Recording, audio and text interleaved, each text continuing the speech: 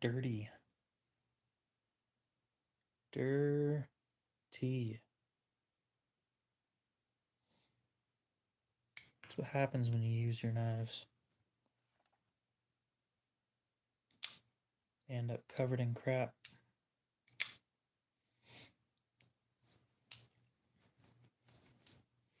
More specifically in this case, a bloomin' onion, but you guys get the point. Or you get the point. There's only one of you in here. Oh, what a day.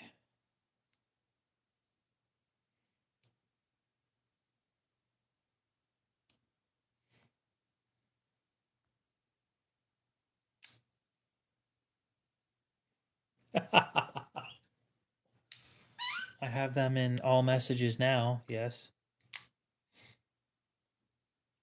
I always forget to change that. I don't understand why they do that.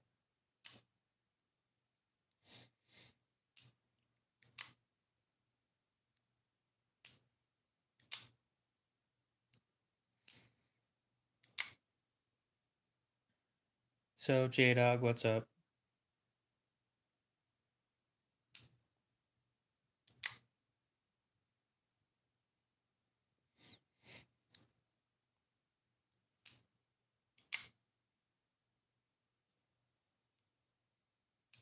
Yeah, probably, because I didn't see you once yesterday. Cody, what's up? That could be better. On the bright side, we have a little money to go towards the knife project. On the downside, I didn't get that I didn't get that small Sebenza. Looks like it sold yesterday, even though they said that the room that it was in was closed. So, missed out on that one, unfortunately. Nothing I could have done about that. I don't know how somebody got in to buy it when they claimed that that room was closed, but we move on. We do other shit. On the bright side, I paid off probably an employee, yeah. I paid off a knife that was on layaway with the money that was supposed to go towards that.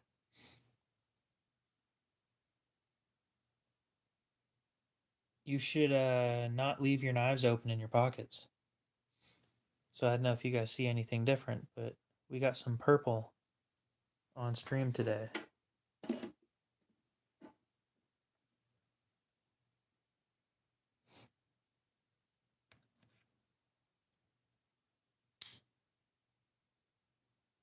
Luis, what's up?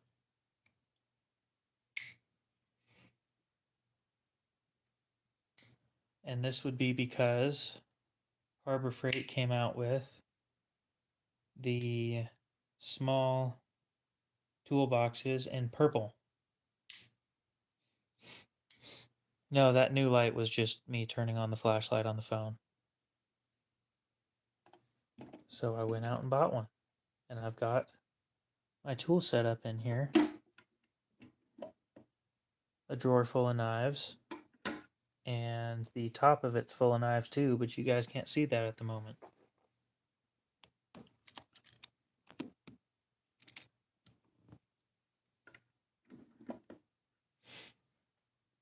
It has 11 knives in it right now.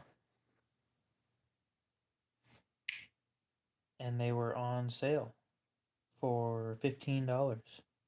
The red ones were 13, but I wanted purple, so we spend a little extra and we get purple.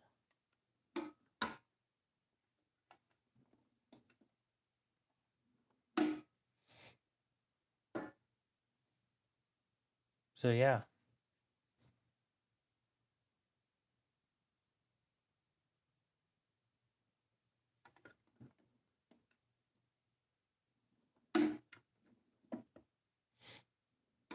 So let's show you guys what we got from the pawn shop today. Even though we missed out on the small Sebenza, we got some other stuff instead.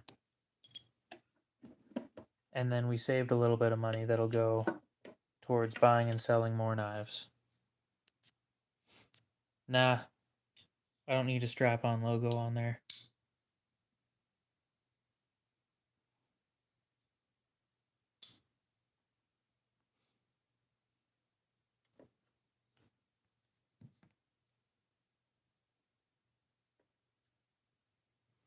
So we got 2 new knives today.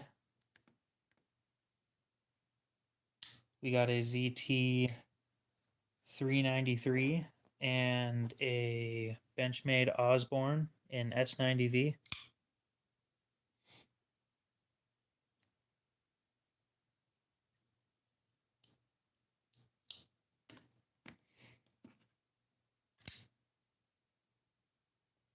So this thing's clean, but inside the action is quite rough. So we'll be fixing that tonight. It is a Hinderer design in 20CV, blue titanium. It's $350 new. I got it for $120.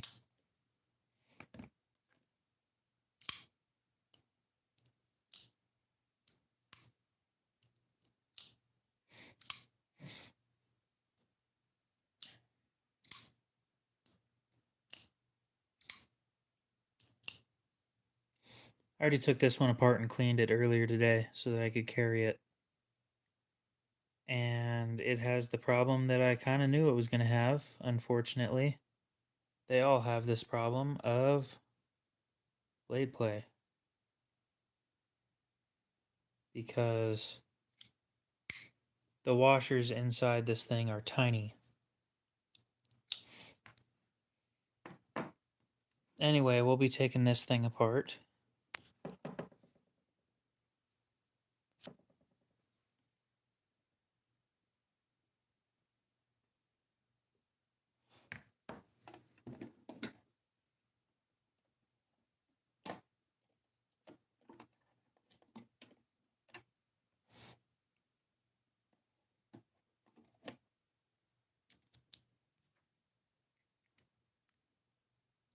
Beautiful.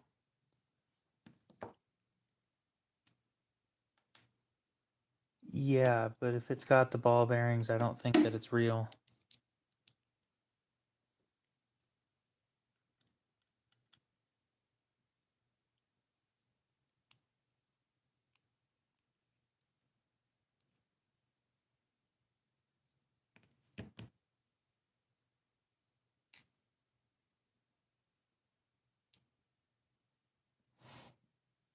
I am deeply saddened that that small Sebenza wasn't there.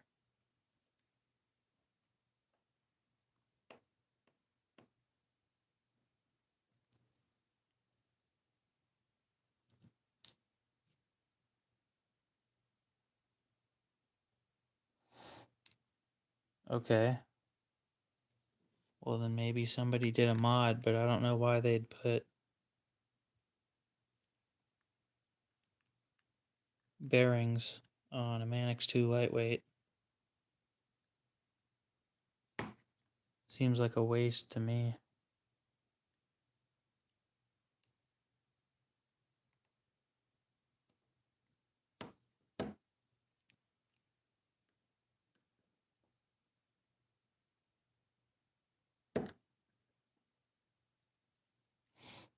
Anyway, this is why I recommend you guys on sharpen.live. What?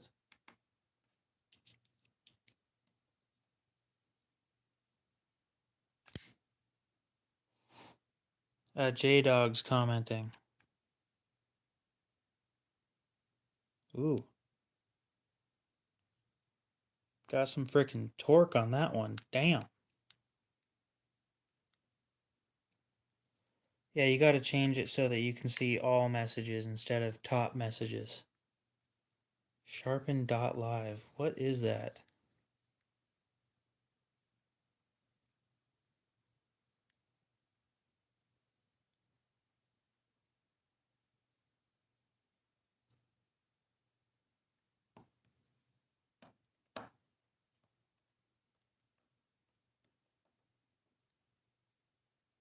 Well, I hope that doesn't mean somebody else is uploading my content.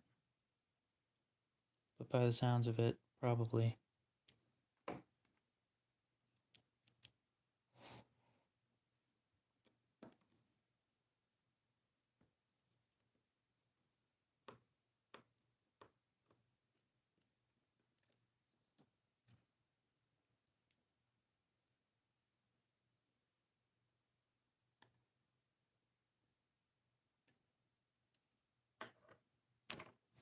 Oh, well, that's interesting. Wonder who put me on there.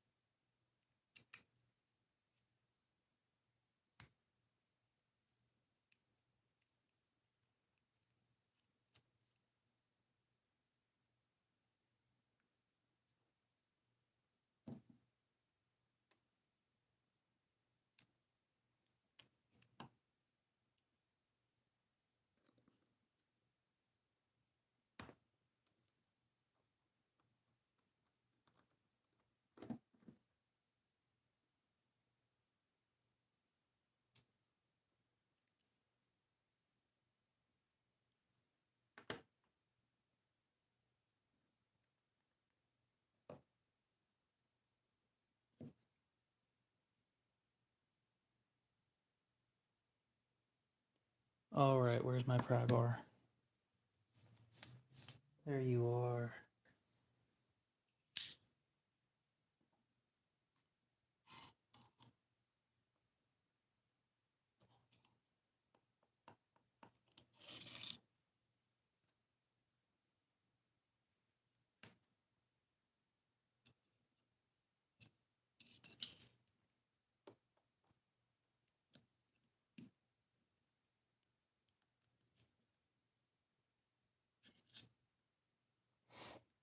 I don't want to scratch this thing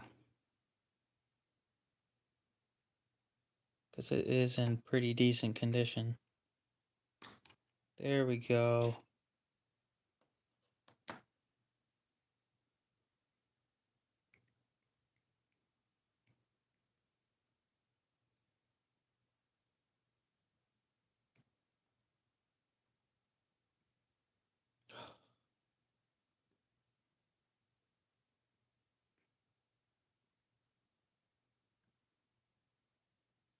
Those ball bearings are huge.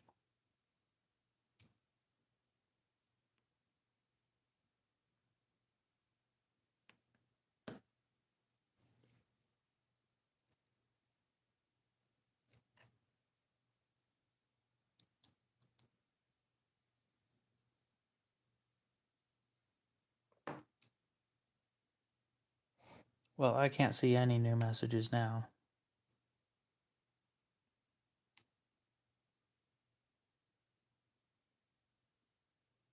I do find that kind of interesting that I'm on a website that I've never heard of.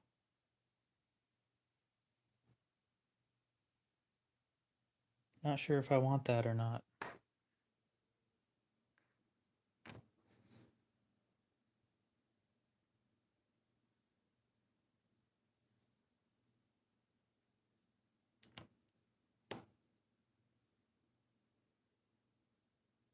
What do you mean, what happened?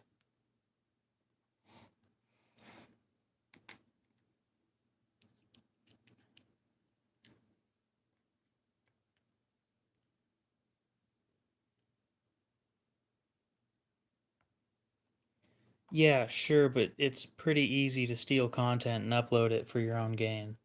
And I find that to be disgusting.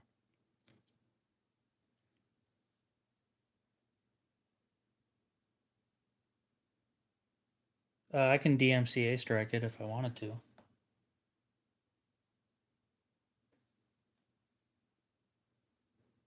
As the content creator, I have rights to the content that I make. Will I do it? I don't know. If it brought somebody new, I doubt that I'm going to care. I don't know how many people are going to find that.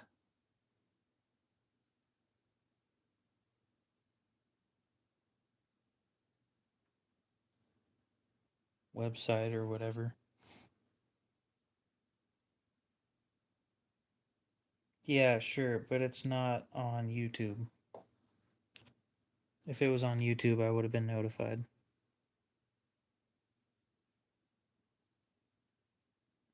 I just want you guys to see the before and after. You guys see that discoloration right there?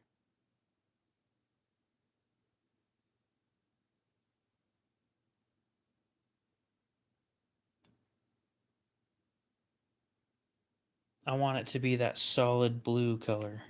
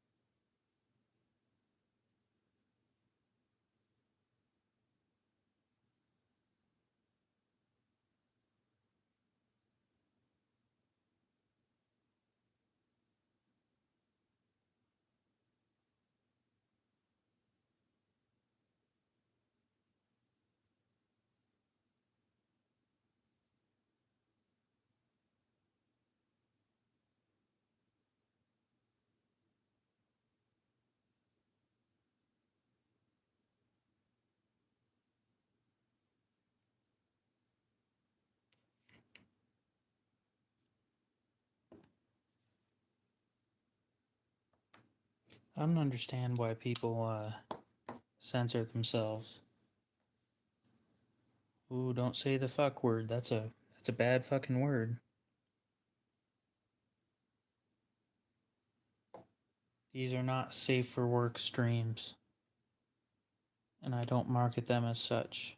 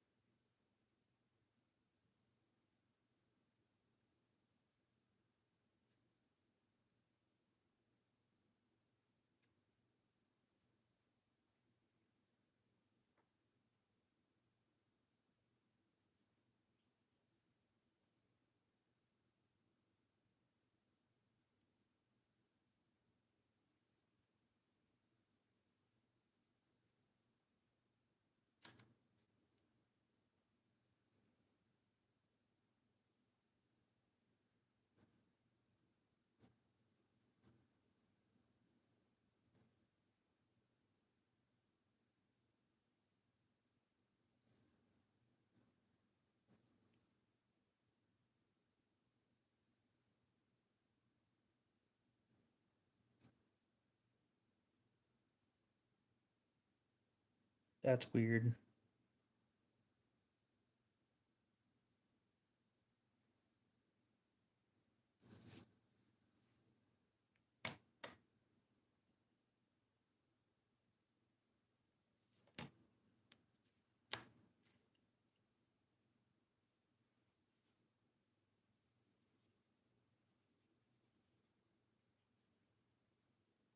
I don't prevent myself from saying words. If I want to say a word, I say the word.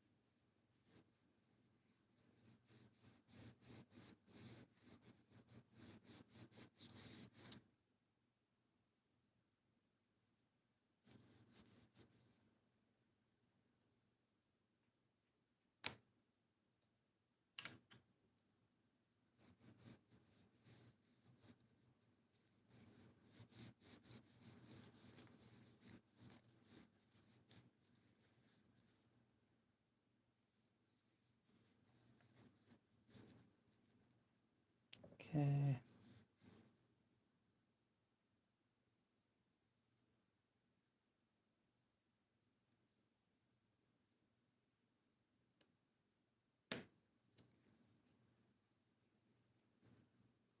The blade's actually in pretty decent shape too.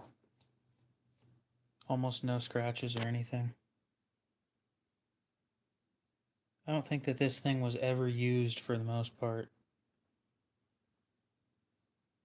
Just gonna do a quick cleanup of the DLC and then. Hi, Hanging Fruit, what's up? Welcome back.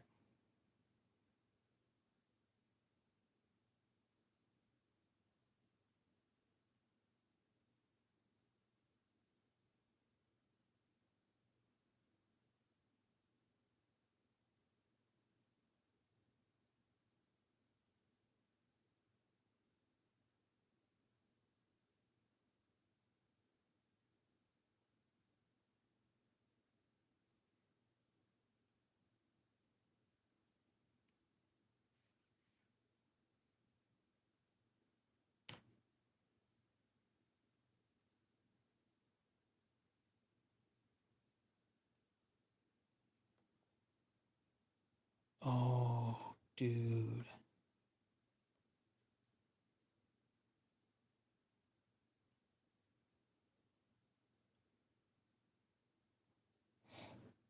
I wonder.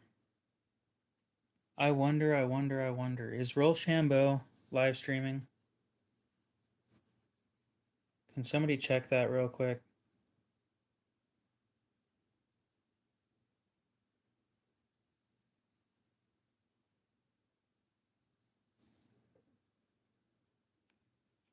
Since he lives in the area, I wonder if he's the one that snatched up the small Sabenza.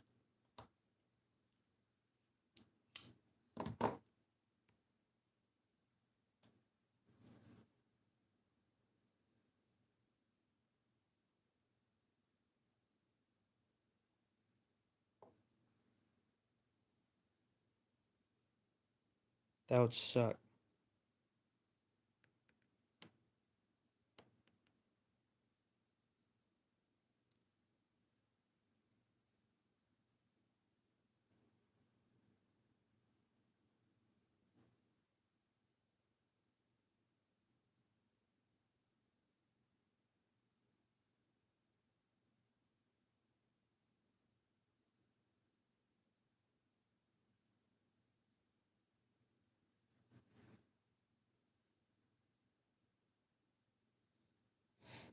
I said Rochambeau.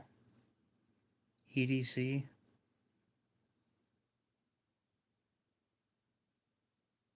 Dude, this thing is clean.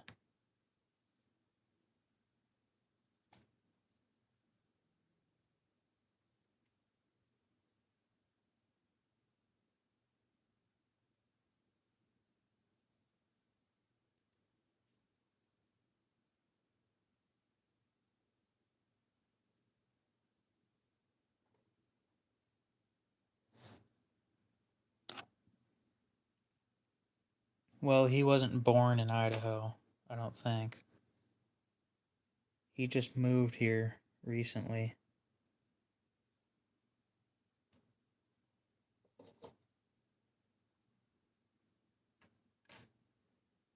Hmm. He live streams often, just not as often as I do.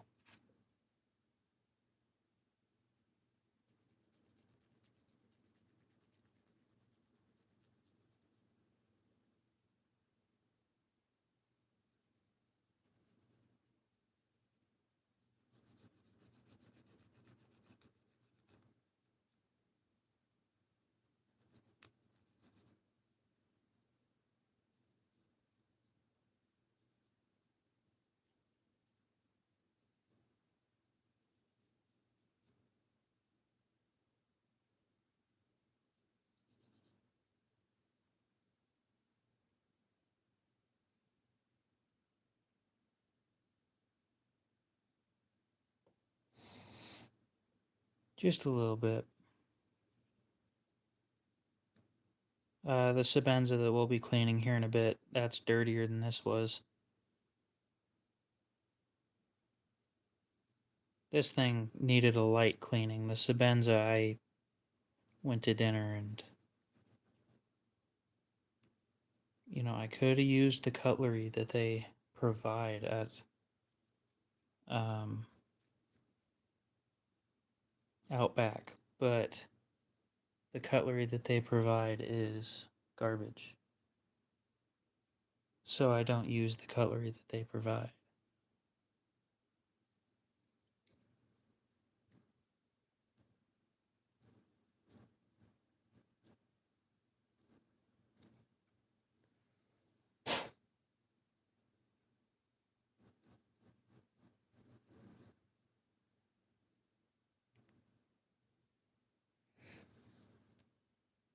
For a knife that's discontinued, this thing's actually pretty dang clean. And if it doesn't sell to the guy who said he wanted it, I might just keep it.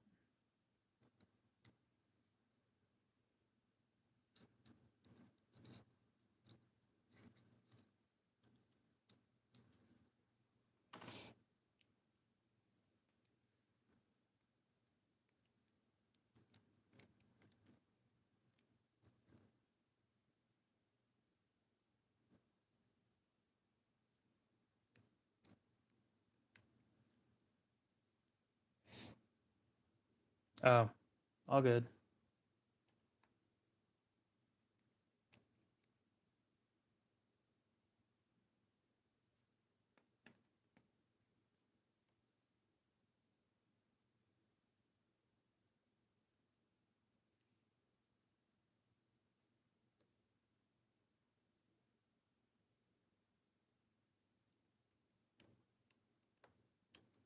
Mm.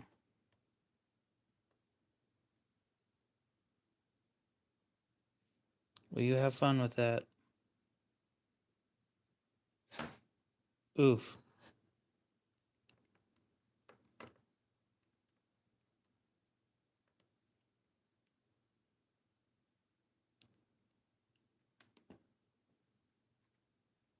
Now we're going to tighten it down a little less than they did from factory.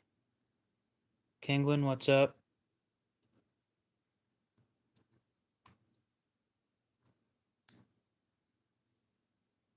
Because it was really tight from factory. I do not. Most of the time. It has to be done right. And it has to have proper stuff involved.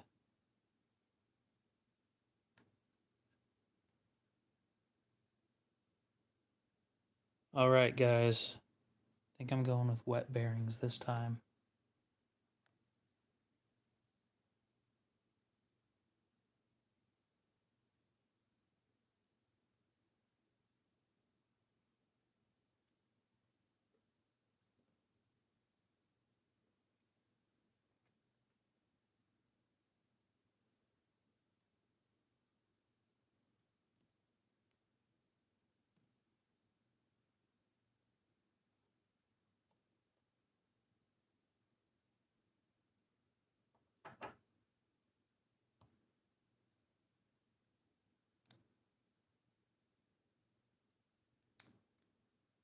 Never had soft boiled eggs. Not sure I'd like it. Ooh, that's alcohol, not oil.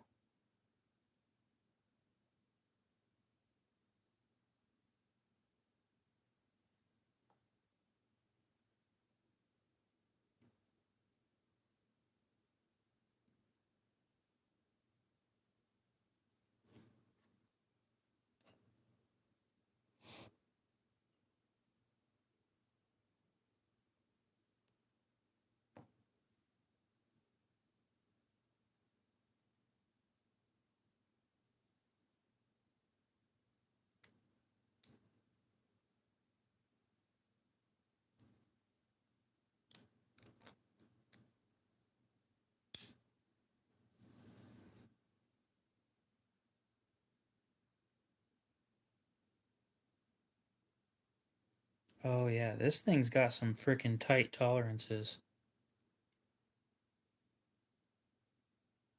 It's like closing in on Chris Reeve tight.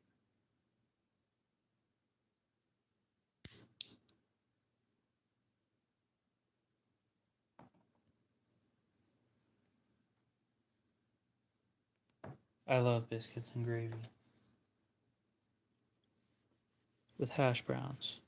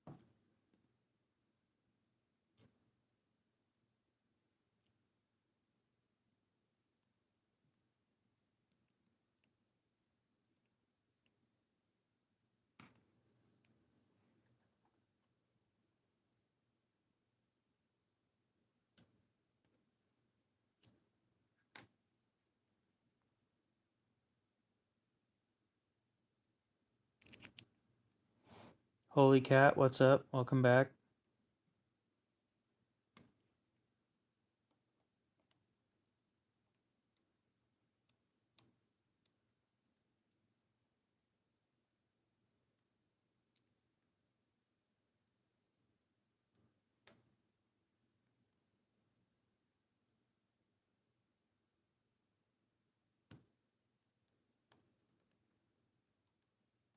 Sure, but different honeys have different flavors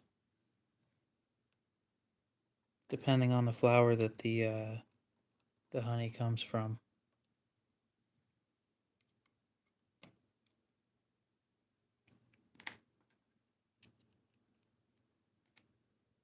Look at how long that thing is. Like, damn. Don't need no Loctite on that shit. My favorite honey was orange blossom honey. It has a slight bit of orange flavor to it.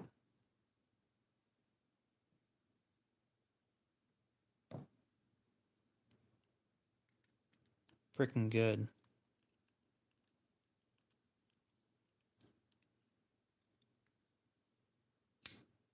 Ooh.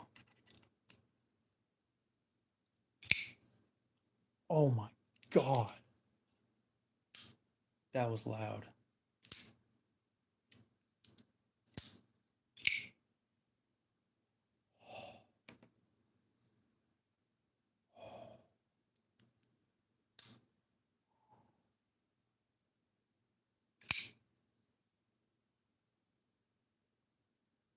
Oh, son of a bitch. Why is it that the expensive stuff is always so great? Now that it's not tight as shit and it's smooth, oh my god. Nope. Nope. Still can't do the thumb studs. Oh, I love it.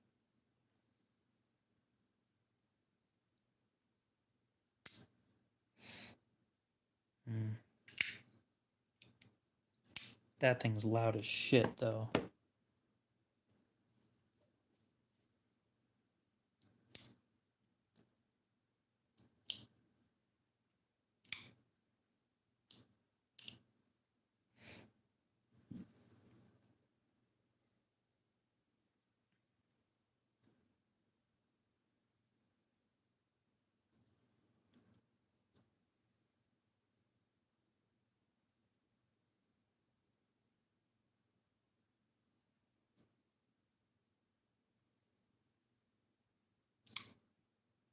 You guys wouldn't believe me if I told you, but potato honey is actually pretty common around here.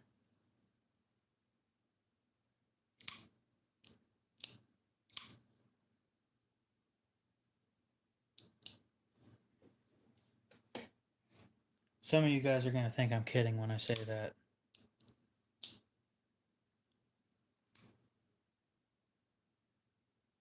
And the reason you think that is probably because I am kidding. I don't think that's a real thing. T6.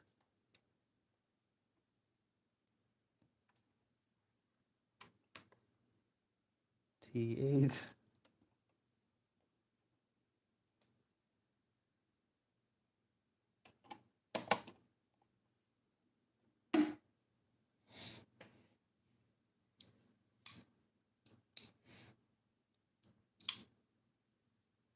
Well, let's look it up.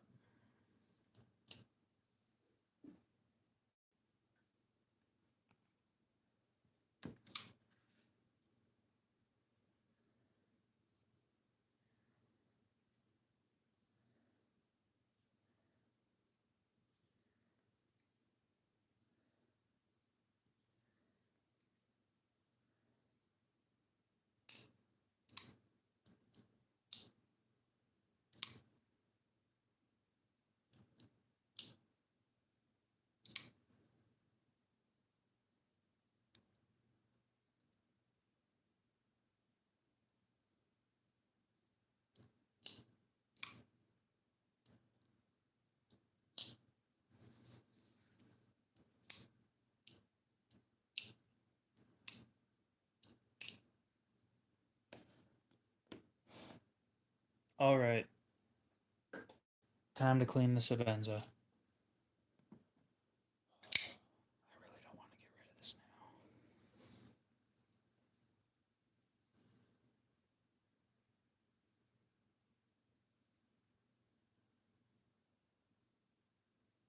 The problem is I'm never going to use it. It's just going to sit there in the box the whole time I own it.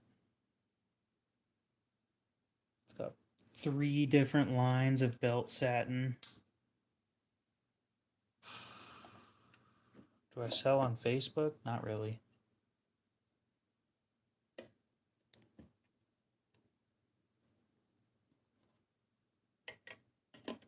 I sell on YouTube though. So right here.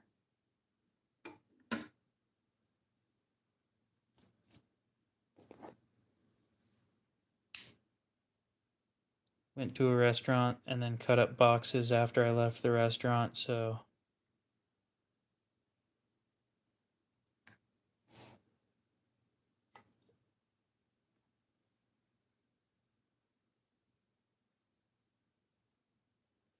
yeah, most of the Facebook groups I've tried to sell in, I don't end up selling anything because nobody wants it unless you get or give them like a ridiculously good deal to the point where I would buy it. That's when they start buying stuff. And I can't be giving people like my deals or else I'm not making any money.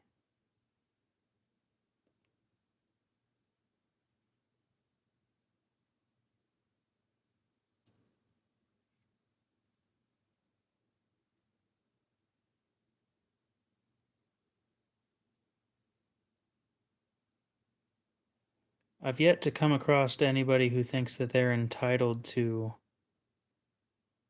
any of the knives that I own, though, which is a good thing.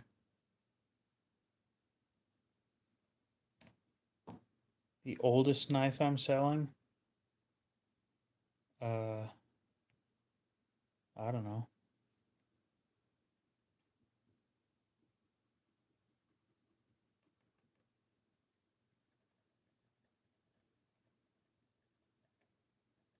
Let me check.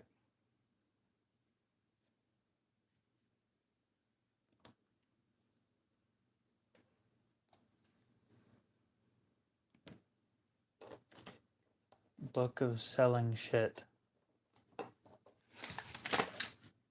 Bequeath upon me information, that of which I do not currently know.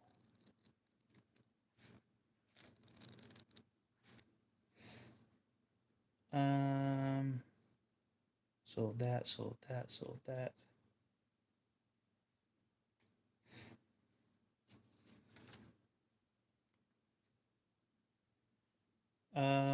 Probably an HK Vex.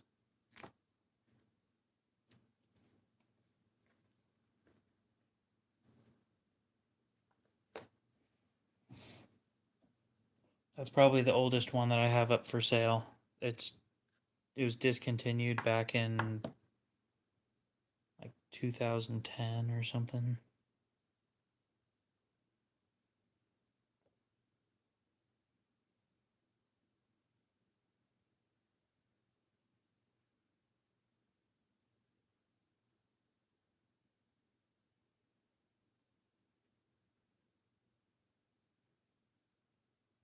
Yep, made by Benchmade in China. What? Benchmade in China?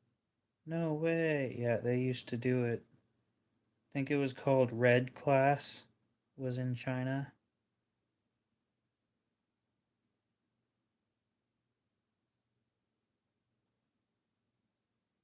So nowadays they have the blue class, the black class, gold class, and I think the hunt series. And now they have the water series as well.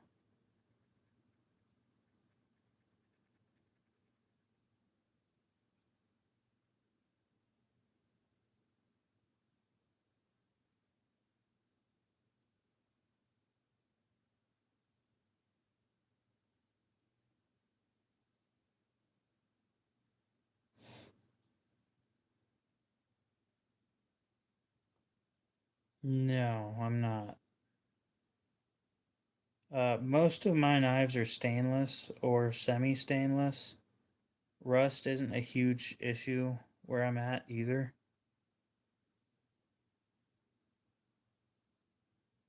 So, yeah, that just kind of sucks because I sold 30 knives to afford to buy that small Sebenza, and then somebody else bought it.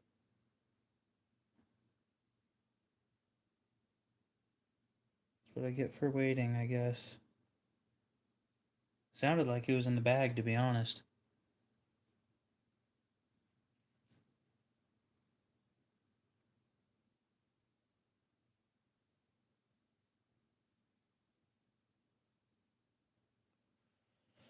But yeah, the red class was their budget line.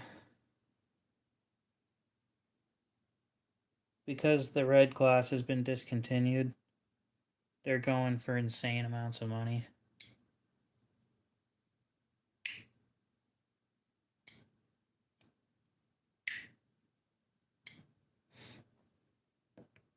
Oh, come on, please pop. Damn it.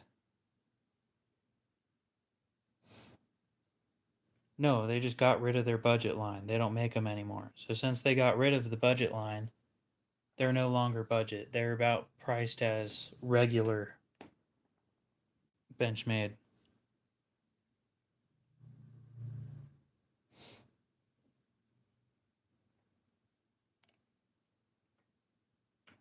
It's ridiculous.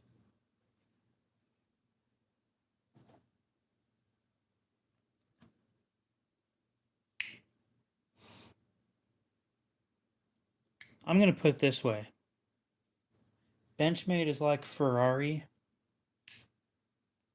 because they make nice knives, but they're all overpriced. And um wow, those were some shitty snaps right there. There's a lot of shit that Benchmade and Ferrari have in common.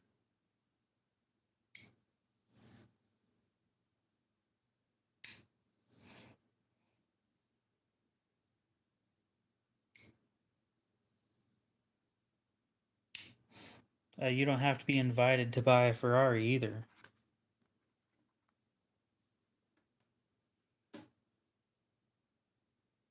You can buy a used Ferrari all you want. And you can buy a used Benchmade too.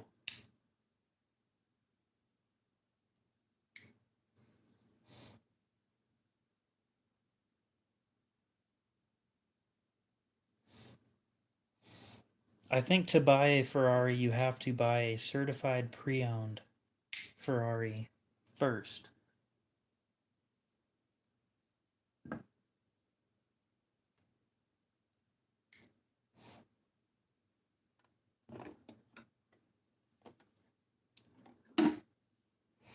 That toolbox is going to get in the way when I'm sharpening. Yeah, it's the same thing with Benchmade. Depends on what model you're trying to get. Benchmade now has their super rare versions of stuff.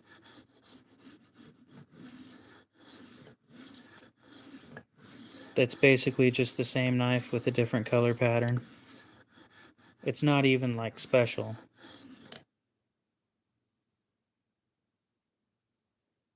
Yes and no. They have a owner's policy that you have to follow, which I think is stupid. But it mostly just says be becoming of a Ferrari owner. Don't be a douchebag. Don't do generalized stupid or unbecoming shit.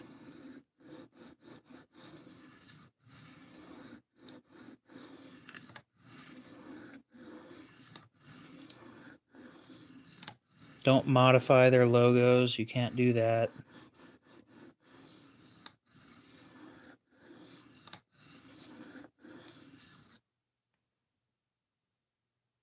But Whistle and Diesel didn't do anything against against their terms of service, I don't believe.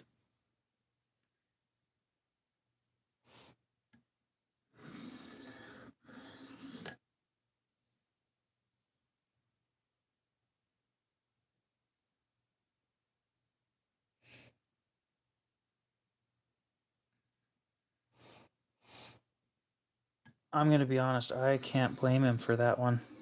Other than going through the cornfield, the whole cornfield thing was dumb.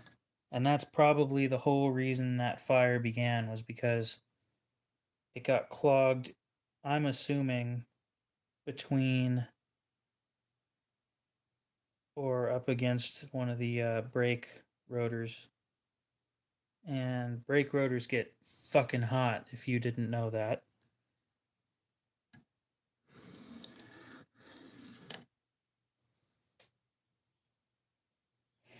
And started on fire. That's my assumption of how shit went down.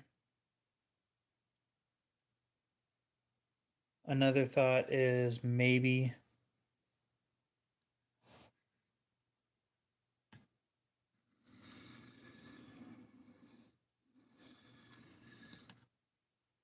oh yeah, no, nobody's disagreeing with you. We all think that he's dumb with his content. He as a businessman isn't dumb because all of the shit that he does is paid for. That much is obvious.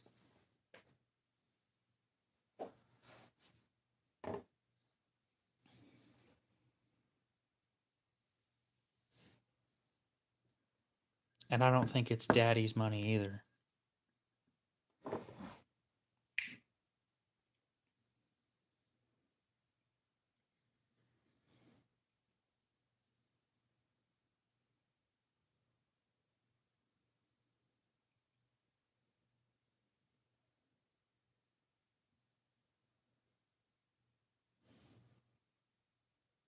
Yeah, the van could have been moved. That was really dumb.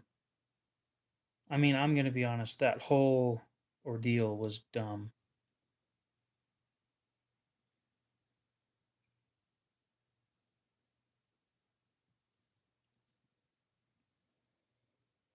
Driving onto somebody else's property was dumb.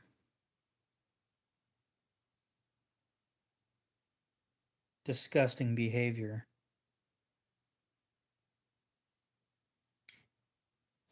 Burning someone else's property because you drove on their property.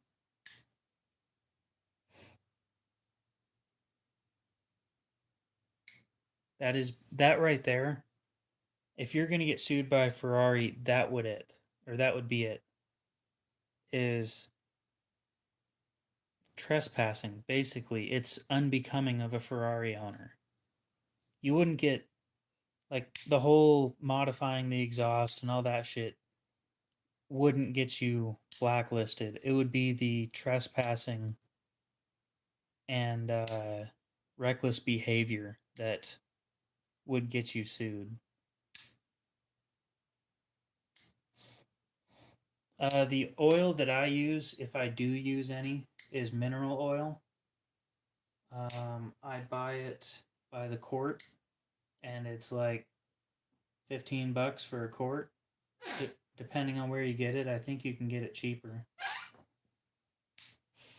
It's food safe. It'll be in the laxatives section, and as long as you don't drink it, you'll be fine. Because if you drink that shit, you will shit yourself, guaranteed.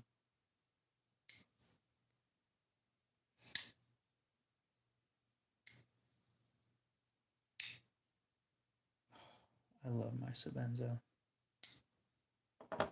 Love it. Absolutely love it. Can't wait for that second backspacer for this thing. And I also have a aftermarket front scale showing up. So we'll be customizing that.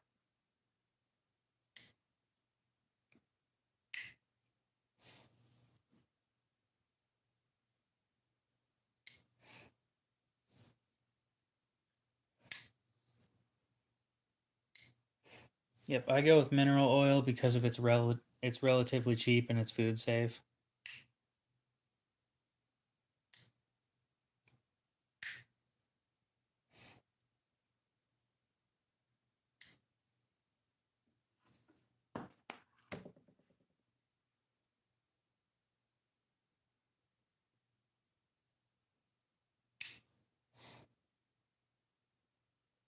Yeah, I wouldn't assume that that stuff's cheap.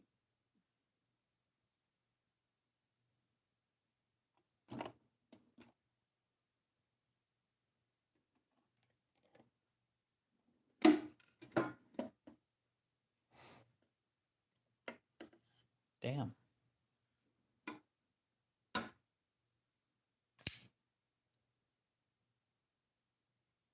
I'd just stick with mineral oil. Trust me. It's the stuff that I use.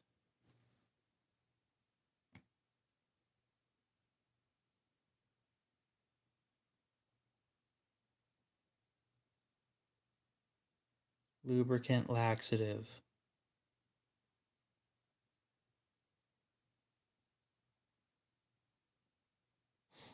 That is why I say don't drink it, is because that's what it says.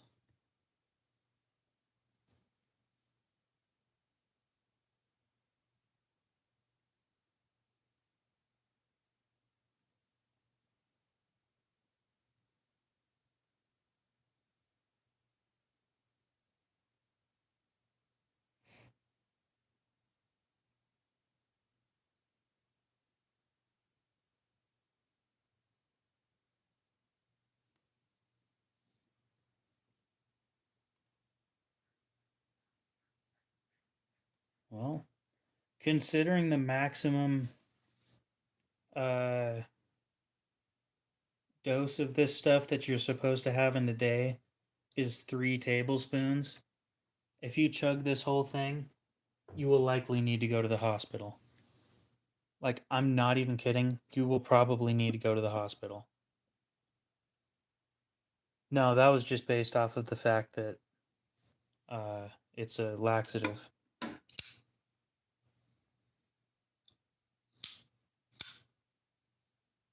You'll be regular forever. Well, I mean, technically, you're not going to last too long after that. So, yeah, forever, if forever is the next couple months or couple days or whatever, you will be extremely dehydrated. Yeah, exactly. For the rest of your life. It's a lifetime supply right there. It says odorless and tasteless. So I'm going to say it's probably odorless and tasteless.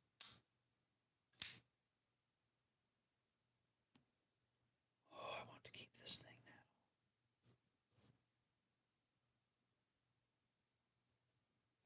now. No. It's not no poop forever. It's just that you will never be able to hold the bowels for your bowels for the rest of your life. It'll just.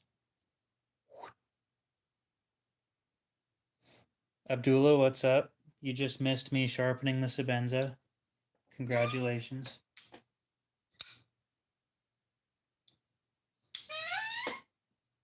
Squeak. Oh, I guess I could sharpen the QB. The QB's got a little bit of a dull spot, so we'll sharpen that real quick. This one's got the factory edge, so I'm going to leave it as is. But damn, I might just keep that thing.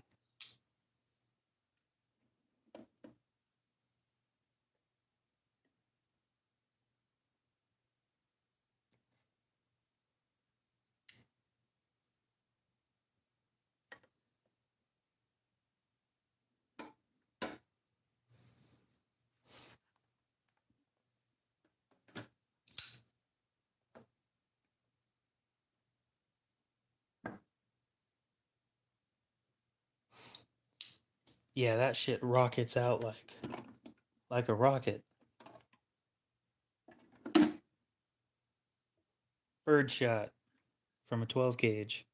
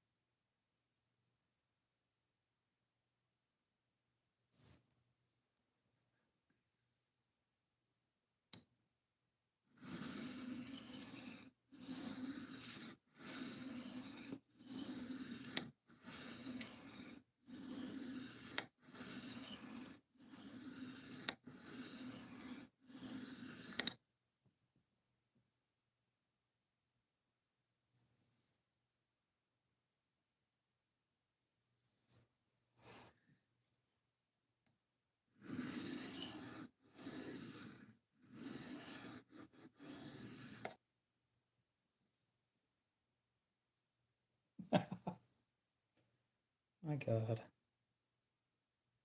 Just a fucking Baja Blast and that's enough.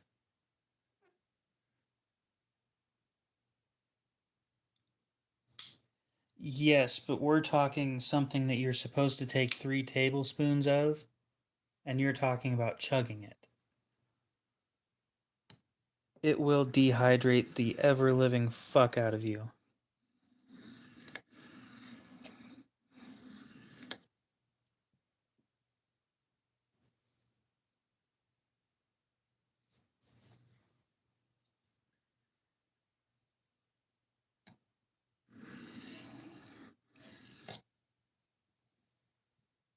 $16. Damn. How much did this shit come with? So that's half of it. That would be a pint of laxative.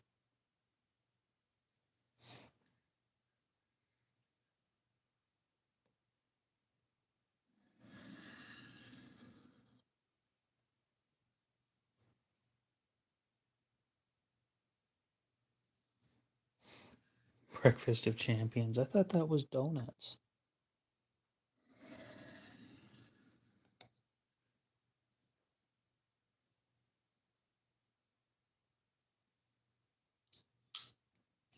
My god.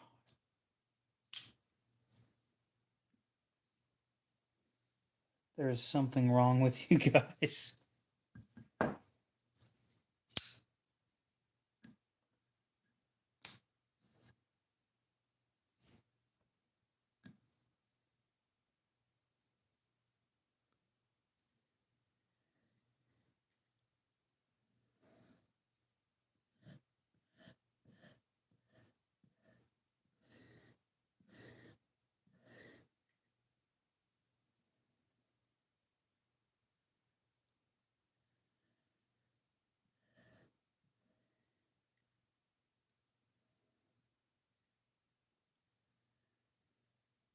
I don't know. Sharks only have one child at a time.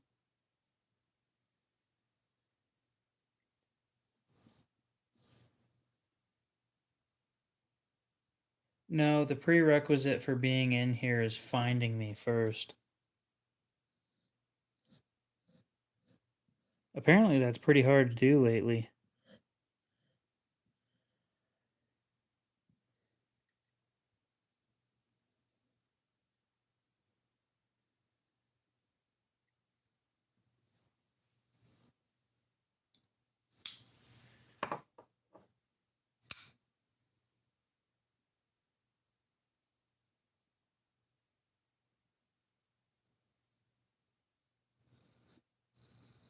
Yeah, that's sharp.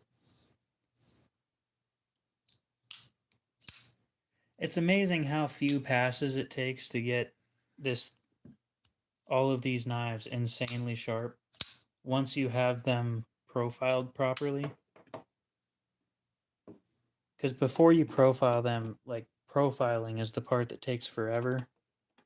But once you've got that reprofile finished, it's just a dream.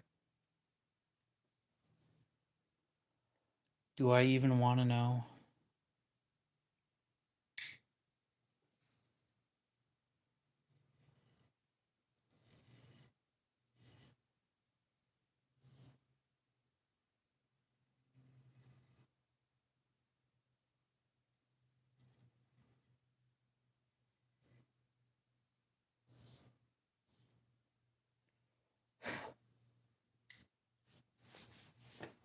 Then no, I don't think most of the people in here have.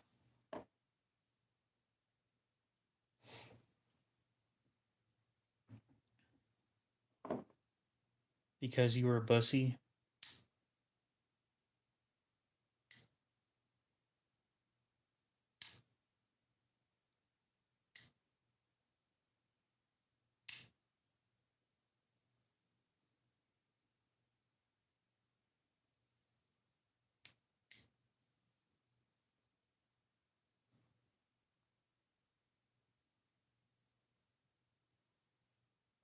That's weird.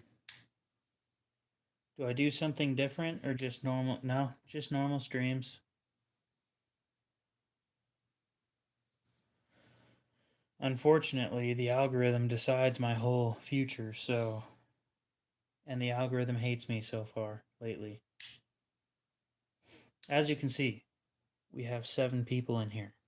The problem with that, by the end of this stream, I will likely only have 500 to 600 views. Where I used to hit about 8,000, the channel's struggling to get 10% of that.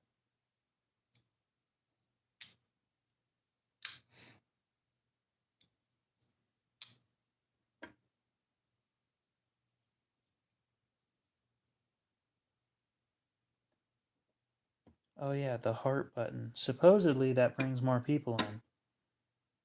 But, and I verified that. But after I got monetized, it doesn't do it anymore. It doesn't, or it hasn't helped to the best of my knowledge. Which is unfortunate.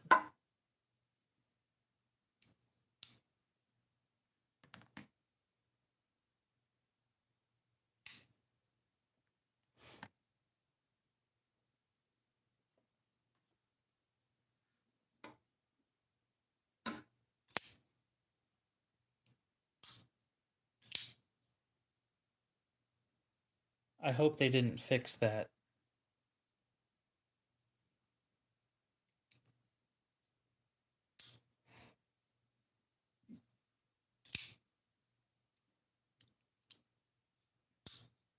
I've noticed. I did get your payment though. You owe $70.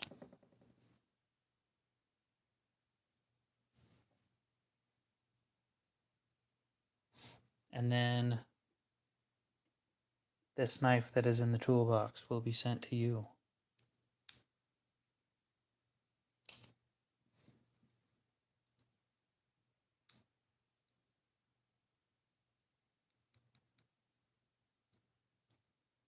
Now, I've gotten more comfortable with taking apart Axis lock knives.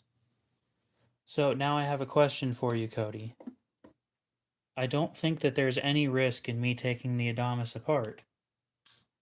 Would you like it to be taken apart and cleaned? This may help with action, and it might help with the lock rock, but I can't guarantee that it will help with the lock rock. It shouldn't cause any harm cleaning it.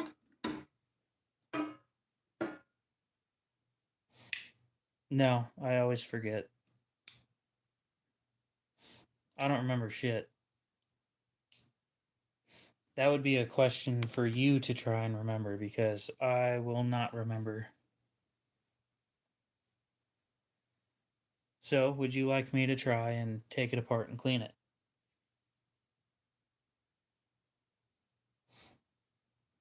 I've thought about that, trying that. The problem is nobody wants to buy a knife if they don't know what knife it is.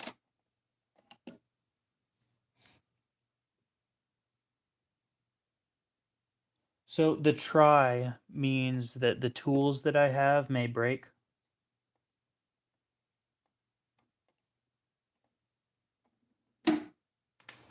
A T6, mainly.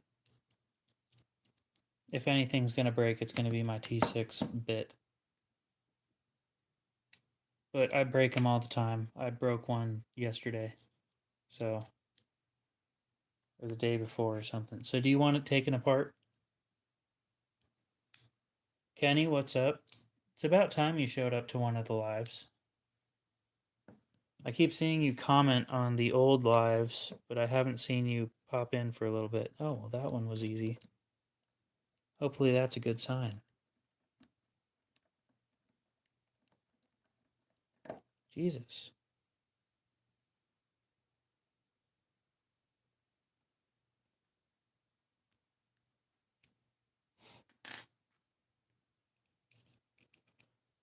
Well, technically it's mine until he's completely paid for it. Don't give me that shit.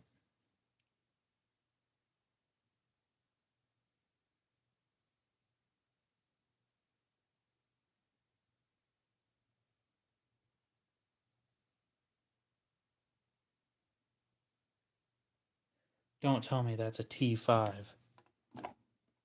Oh, you bastards. I swear to God, if this is a T5, I'm going to be pissed.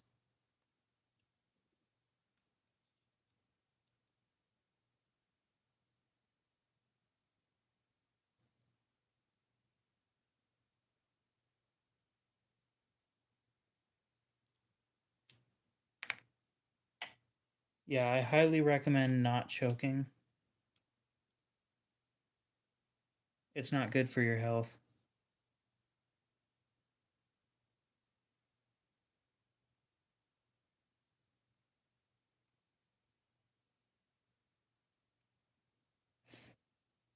So, Cody, I have news for you.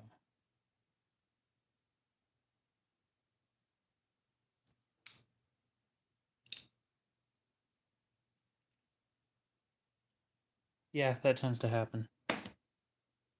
That screw's stripped. Or not stripped. It's a weird shape. Not the shape that it should be.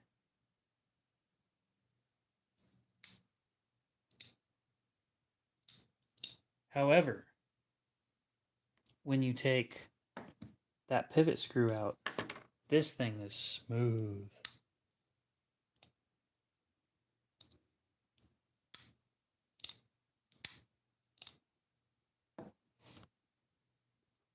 And there's no blade play, or very little blade play.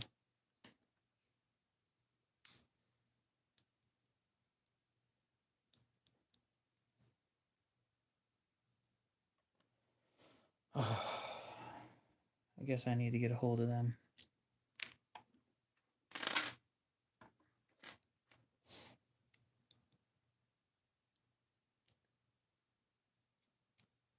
So here's what I'm going to do.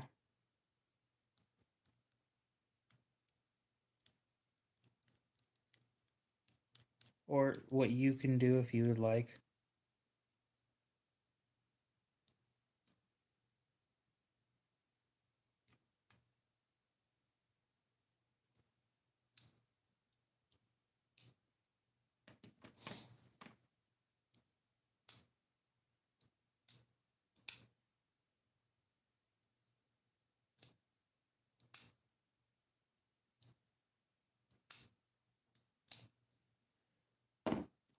Well, I recommend not choking on stuff.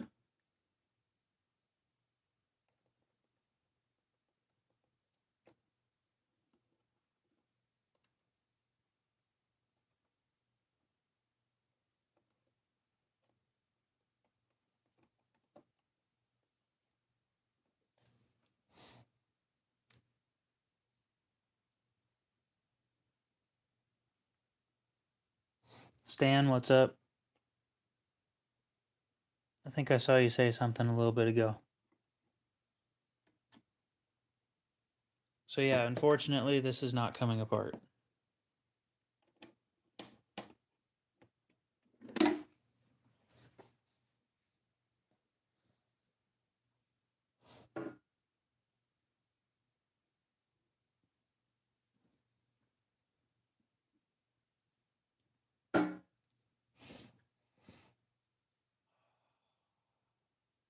Does anybody know of a company that makes aftermarket washers for the Osborne?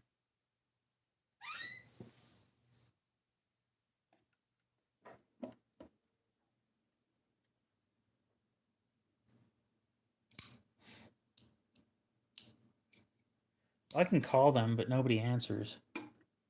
They always have their little AI bullshit assistant try and help you out. And it's never quite helpful enough, just like every other AI assistant.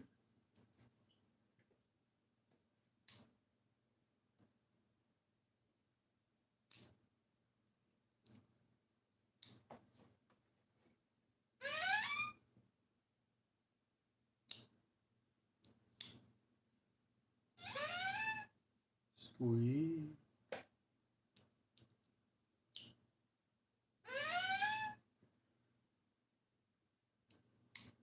No.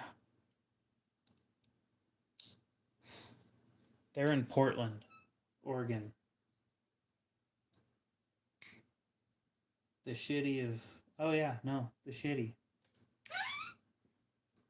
I was going to say the city of shit, but the shitty just works better.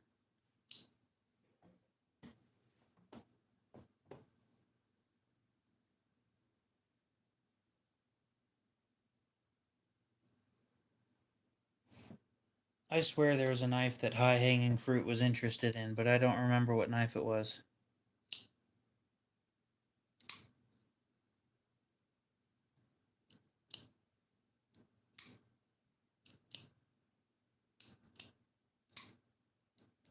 Probably.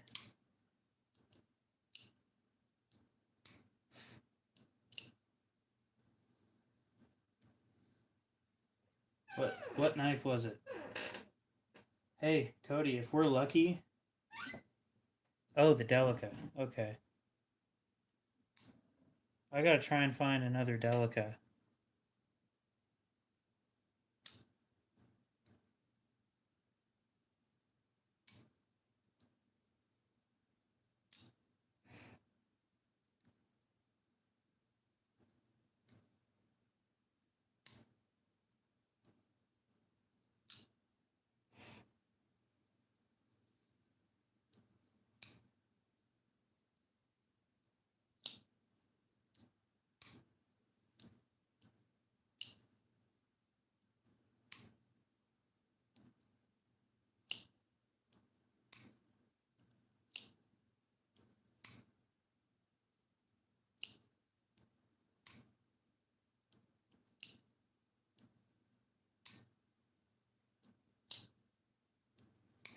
I don't like the scales on the Delica.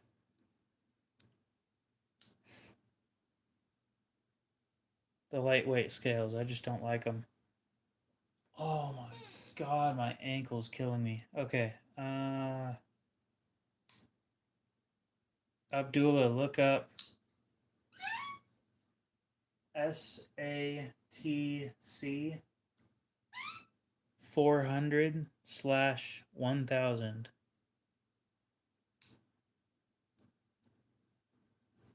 I don't like the texture of them. Nope.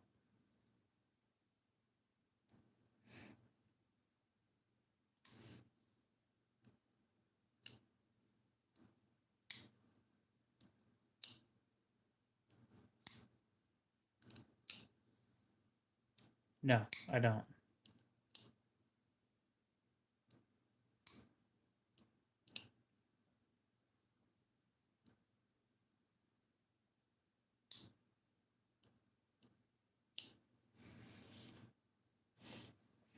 I don't like the lightweight series.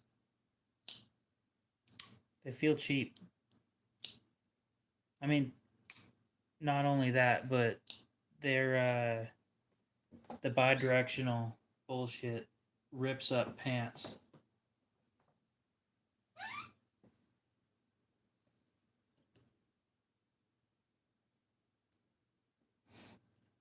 I use it on the 1000 grit side. Believe me when I say this, it doesn't matter. It's $22. It is probably the cheapest that you will get. That's a quality stone. And it's good enough.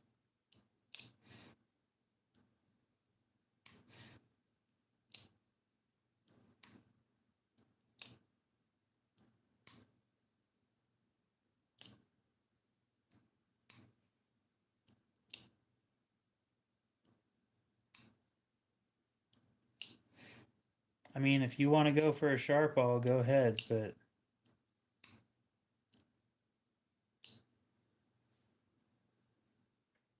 I'm recommending what I'm happy with. And I've also looked at my edges after going on the 1000 grit and haven't noticed any huge problems.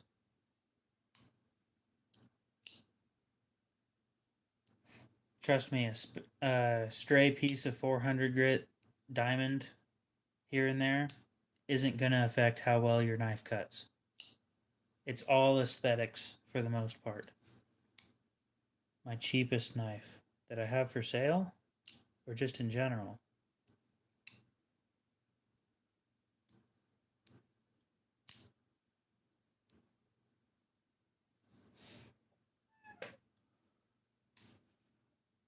I'm fairly picky.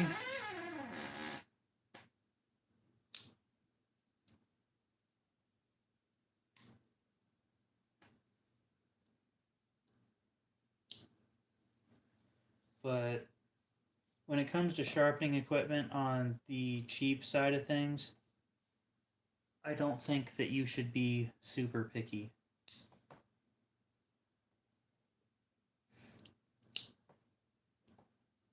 You get what you get, and trust me, it's good enough for starting out.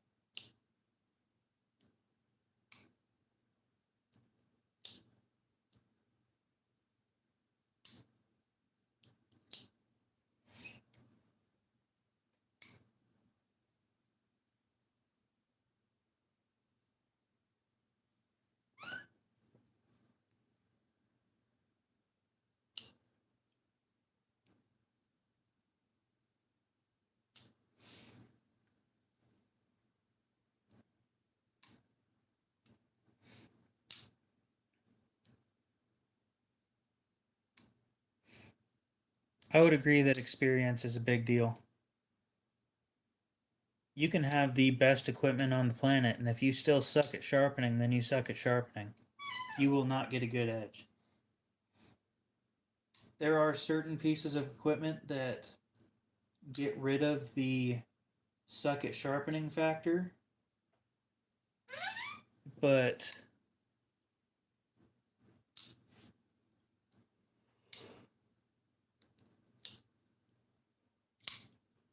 since we're talking about freehand,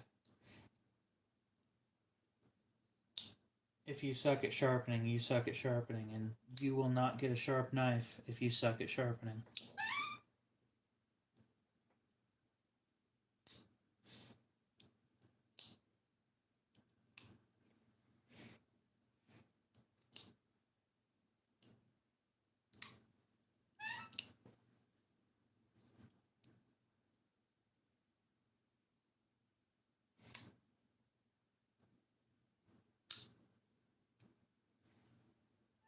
There isn't a whole lot of low budget choices when it comes to high grit stuff, I don't think. Other than the lapping films, I'm not sure that there's a whole lot of other choices. Unless you want to start paying like 50 or 60 bucks a stone.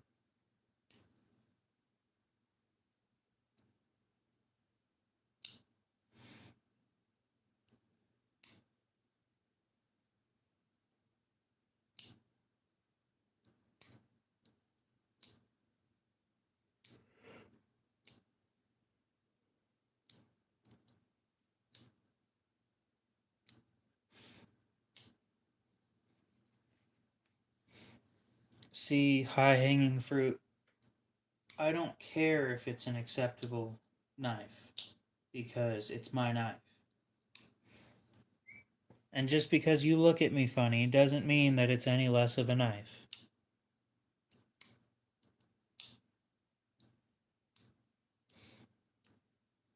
The lapping films that I've been using are the Sharpo Diamond ones. And if you're already getting a sharp edge, then sure, you can start moving up.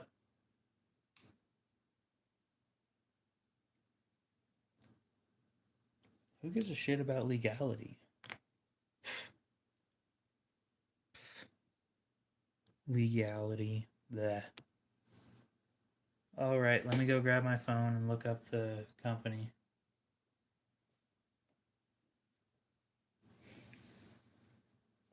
I'll cut up an apple with this shit.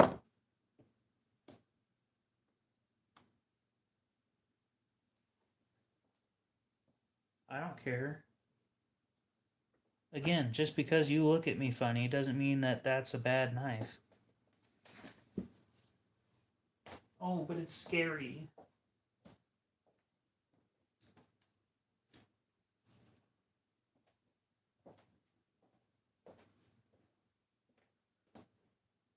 I could pull out a Mall Ninja knife and you might be terrified, but it's a piece of garbage.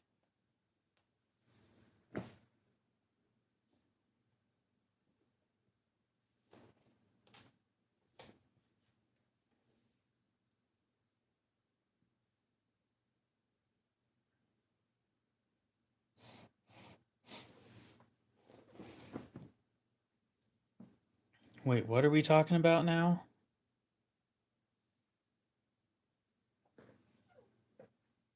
SHARPO.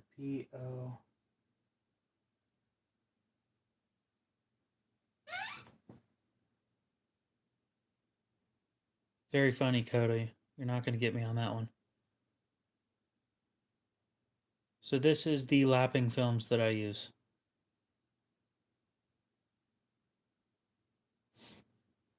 Of all the people to try and get me, I didn't think that Cody was going to be the one. And it's the diamond set that I went with. They are 70 bucks for 4 grits. The hardest steel to sharpen, in my opinion.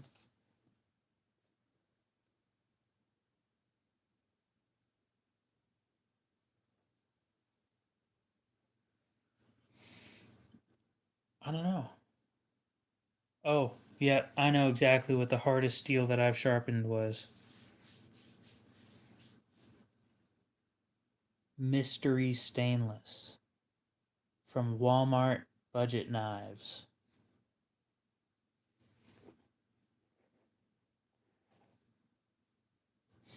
Nope, the tungsten carbide was easier.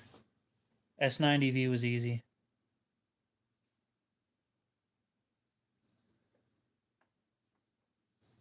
This is an S90V. It took me like 10 minutes.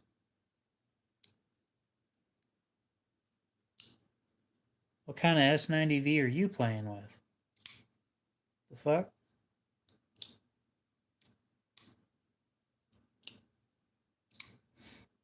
If we're talking about actual HRC hardness, the hardest stuff that I think I've worked with was Maximate. No, it was Mossy Oak was probably one of the hardest when it comes to difficulty. It's the mystery soft stainless steels. They are garbage and they take forever to sharpen. And then once you get them sharpened, you got to clean out your stone and you got to get rid of the burr. And the burr removal is what takes the most time.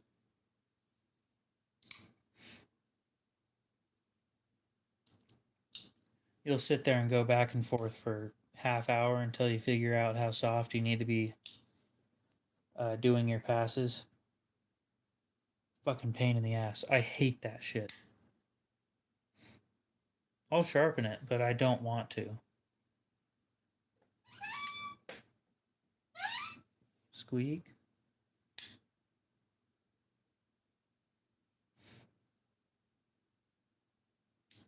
A titanium neck knife last night at MagnaCut at 63 to 64. Yeah, this stuff was easy. And this is MagnaCut at 63 to 64.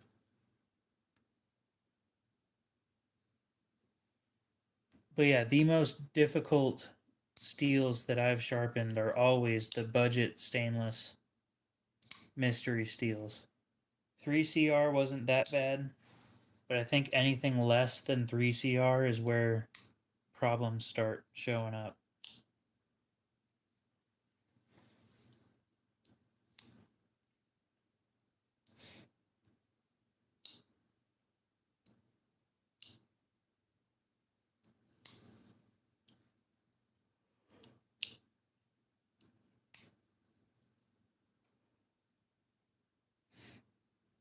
What do you need calipers for?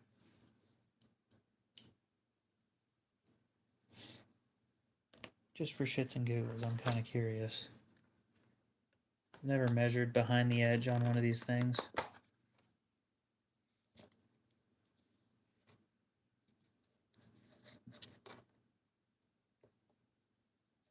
No shit measuring. What are you measuring? God damn. Take me for some sort of idiot.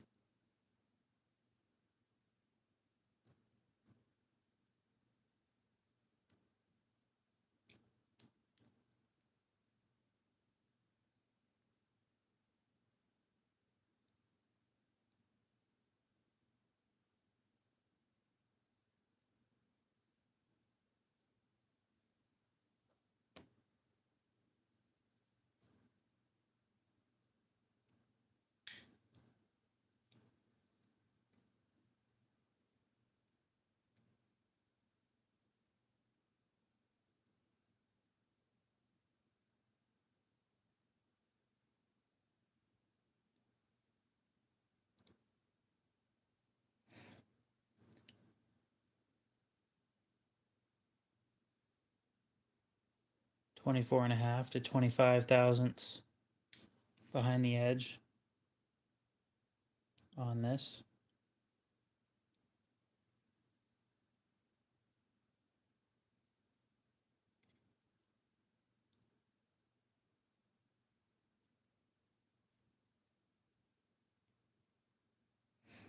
And up at the tip, it is 36 thousandths.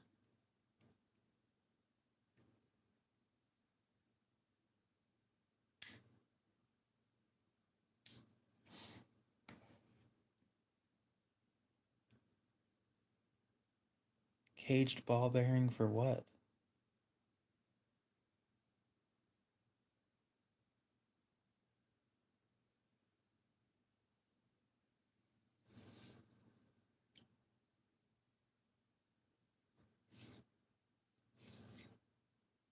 I have seen the Paragon Warlock. I haven't seen special versions of it.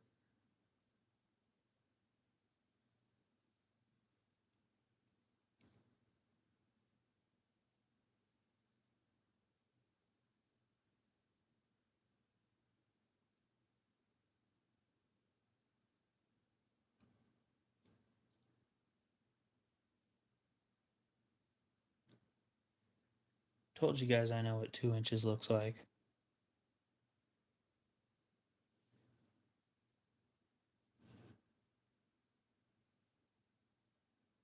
Inverted, how's it going?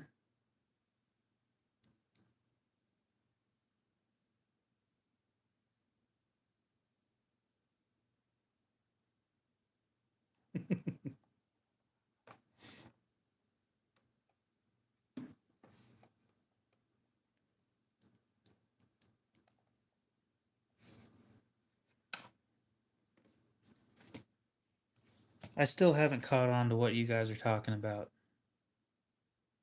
Unfortunately, yes, I got a new Benchmade. I think I'm done buying Benchmades for a while after this. The only reason I got it was because it was a really good deal.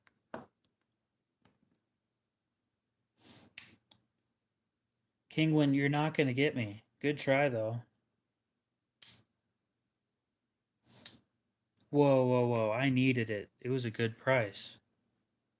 We're talking $120 for this bad boy. Yes, from the pawn shop.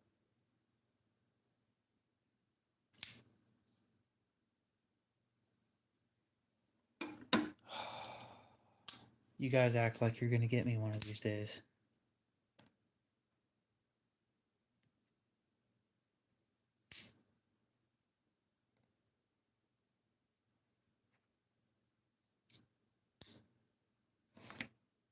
So this is also my first knife in 20 CV.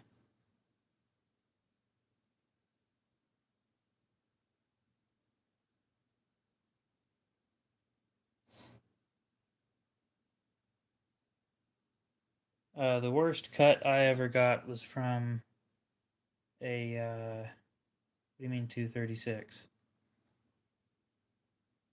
A Gerber something multi-tool. A big multi-tool.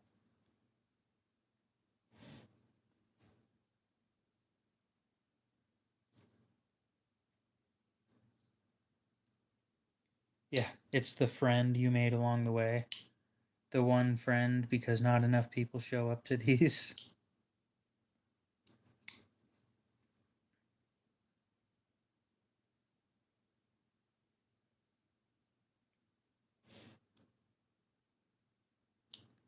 Oh, mine's healed. Mine wasn't to the bone.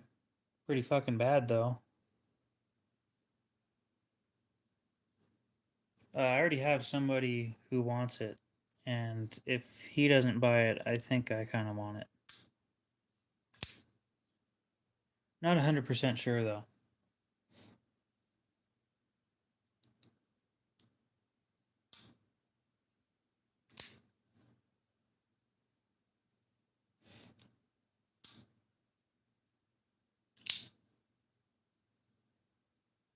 Hey, this isn't a Tonto. This is a drop point. It is a compound grind drop point. Clip point, sorry, not drop point. It is a single edge. Uninterrupted.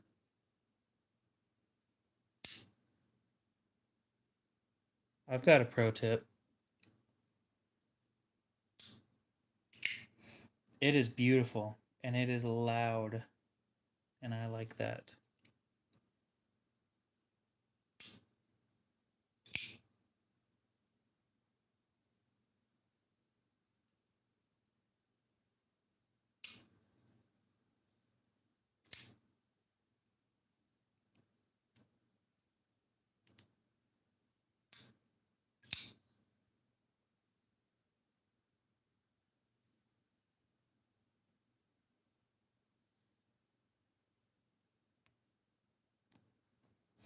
Well, whatever it is, it's an uninterrupted bevel.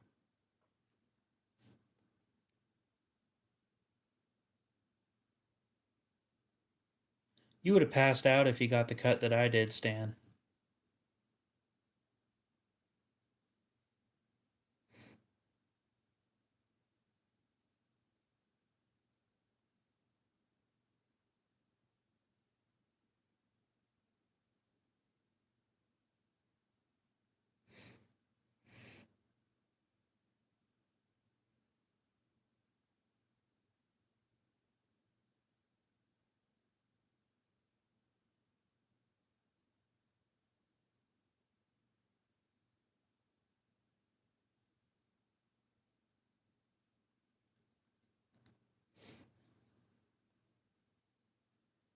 PM2 over 940. Every 940 that I've handled has blade play. Every single one.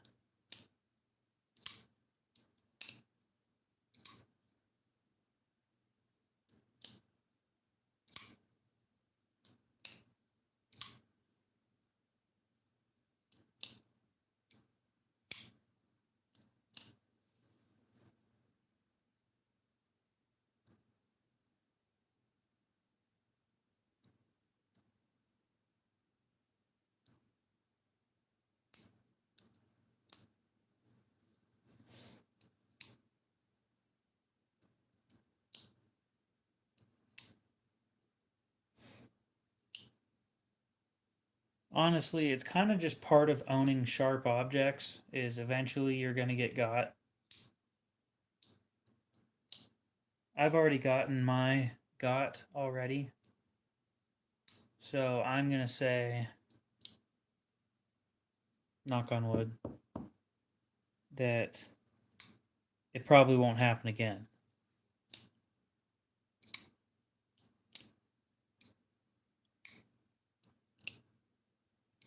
No thanks.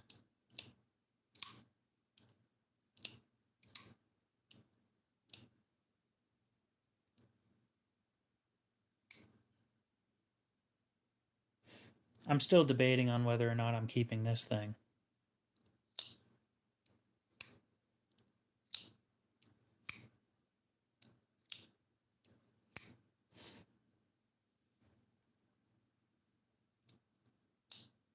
Gonzo, what's up?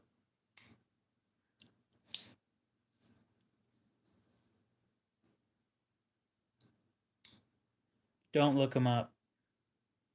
Trust me when I say do not look it up.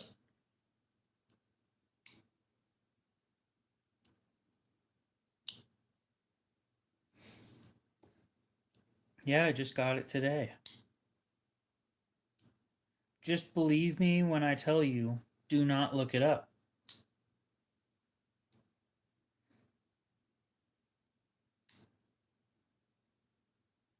You have been warned. I've seen some nasty shit. I will not watch that shit again.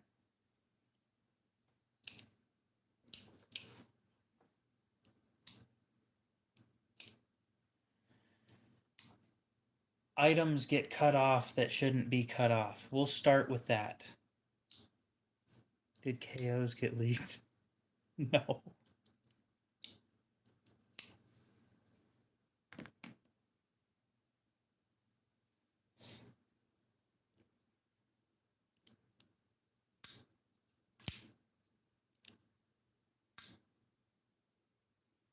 Oh no, I was talking about the Pain Olympics. Now, what were you asking?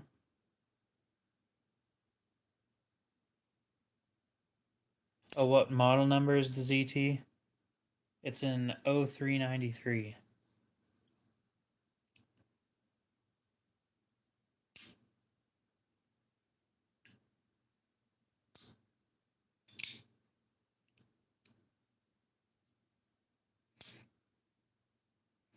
I don't know, I kind of want to keep it. Here's the problem with buying shit to sell. Right? I bought this thing to sell. I wasn't doing a bid thing on it. It's a Hinderer design. Yeah. You can tell because the thumb studs don't work worth shit.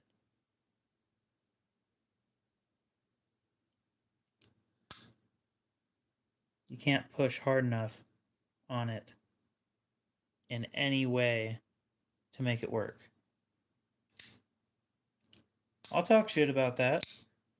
Make them work for once. I've never handled a Hinderer design from ZT or from Hinderer directly where those thumb studs did shit. More heart slackers.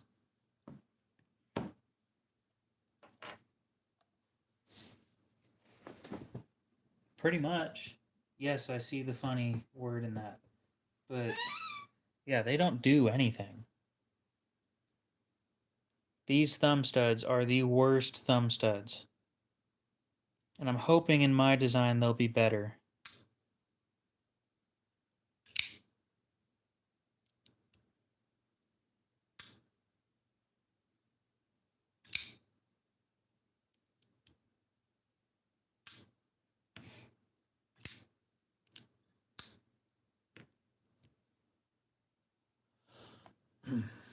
I completely agree. ZT actually has a solid heat treat too.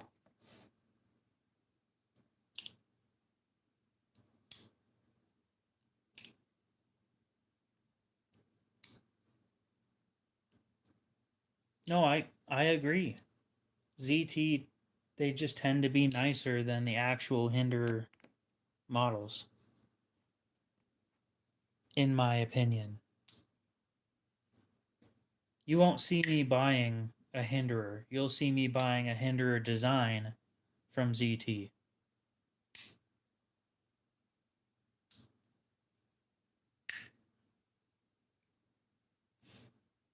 Who put what now?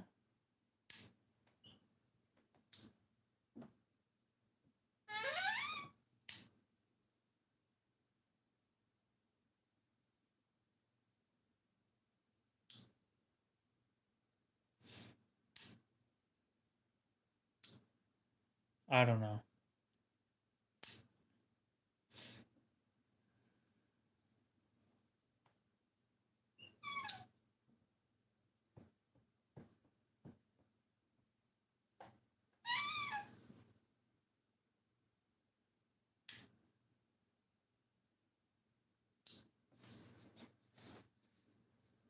Yeah, pretty much.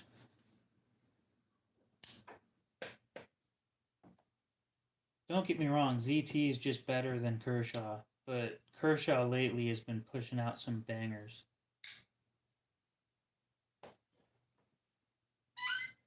Their launch series lately, pretty on point. The Bel Air, on point. The Bel Air XL, that's the one that I like. On point.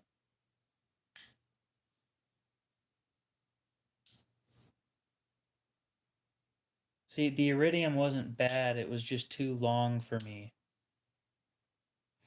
Where this one sits in my hand just right, where I can pull back on this, the Iridium was about up here, and I couldn't do that easily.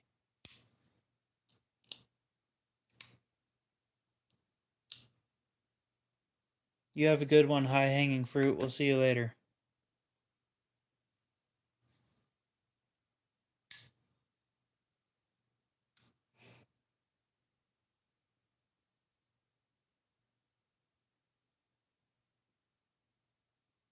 Oh, something on my Chris Reeves coming loose. And that doesn't work either.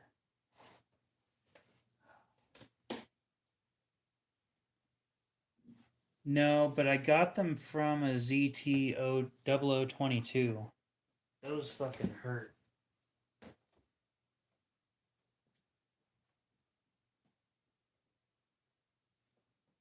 I'm not going to claim that the palm cuts are the worst, but they're pretty up there.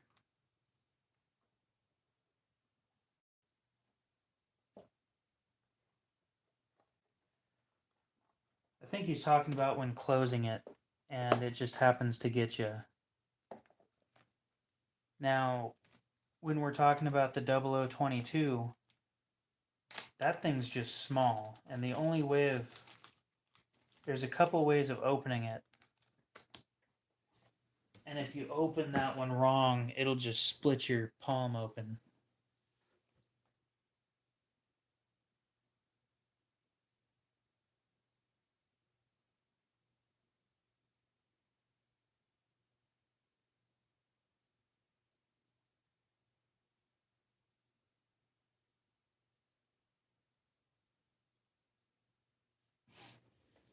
All right, guys, so I'm going to probably go to the Chris Reeve shop and annoy the shit out of them again.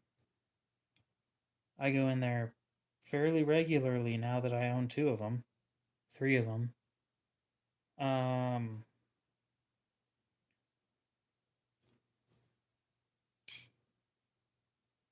want to know if this sounds picky. So tell me if it sounds picky. This is a tool. This tool comes with every Sebenza. Oh, Strider. I don't think I'd buy a Strider either. They're priced way too high. Okay. Nope, no, just hear me out. This side fully seats and fits perfect, just fine, no problem. This side doesn't go in all the way. It like sits there and then it comes loose. Do you guys think that it is fair for me to ask if they'll replace that? Because the one side doesn't fit properly.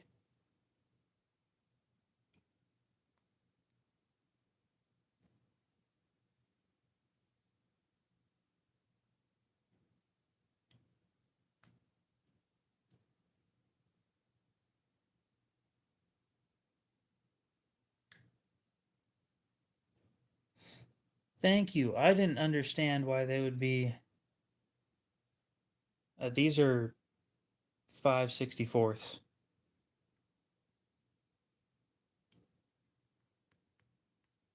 I don't understand why it would be. No, it just doesn't go in because this side's too big. This side is too big. God damn, can you focus? To go into these.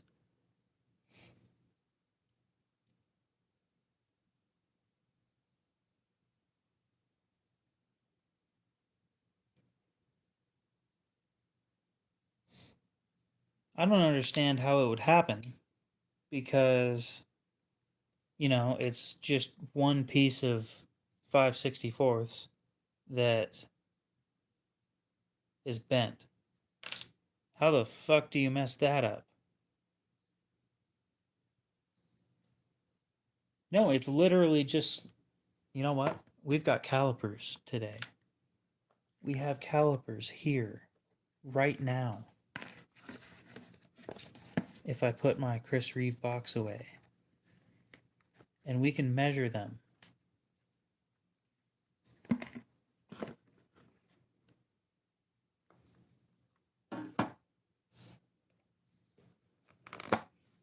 I don't know. Look, man, I'm just a consumer. I'm not somebody who makes these things. I'm the one that complains because I'm on YouTube. And I have a following because I'm on YouTube and stuff. Gonzo gets it. He's got a following because he's on YouTube and stuff. Okay.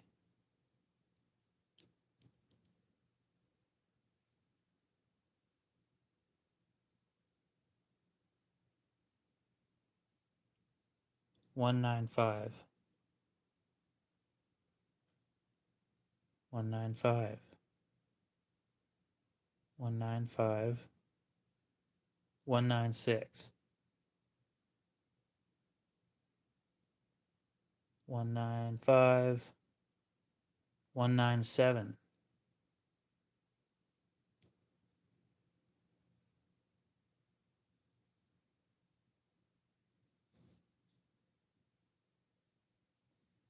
I did say it just barely didn't fit.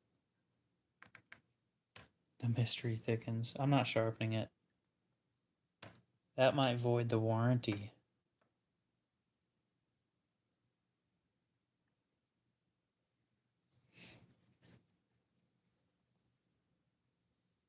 Look, I'm going to try and do the least amount of modification to these things possible while I own them.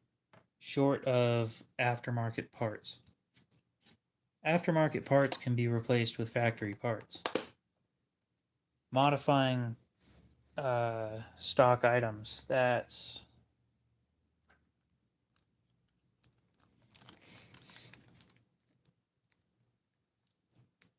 sure, but does your hex key have a lifetime warranty? Have them sandblasted? I don't think that would end up well.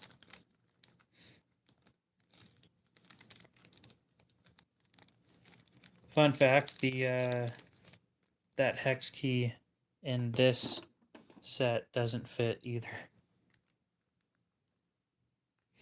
It's slightly too big as well.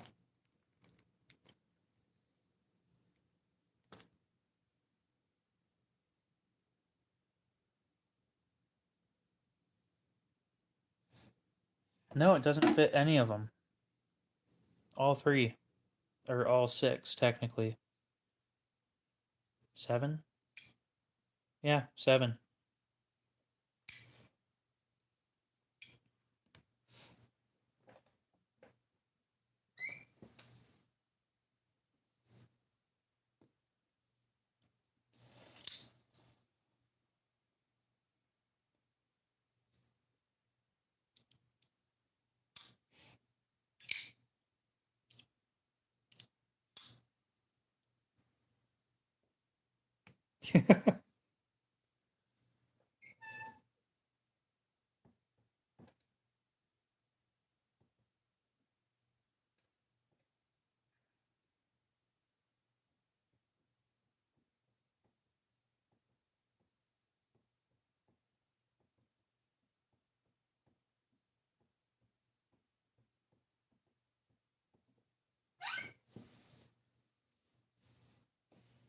Why would he send me a new pivot?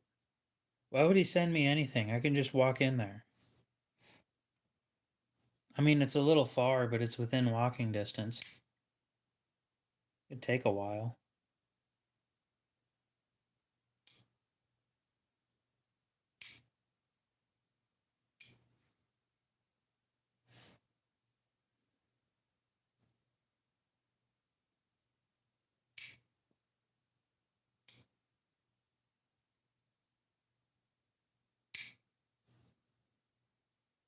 Yeah. I think everybody forgets that. Like, I'm actually within a comfortable walking distance of Koenig. Which comfortable walking distance is like 2 hours walking.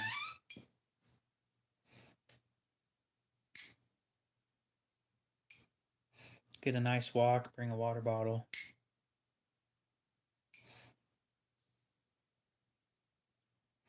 Nice leisurely pace.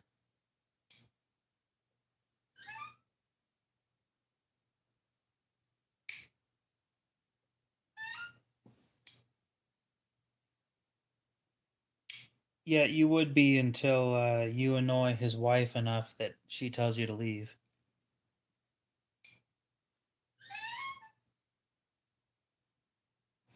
Which would probably happen. You know, they're there to make money, they're not there to talk all the time. So,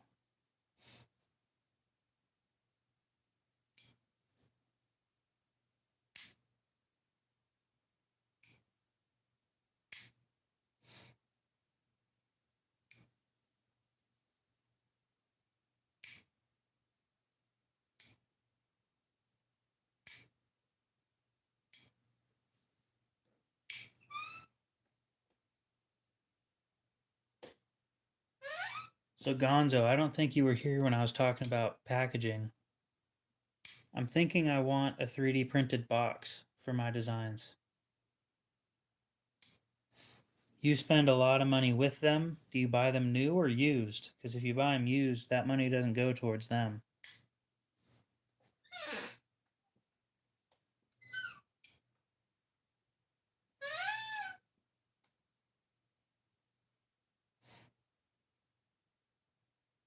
Matthew, I don't think that you're watching this, but if you are,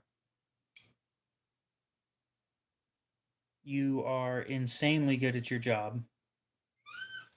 Keep it up. And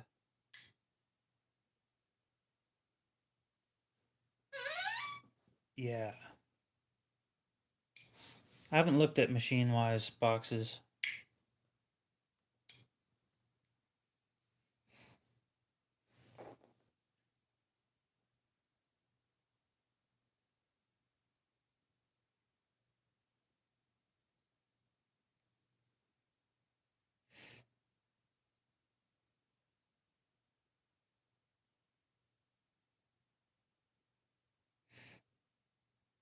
I love how Machine Wise has a knife called the Seraph, but they spelled it different.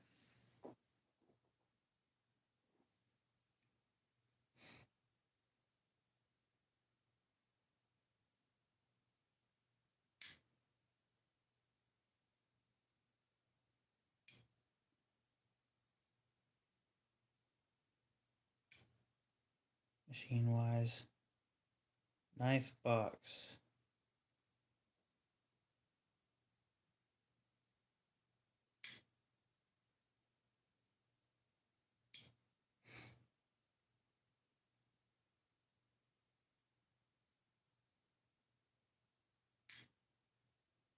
Not quite the same, no. Well, when you're spending that much money, you tend to keep the box, yes. I want mine to have a hinge and magnets. Not gonna talk about that.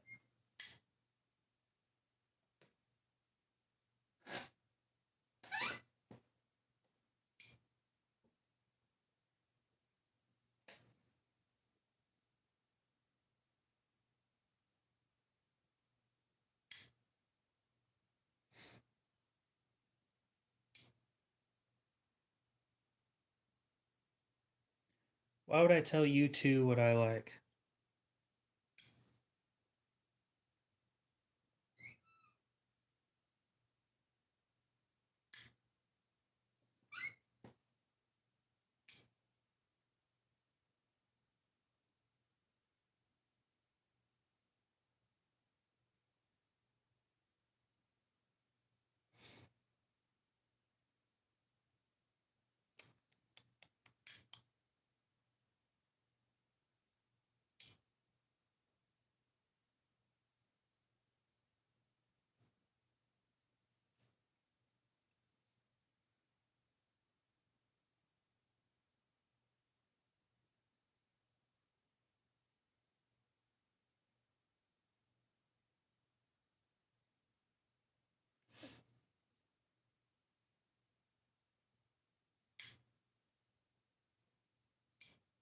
Nobody caught on to the fact that I already said it, but handle finish.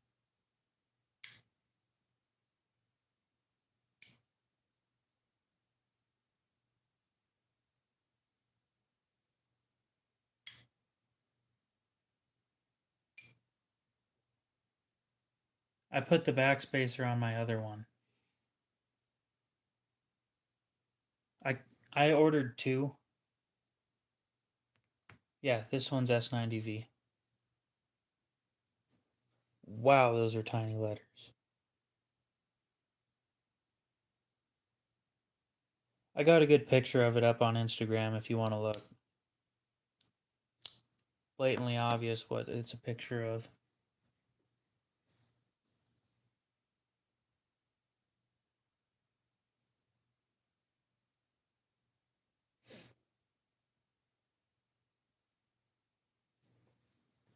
I did too tell you guys. Nobody was paying attention. So I've got a sandblasted backspacer coming up.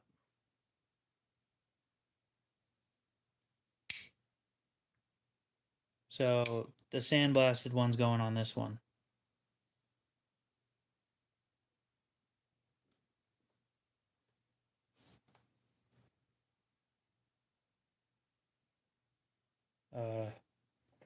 Which presidents are we talking?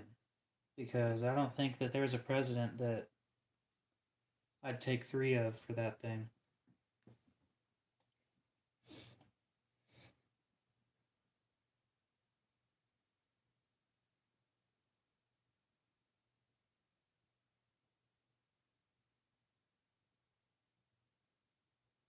Benjamin Franklin wasn't a president, and that's $300.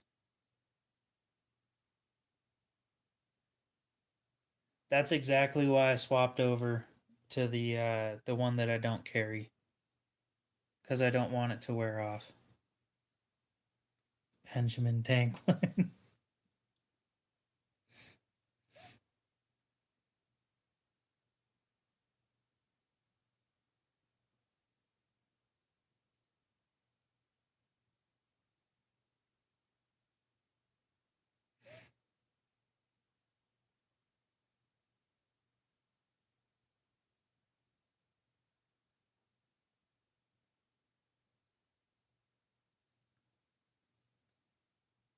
They're 350 new, and it's got some scratches, so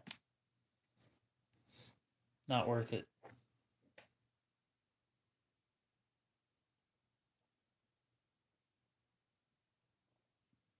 Kenny, you can go on eBay and buy these for like 180. Okay. I'm not going to sell you mine because I don't think that I want to get rid of it. But I'm just going to tell you that you can get them for like 180. If you're lucky, you can get them for less than that. No. I need to modify it. I need bigger washers in this thing because it's got blade play. And I fucking hate blade play.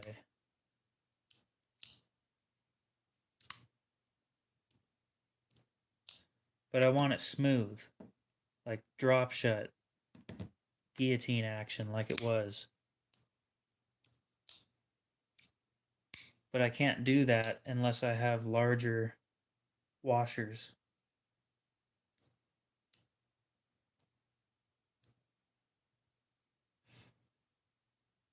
Can you have one, what? No, it needs bigger washers. Like, wider. The polished washers isn't going to help with the fact that I need bigger washers for it to not have blade play. It's a common issue with these things that I absolutely hate.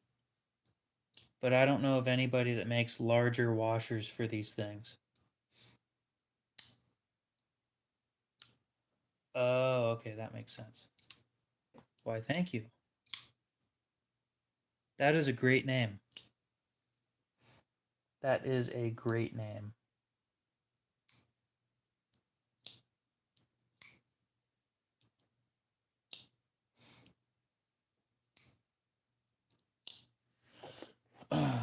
Well, if they make washers for this thing that are oversized, then cool. If they don't, then I'm going to need to custom make them or something. I don't think knives would be even my top 5. A halberd or a spear would probably be choice number 1 for distance.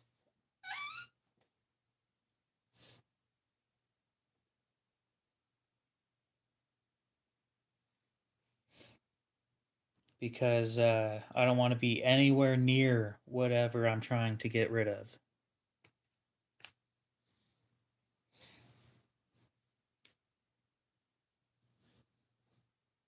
Choice number 2, I'd probably pick some sort of long stick.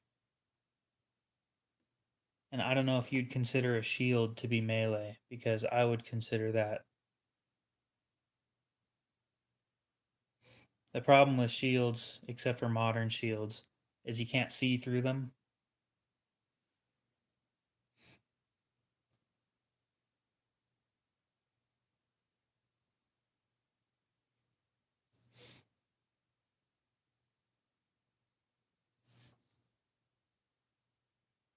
Interesting.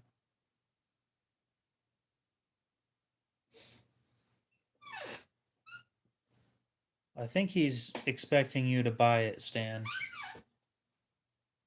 Skiff 940 washers.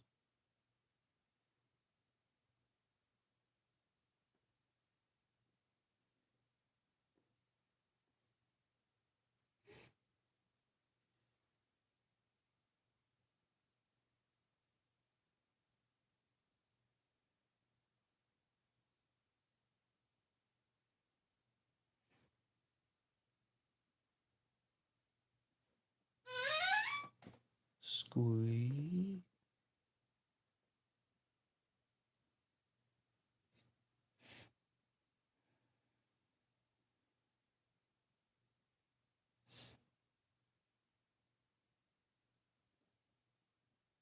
You've never sold a knife? Wow. I've sold a lot of knives.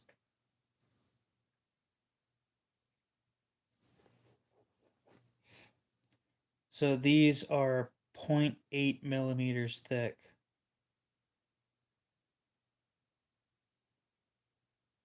And it looks like Skiff doesn't sell anything that are 0.8 millimeters thick.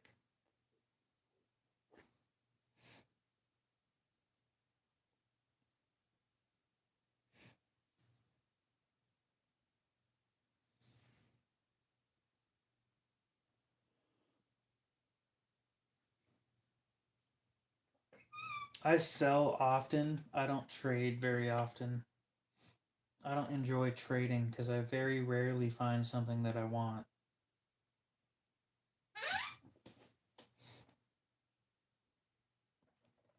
It's basically S30V in aluminum or S90V and carbon fiber, or maybe denim and M390.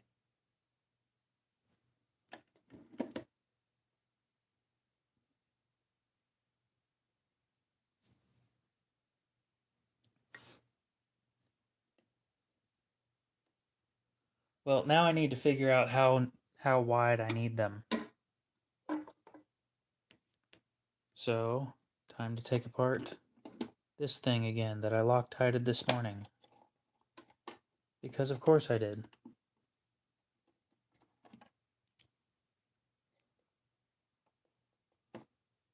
T6 and a T10. Now, these aren't difficult to take apart. They're difficult to put back together.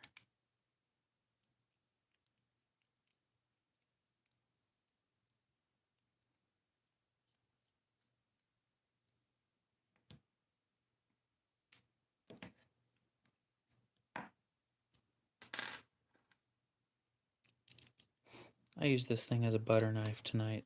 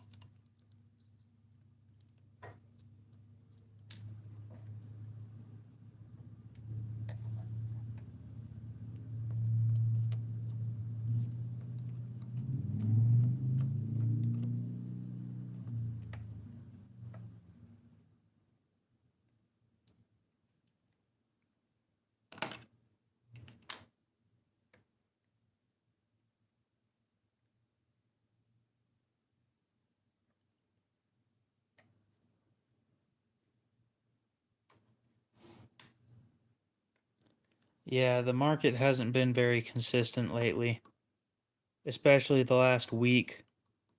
The stock market dropped $1 trillion in market cap in one day and then gained it back over 2 days.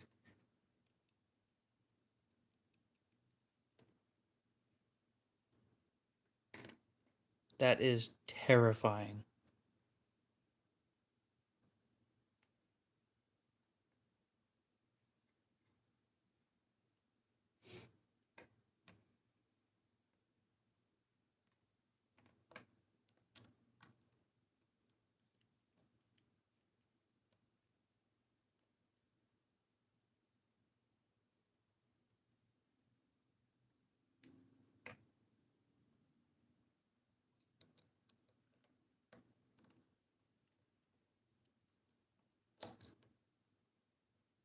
Brian, what's up?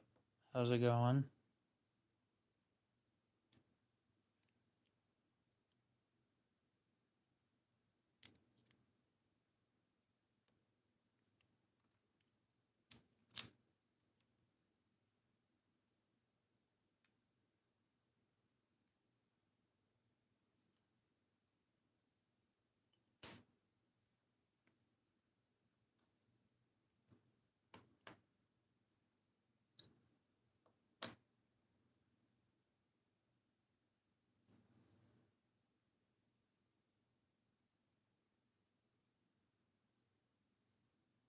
You bought new paint today for what?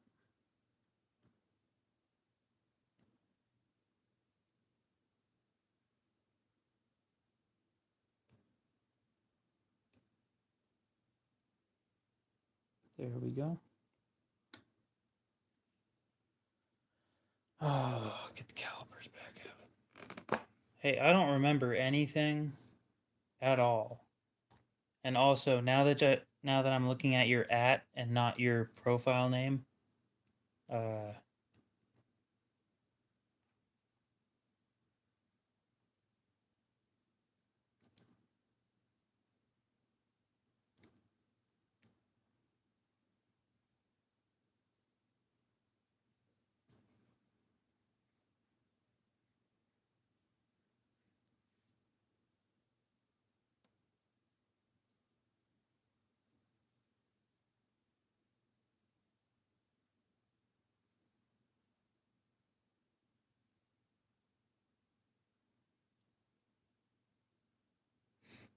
0.48 millimeters thick by 9 millimeters thick with an inside diameter of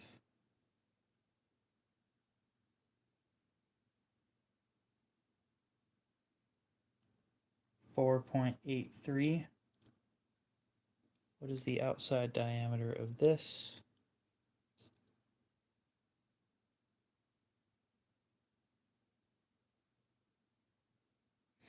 So we can probably go 4.75 millimeters inner diameter because it's 4.72 on that. I need them to be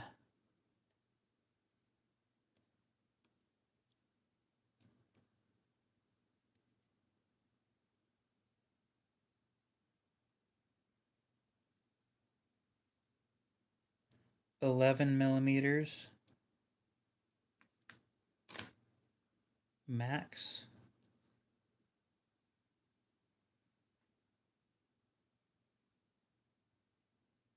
Yeah, I don't want to drop a shit ton of money on this though.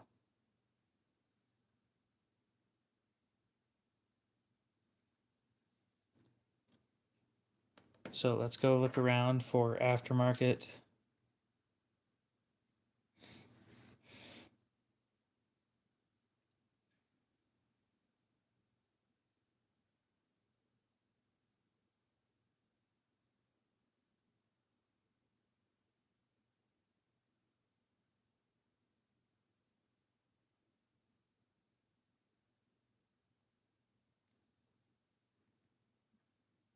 $13. That wouldn't be terrible.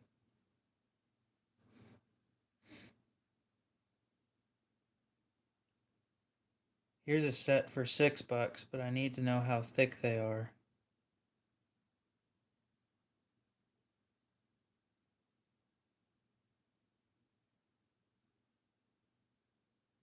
Fucking bullshit right here.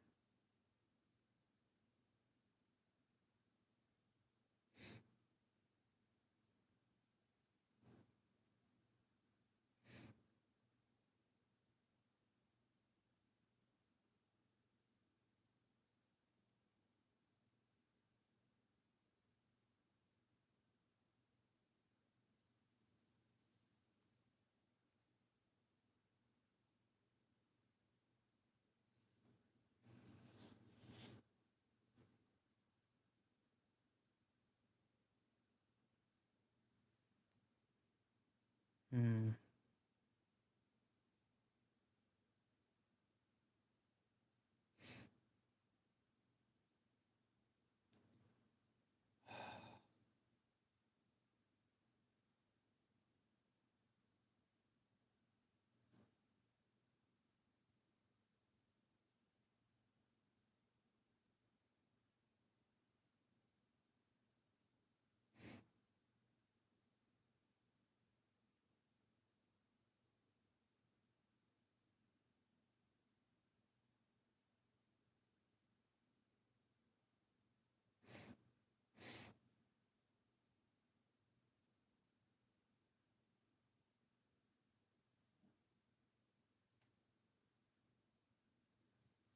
All right.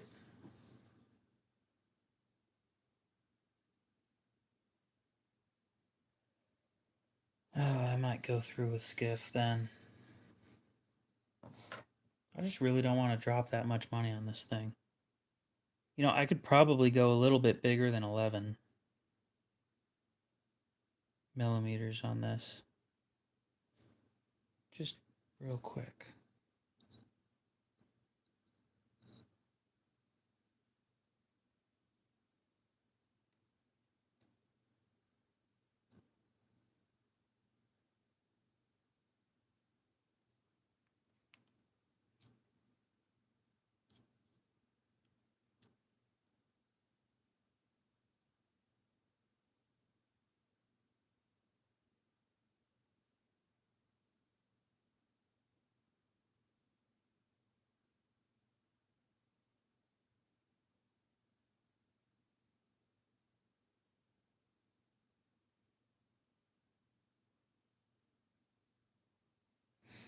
I could go with like 12 or 12 and a half.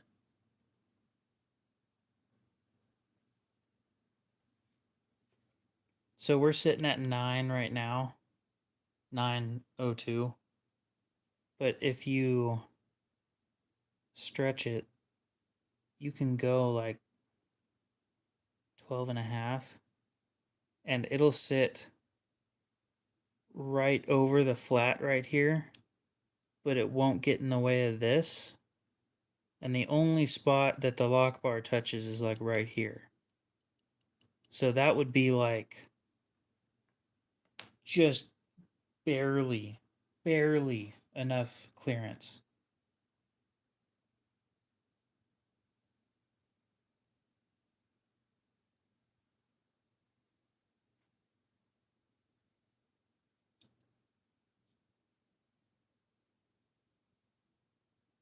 Yeah.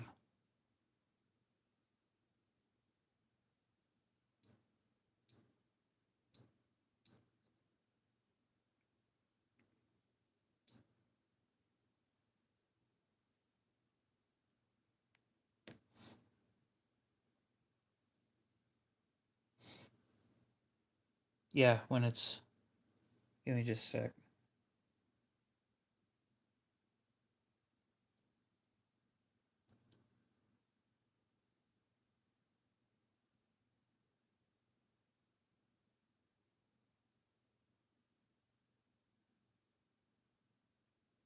Give me just a sec.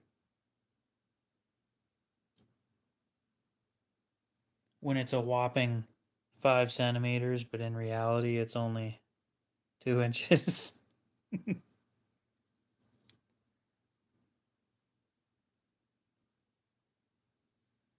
Okay. So I need to write these down.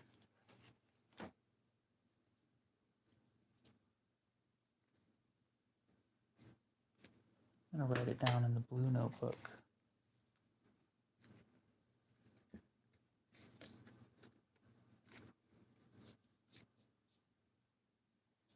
Blue notebook will be for custom stuff.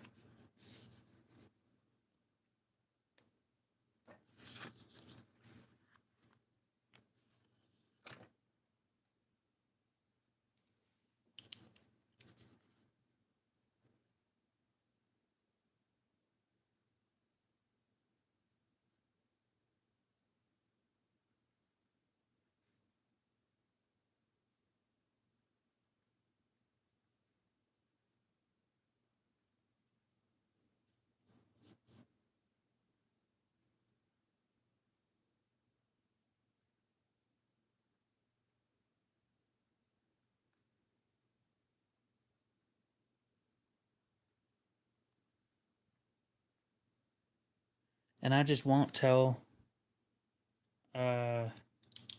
Skiff what the washers are for.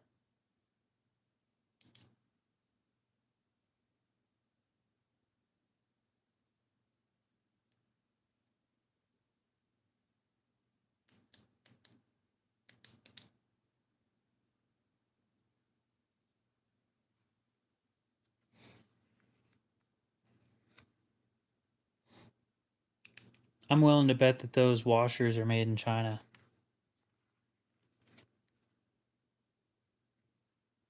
So let's see.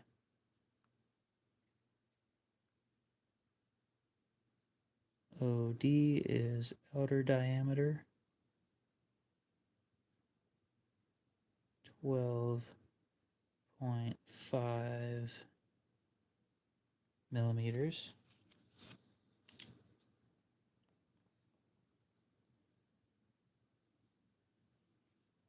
No, I'm just saying that these ones may be from China.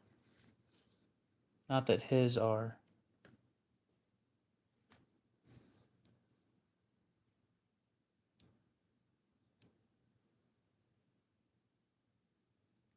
Get a measurement on the inner diameter again.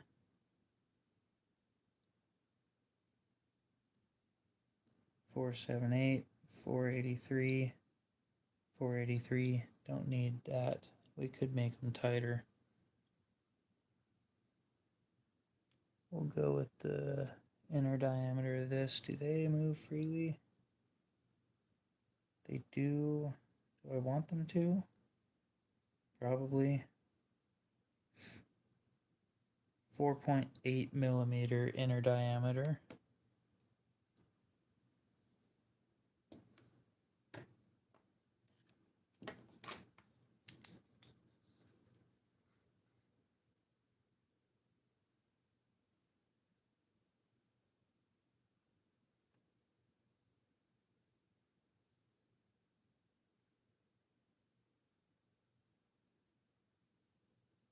.8 millimeter. Thickness needs to be a whopping. So that one's 0.49.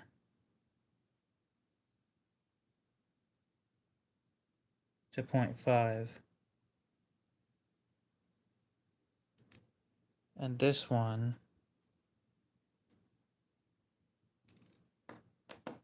is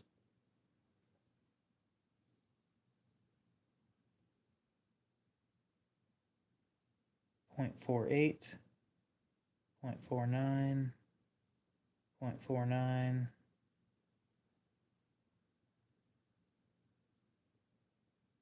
I think we're going to say 0.5. So that 0.5, what we're going to do is it lets you customize them and polish them a little bit. But I don't think, I think they should be that thick. So we'll go with 0.5.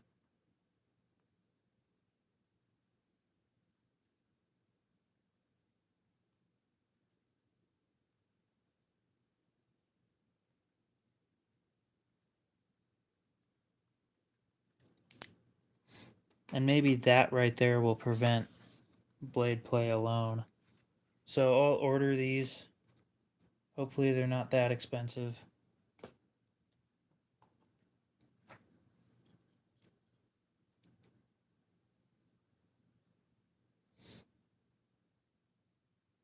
This is 4.72.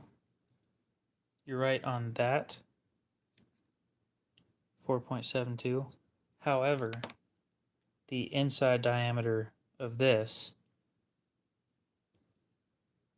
is 4.82 to 4.83.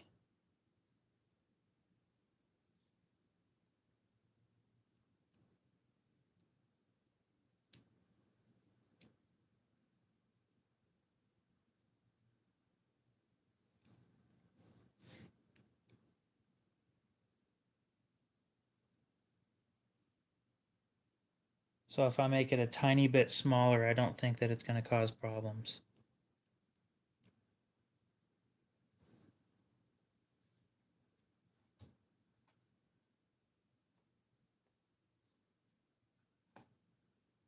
Yep. It is 0.08 millimeters larger than the pivot.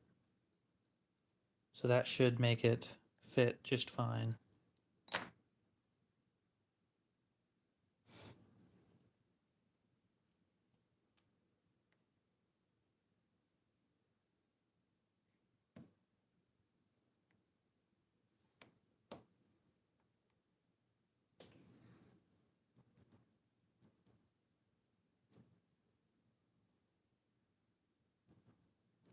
No, they don't feel too far off.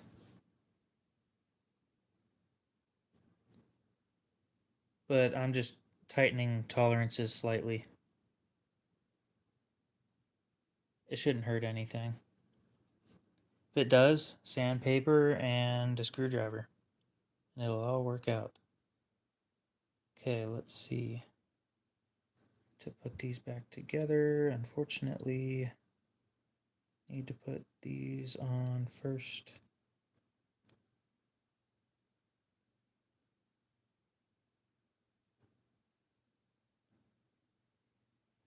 Fucking hate these springs.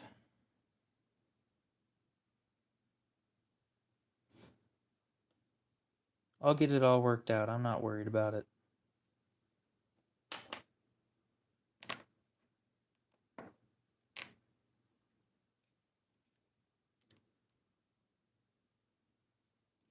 Once I have the custom sizes and stuff all fit properly and make it fit perfect, I'll tell him what they were made for, and then if he chooses to continue making them for less, kind of up to him. If not, again, kind of up to him.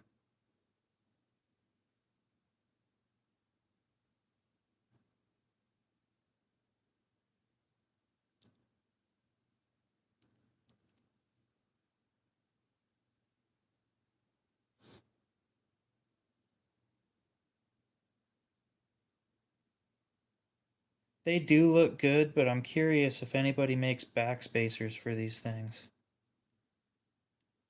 Not that I have anything against the blue, but the previous owner scratched them a little bit, and I will always see that.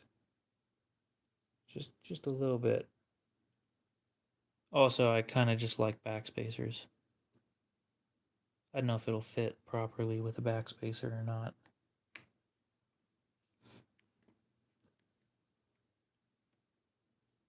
Now for the worst part.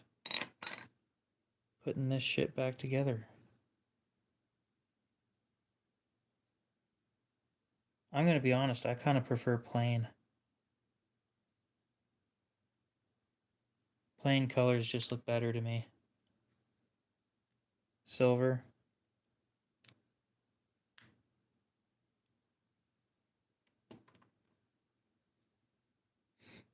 Turn it upside down. What's turning it upside down going to do?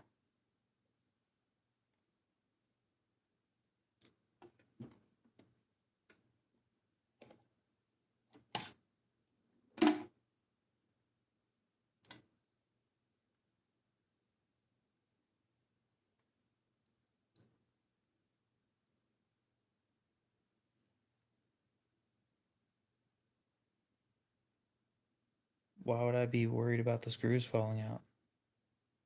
Oh. I mean, yeah, I could do that. Or I could just not.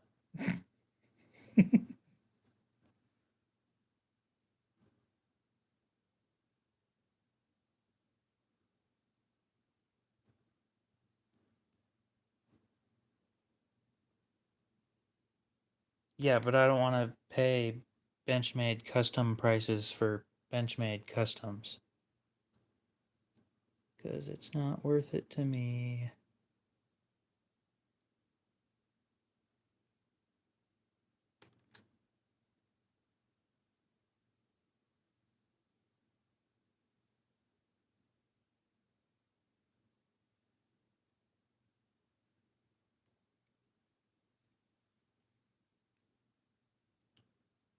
Like, they ask a lot of money for their shit to begin with. Adding on cost to stick 20 CV on this thing, because I think the base model in that custom shop thing is not S30V.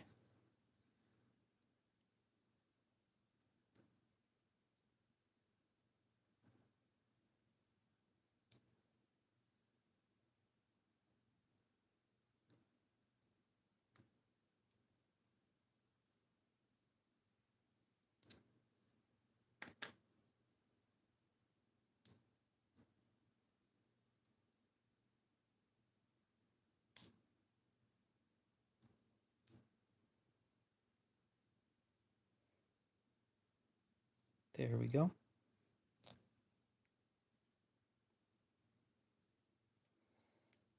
I've heard that somewhere.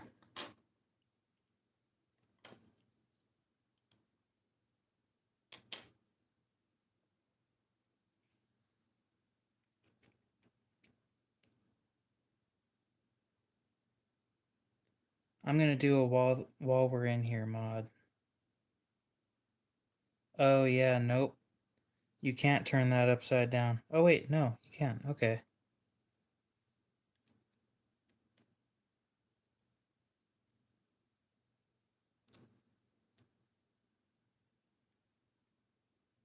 There we go.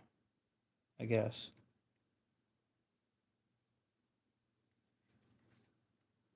So while we're in there, we made it so that that scratch isn't able to be seen.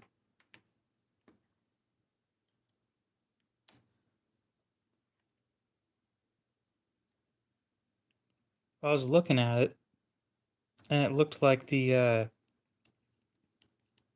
standard D, where you can't turn things around.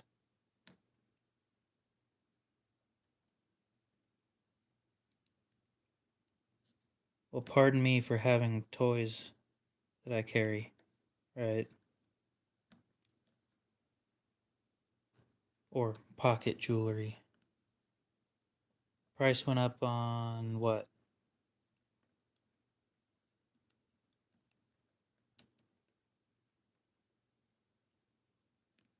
But yeah, I'm pretty sure I'm keeping this one.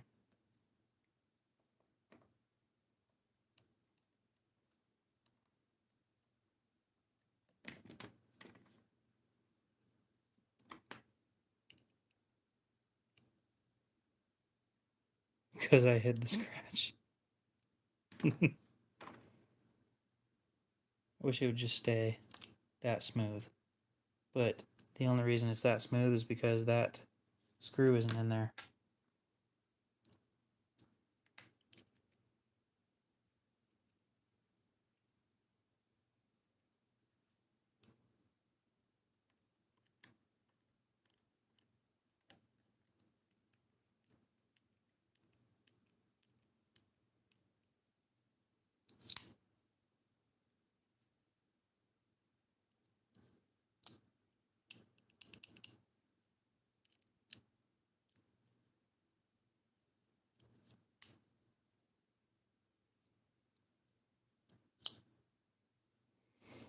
And that's how smooth it was earlier.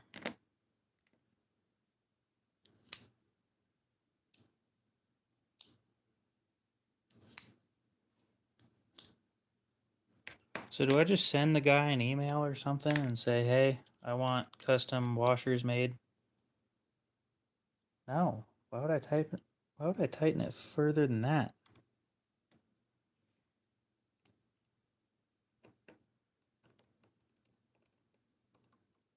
To be honest, I want it looser than that. But if you have it any looser than that, then you get blade play.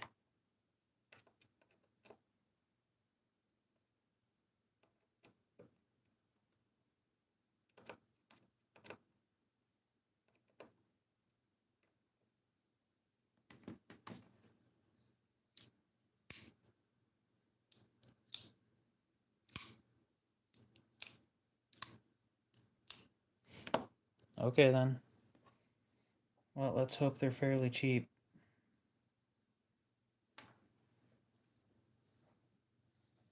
Let's hope they fit and they're fairly cheap. Cause I'm riding right on the edge of them fitting.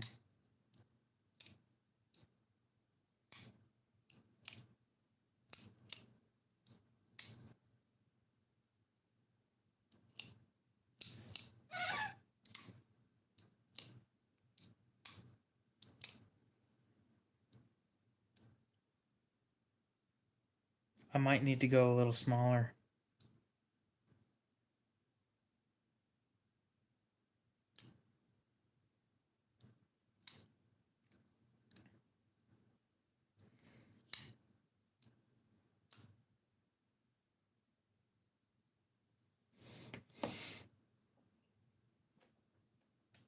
I might get two sets. Well, we'll start with the one set of 12.5s. If the 12.5s fit just fine without any interference issues, we'll keep them at 12.5.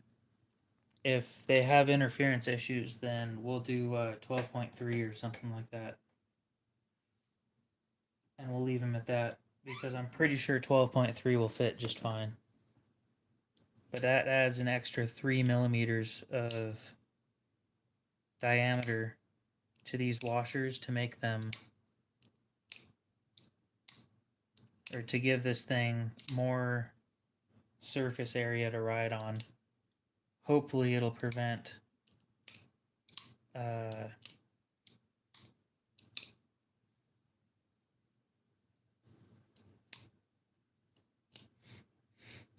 yeah, no. If they work, I'll tell them they work and I'll tell them what they're for.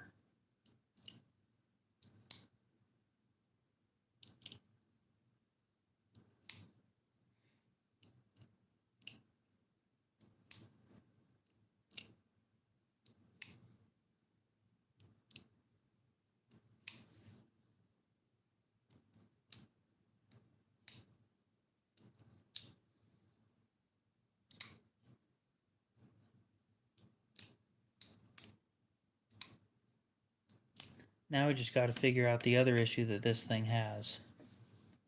Lock stick. How do you fix lock stick on one of these things?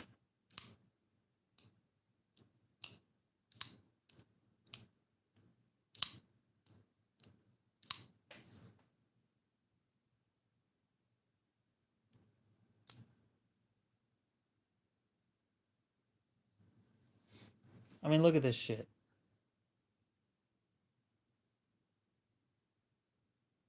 That blade should not move. They all have it? Why?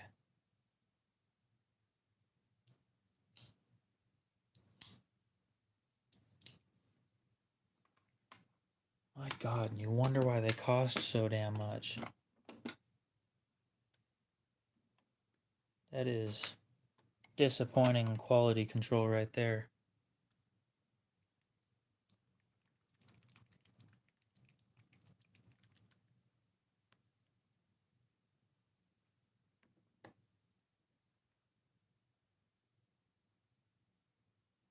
Well, I would assume like the blade play doesn't happen when it's closed. It only, or when it's open for the most part. It only happens when it's closed. But I'm thinking if we get slightly thicker washers and wider washers, it'll solve that issue. That's the hope anyway. Cut and carry, what's up?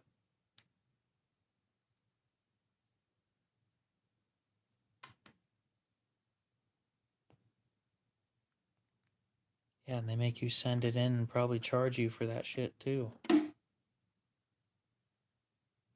Yeah.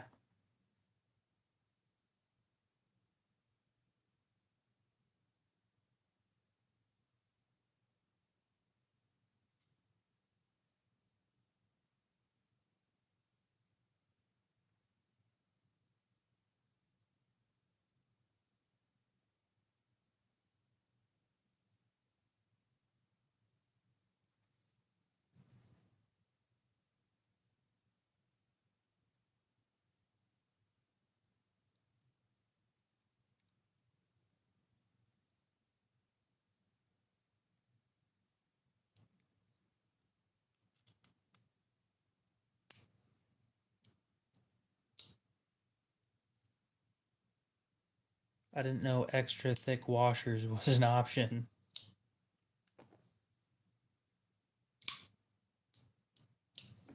Okay, that's good.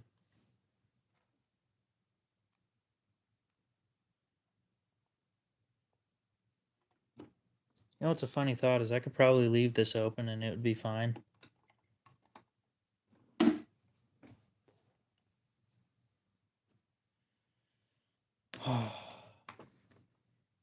What a pain.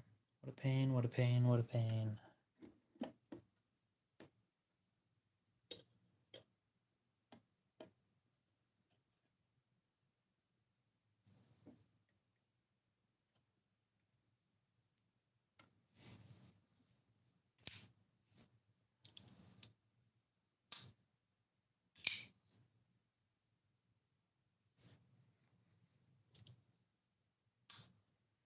Better than a Chris Reeve, my ass.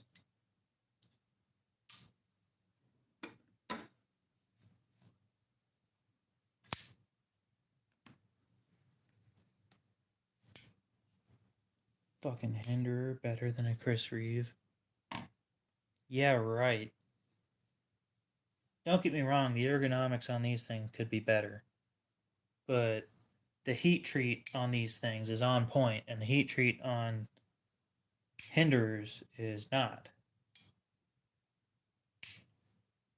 We're talking in the 50s.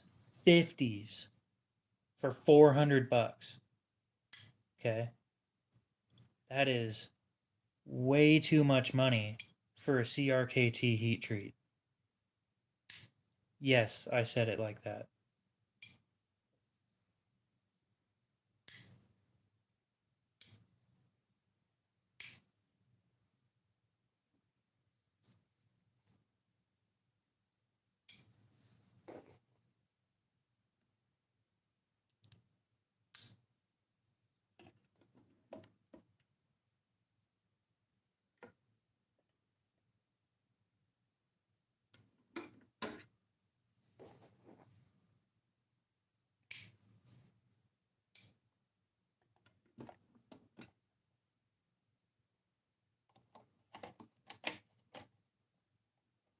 If Cody were in here, he would have said shots fired.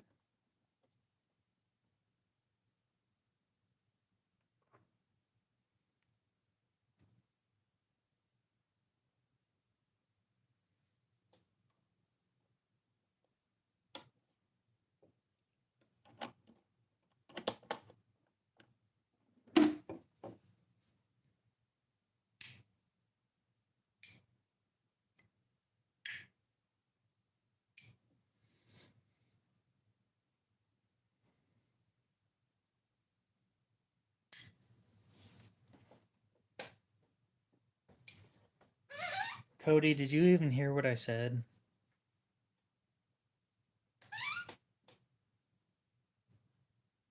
If it fits perfectly in your hand, I'm not going to say it's a bad knife. We were talking about Hinderers. Cut and Carry said that Hinderer knives are better than CR or than Chris Reeve knives. And I said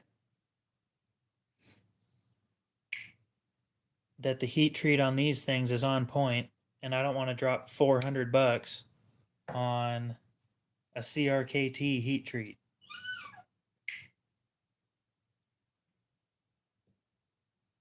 I'm dropping $400 on a knife. The steel better be at least in the 60s in HRC.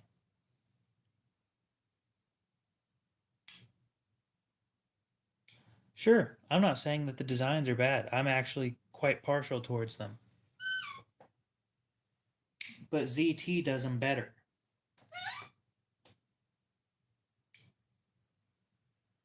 Oh no, I'm just being overly dramatic because then people tend to stick around for a little bit longer. And it's entertaining.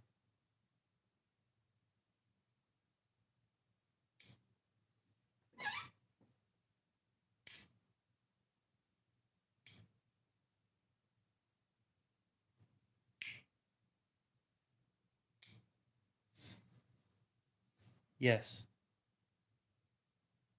Curry.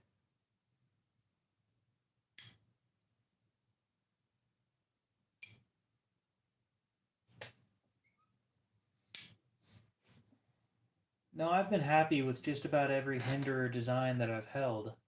The higher end ones, anyway.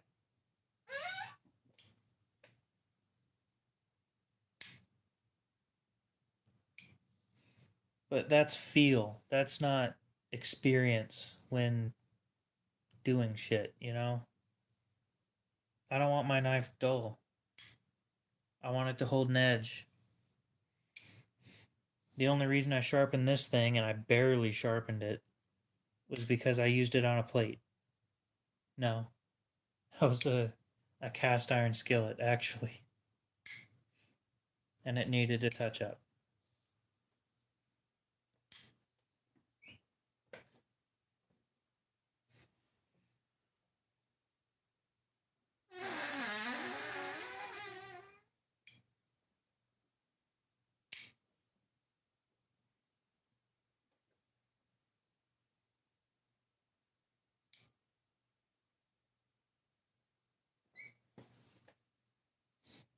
I see. I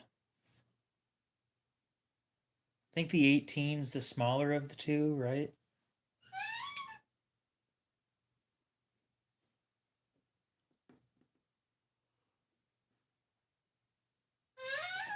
Squeak.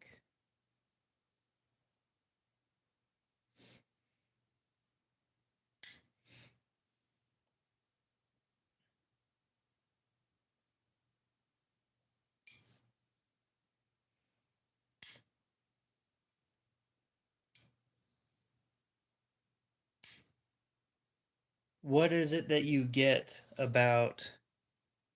Is it McNeese or McNeese? I've never seen somebody pronounce it. Well, considering you have two of them right now, for the time being, they'll be gone soon enough.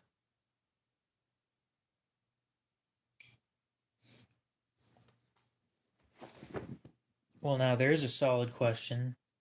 Gonzo, do you ever keep any knives? Are there any knives that you would never get rid of? Squeak, squeak.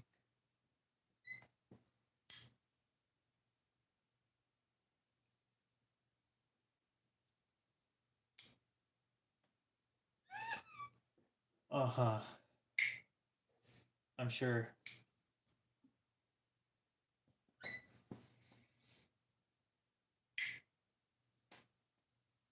I'm gonna miss that click.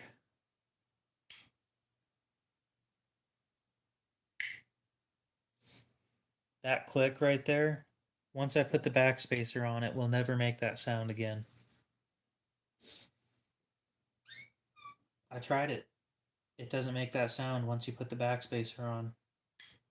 Because the sound comes from that lock bar smacking into place against the blade, and then the sound reverberating against your hand and cupping outwards. So when you hold your hand like this, the sound comes out the back and cups around your hand.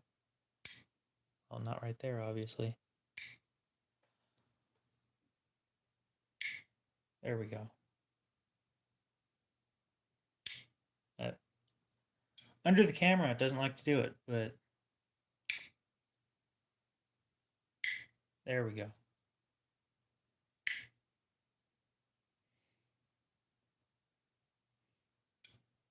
But when you have the backspacer in, it no longer makes that sound, which is unfortunate because I love that sound.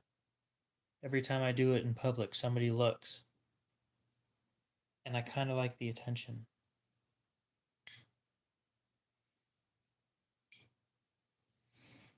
The sound of precision.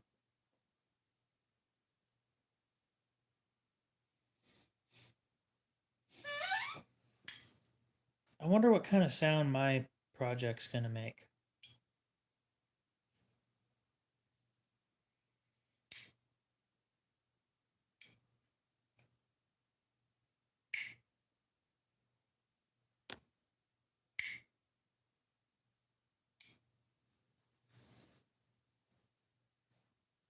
Anyway, back into the pocket it goes before I wake somebody else up. Well, mine doesn't make a ting sound. Oh, the new project? Maybe. We'll see. I think it's going to make something similar to the. Well, it should sound almost exactly the same as something between a Sebenza or an Nkosi and an Oz Machine Works or Oz Machine Company Roosevelt.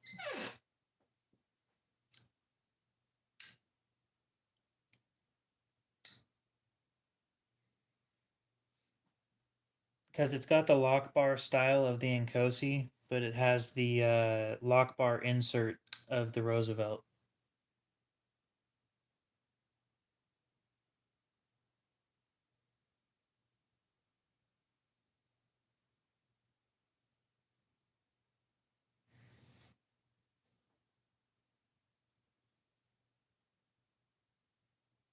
So my truck has decided to throw a check engine light for some reason.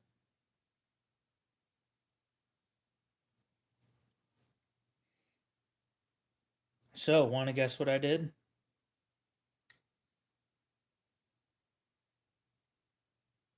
Throw a guess out there. I doubt any of you will get it right.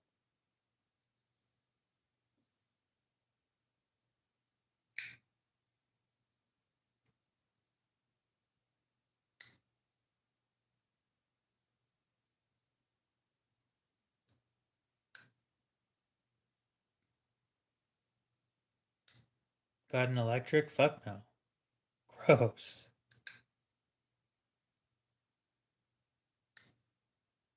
God, you guys are being too practical. Electric tape over the light. Smart, but no. I popped the hood to make sure the engine was still there.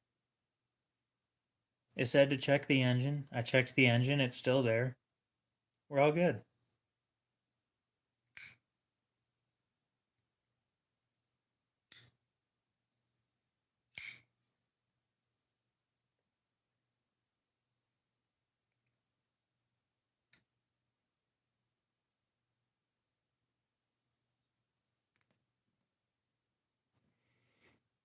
No, my refrigerator's cold.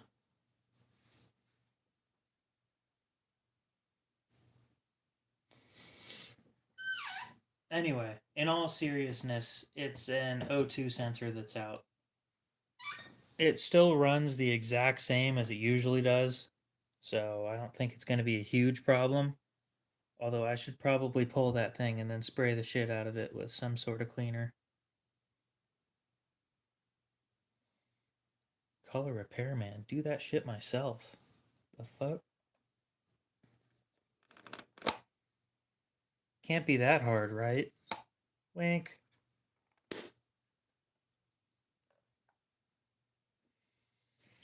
Yes, I would assume that cleaning the sensor would probably help. Do I repair appliances? No.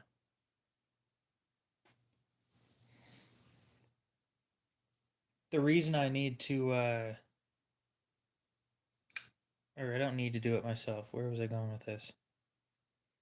The reason I need to have it done, or at least have it done at some sort of way, is if the check engine light, or mine says service engine soon, but it's a check engine light. If it's something that's more serious, I need to know about it. Because no O2 sensor isn't that big of a deal. I'll get slightly worse mileage, and that's about it. But if something else goes out and I don't know that because it's currently on, then there's a bigger problem.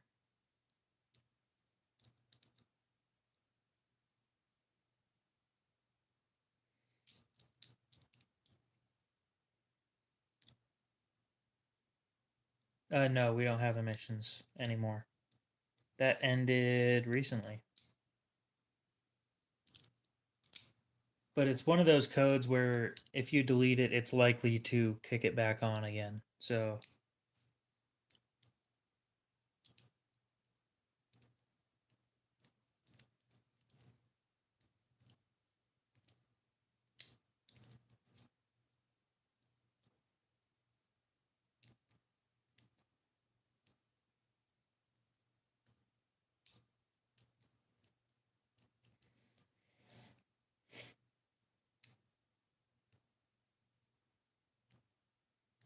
oh, nah, I think I'll keep them.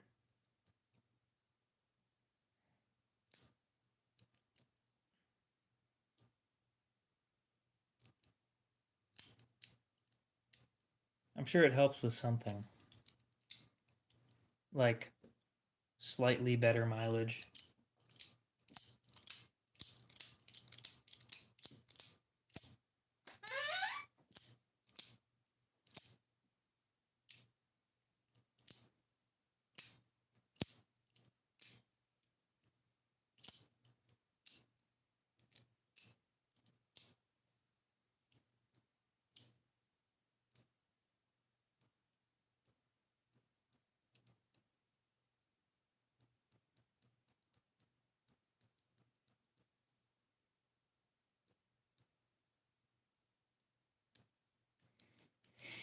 I'm going to be honest, I'm not as worried about that as I am about the fact that my turn signal doesn't work all the time. I've gone through 3 turn signal boards. That's a Kershaw Blur. Nobody wants these things for some reason. It's in 14C, made in the US. Spring assisted.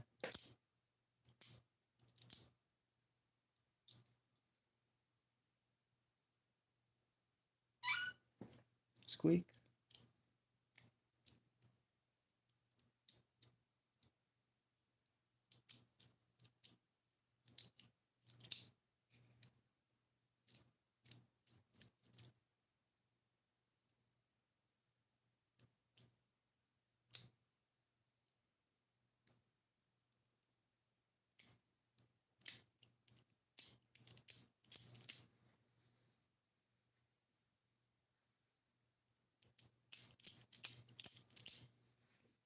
De-assist it and try it out.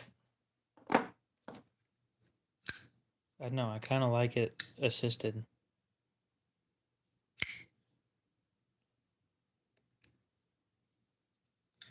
If it was mine, like I wanted to keep it, that recurve would be gone. All of right here would be removed, and it would be a flat edge. I mean, it is mine, but I'm not keeping it. Speaking of which, the other one I need to send in and have it fixed.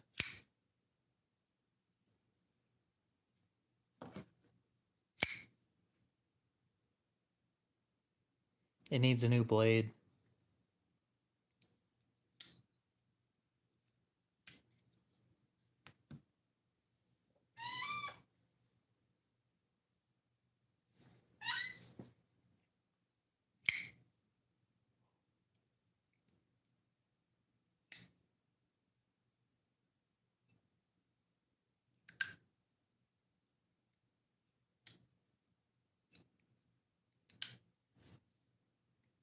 Wonder if that dude left me a review on Facebook.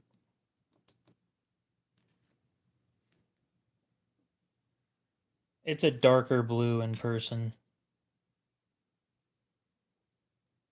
Slightly.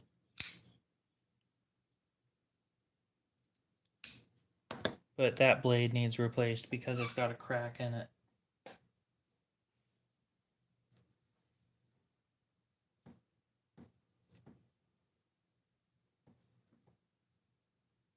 Facebook.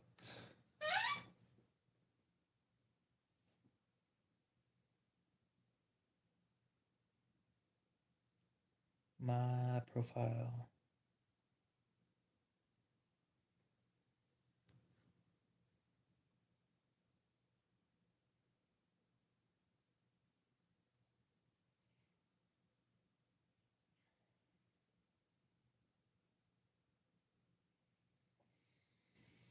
Yeah, I have two of them. I'd like to sell both of them, but I need to have the blade on this one replaced, and then I could sell them both. Could sell them for two for the price of one.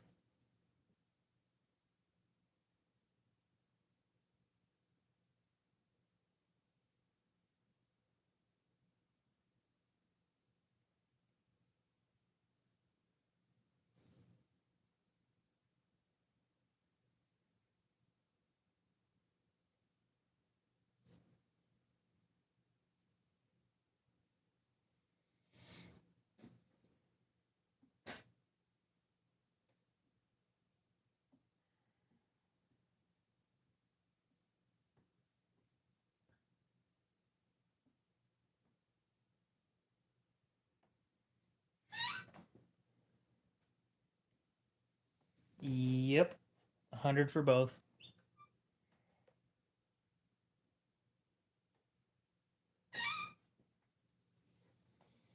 I think it's a good price.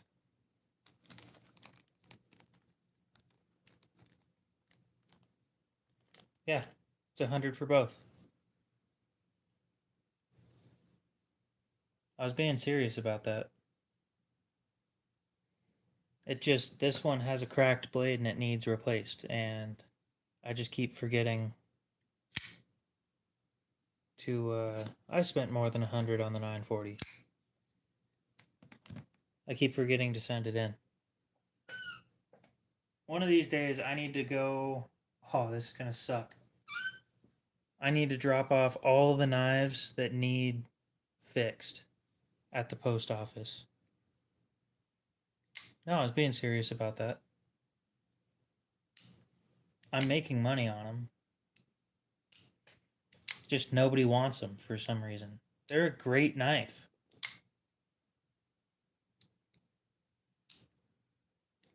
It is what it is.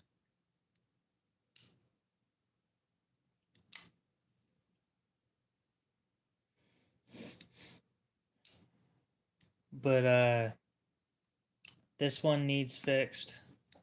A couple Benchmades need fixed. 3 Benchmades need fixed.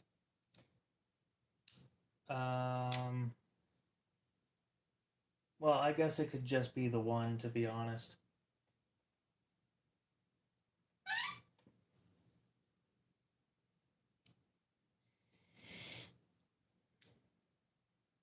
Okay. I doubt that they'll sell.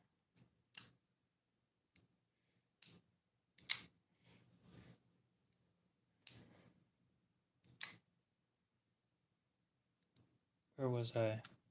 The knives that need fixed. That Blur. My Tactile Knife Co. Bayer. The Benchmade Adamas.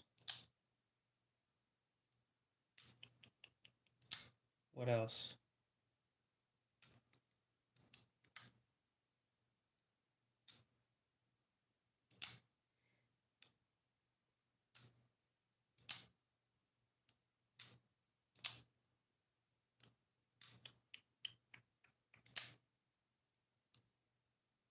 I can't think of anything else. I mean, it's a decent knife. I carried it for like 3 months and it was great until it broke. Now it's got lock rock.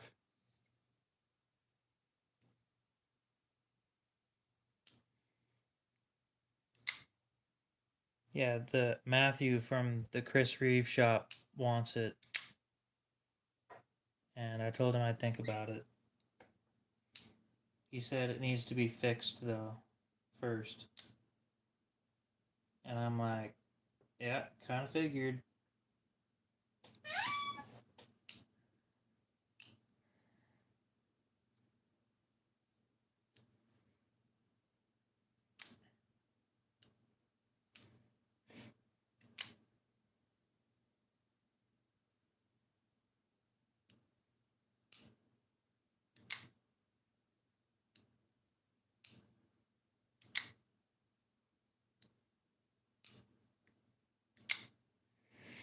Yeah, I was sitting there playing with the Bayer, which is a slip joint, opening and closing it, and I opened it one time and it made a sound that sounded like this.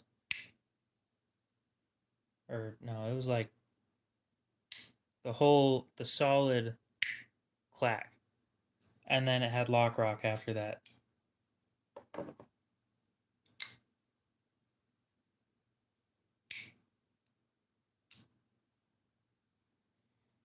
Any day now, my backspacer will show up for my beautiful work knife.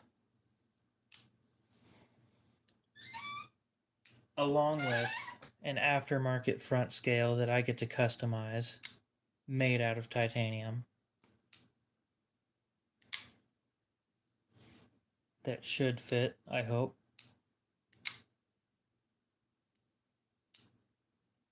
Considering it cost me $20.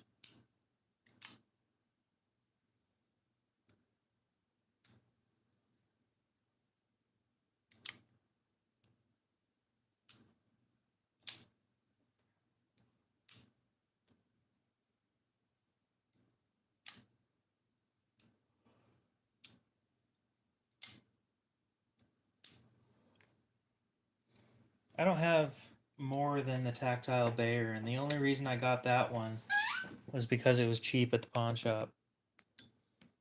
Palmer, what's up? Welcome back.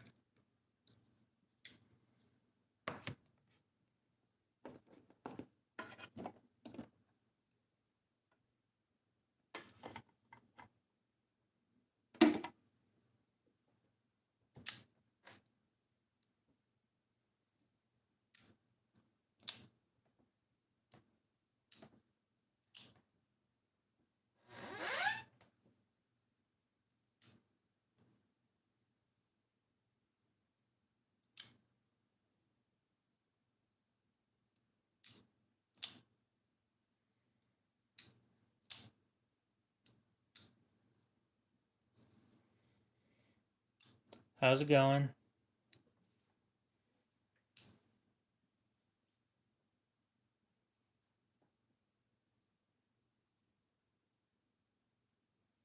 I don't know.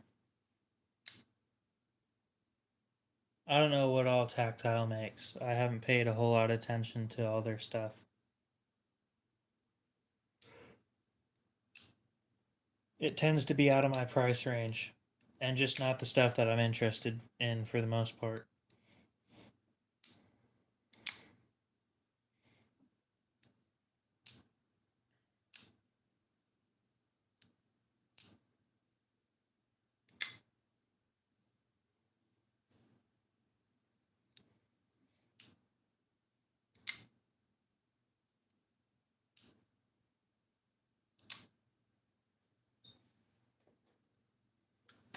Is today Wednesday?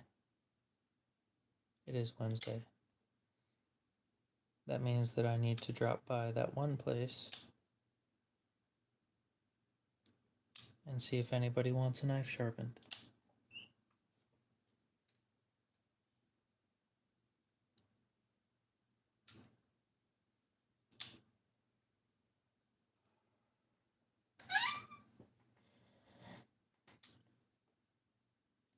If it's a fixed blade, I'm not interested. That's just kind of how things work lately.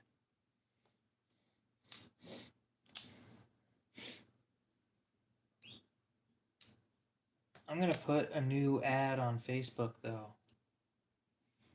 Premium knife sharpening.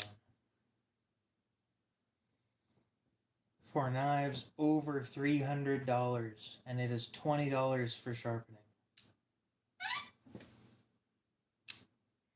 I know exactly what I'm missing. My pants falling down when I don't want them to.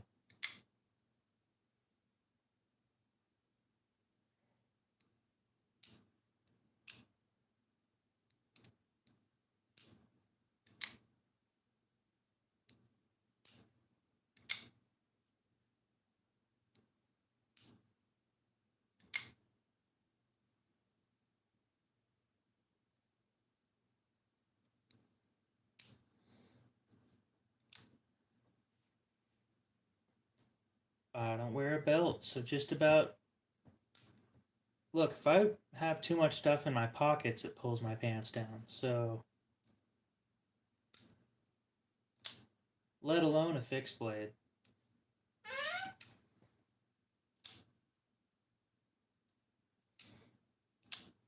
I have my grail knife. Cody, you can fuck yourself.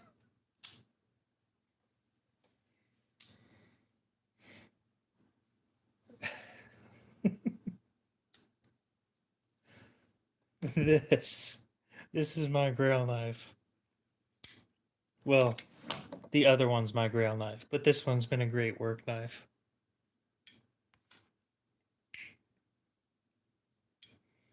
Nice and comfortable, made on Halloween. Great knife.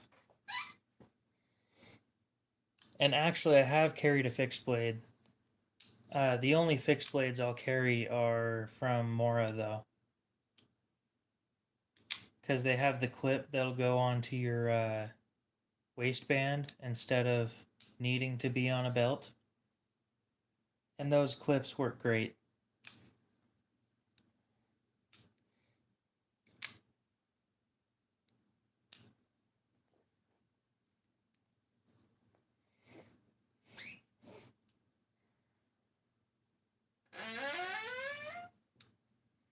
Time to start looking up people's grail knives.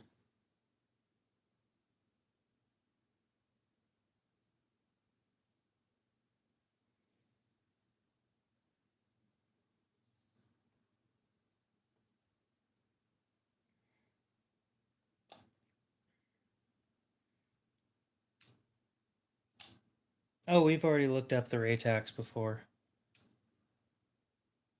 Oh, you just got one? Shit, I didn't know that they dropped already. Oh, yeah, pre-orders are sold out.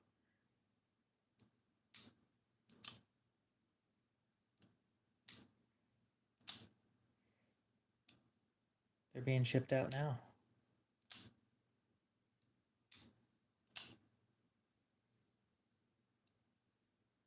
So Shirogorov.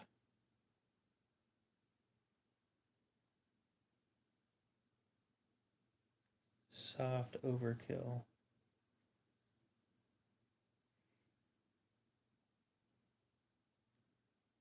With what material? Do they even make this thing in titanium?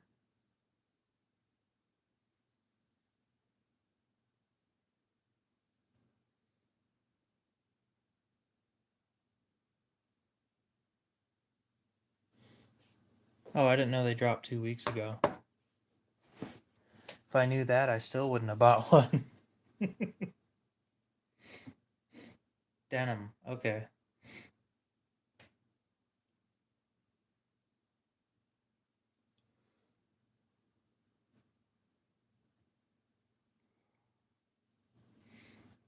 I'm sure denim costs the same as the other versions, doesn't it? $3,800. Fuck that. For my Carta. This better be like peak everything.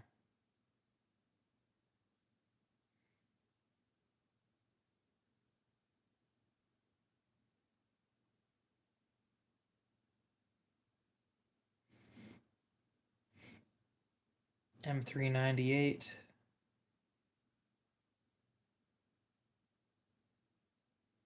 There are only 300 of them total.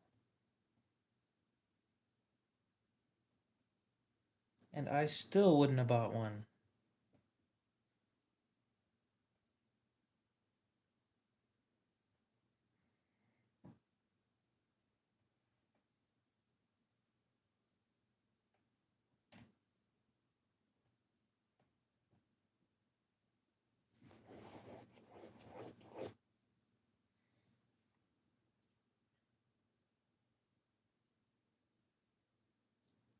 A mini FSD.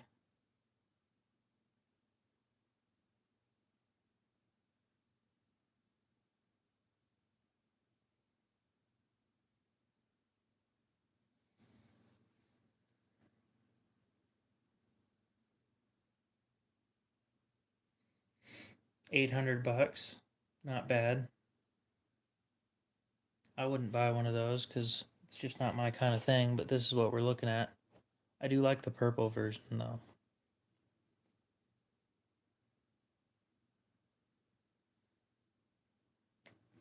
Sucks when you don't take the plunge on stuff like that. Trust me, I know exactly what that's like.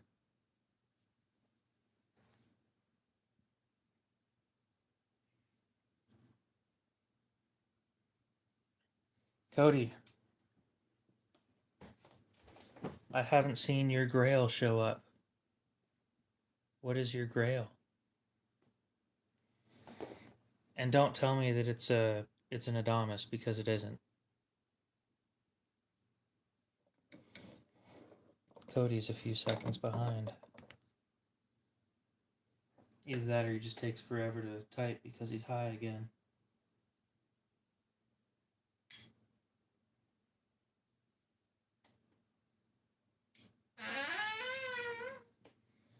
Squeeze.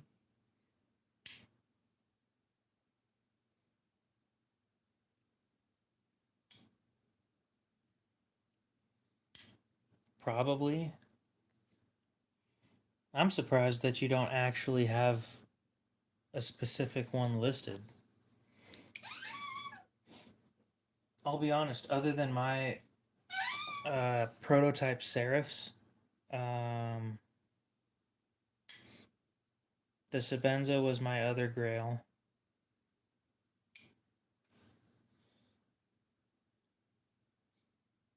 I wouldn't say never be able to.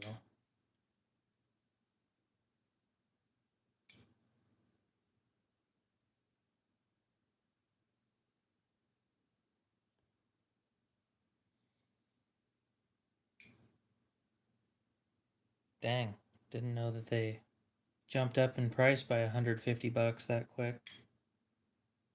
Yeah, don't be saying never.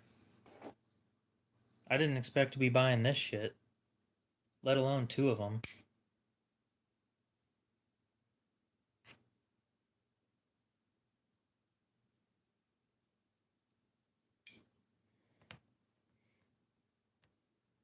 Sounds like it's time to set a budget. You ready to act poor for the next couple months? Get you something nice. Rice and baked potatoes.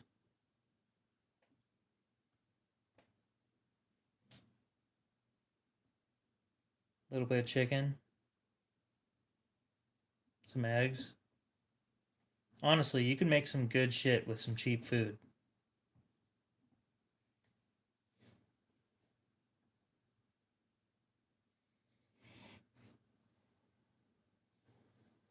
Oh, I'd do it. I'd do it in a heartbeat if I could afford it comfortably.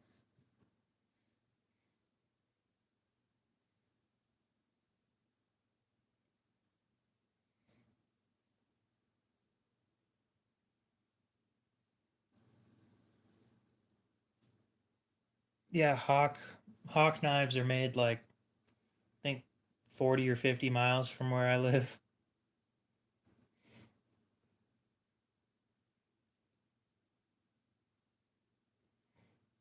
If you say so.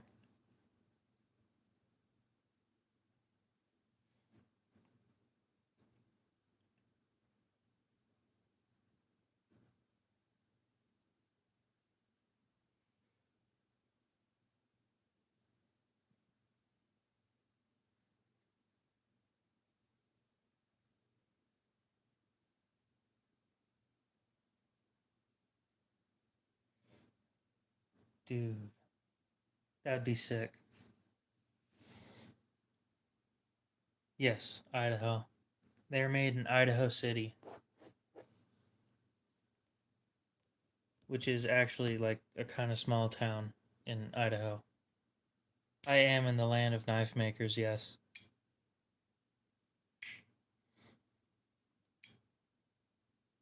I find that too much weight on my neck doesn't feel comfortable. I'd wear a gold watch though. Actually, no, I wouldn't, because again, too much weight.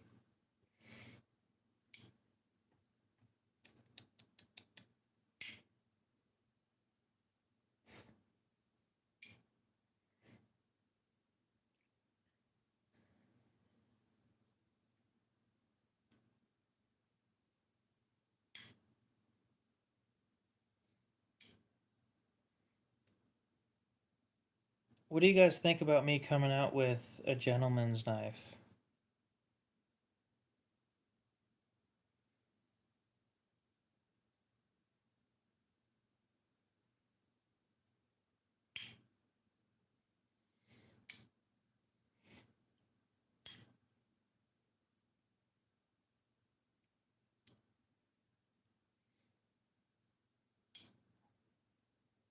I carry a silver round in my pocket or in my wallet every day.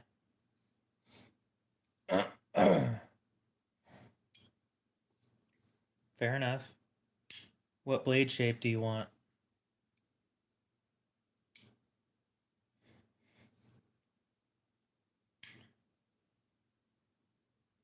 Yes, um,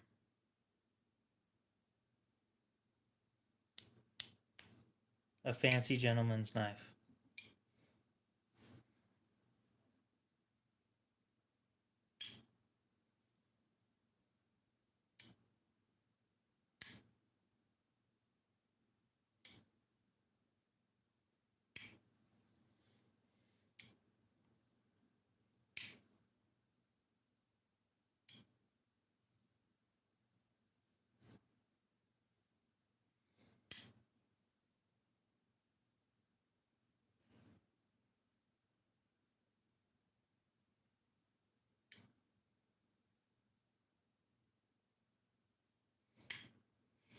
I'm thinking like a mini serif type deal.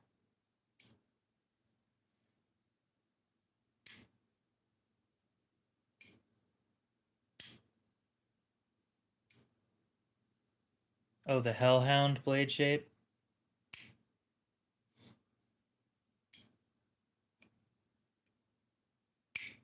It's still on hold at the moment.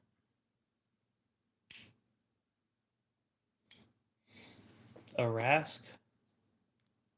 And you're talking about the Menandi, and it's not a slip joint. It's a frame lock. Yeah, it's a Hellhound blade shape. If you look up Hellhound knife, it's the first thing to show up.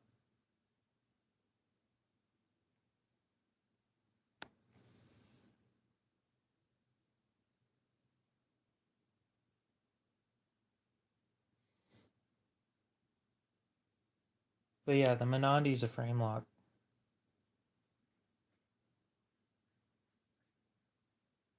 There is another design that they make that's a slip joint, but I don't know if they still make it.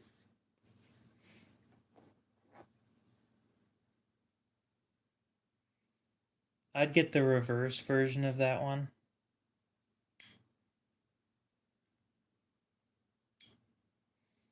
So not the Hellhound, but the Warhound.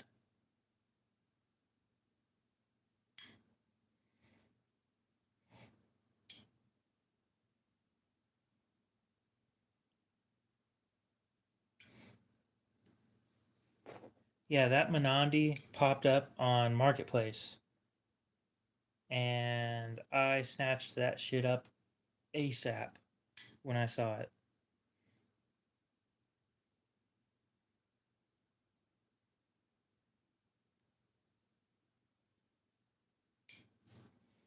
The Warhound is what I would go with, because it's not a Tonto.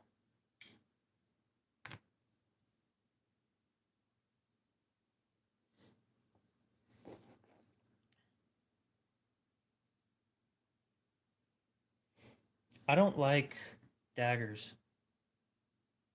What do what sell for?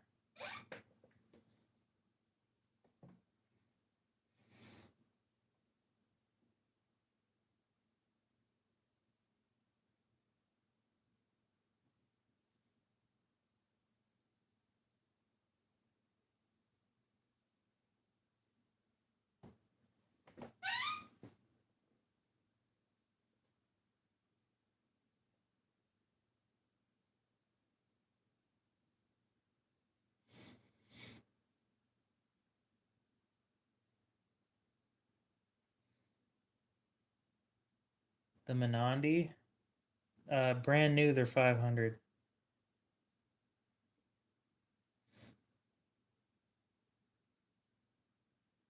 It's like an inch shorter than this closed, and it's still 500.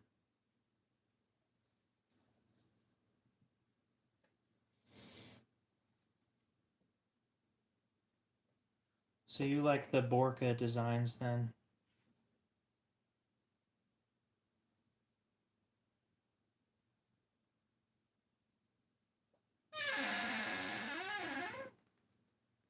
This goddamn chair. I don't like those designs personally.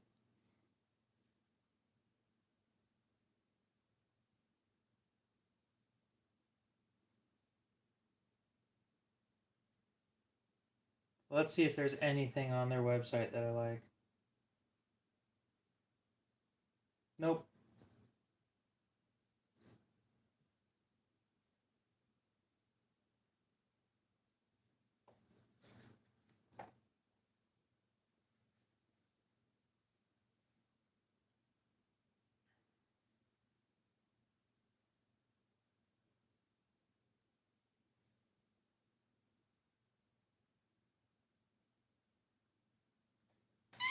Is this stitch Borka's only design?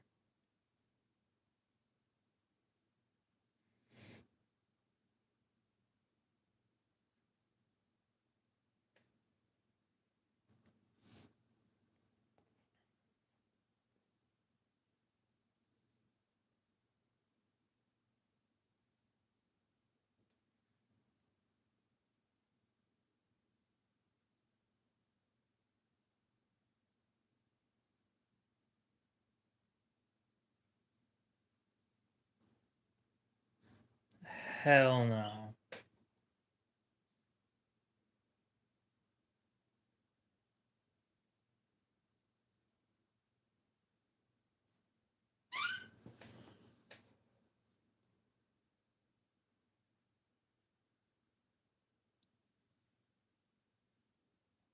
I didn't like knives until a couple years ago. Not that much, anyway. I've wanted a mini MSI for a while now, before they came out with it. They're wanting too much for that shit, though. Hey Gonzo, have you heard of Chapman Lake?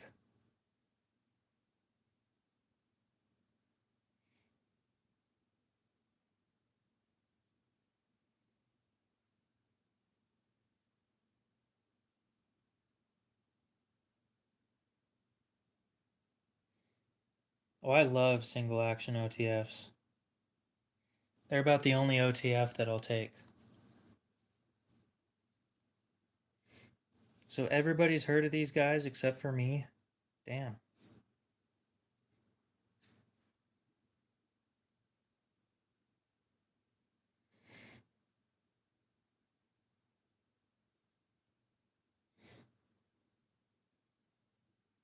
Yeah, I do. I kind of like how it looks.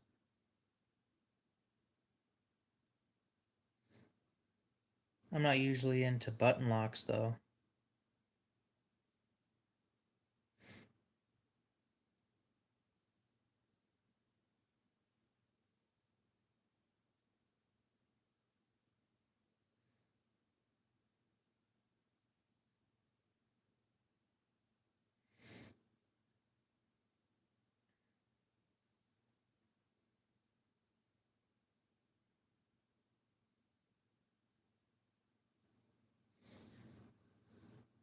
Yes, I've seen the Halo.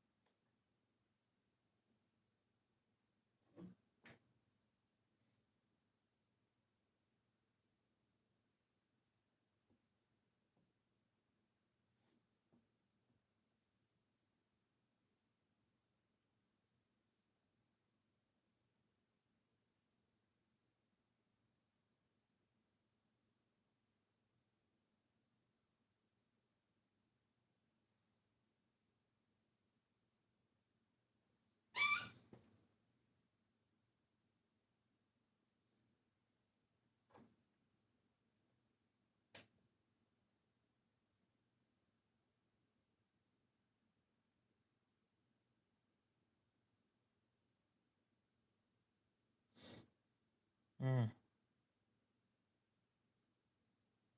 that's unfortunate.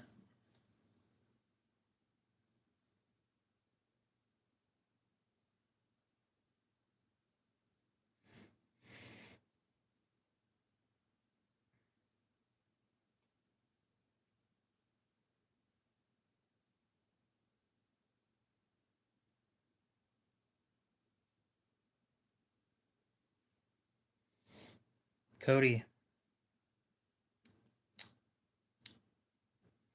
you could still buy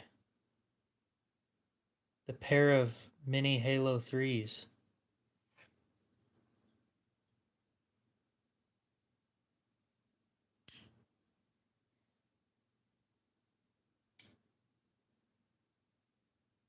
I'm sure if you offered them 10, they'd take it.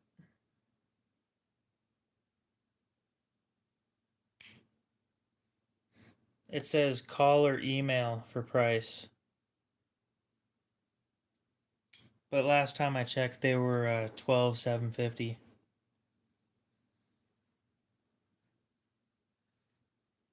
Not my kind of knife though. Too small. 2-inch blade. I mean, perfectly normal. Great size.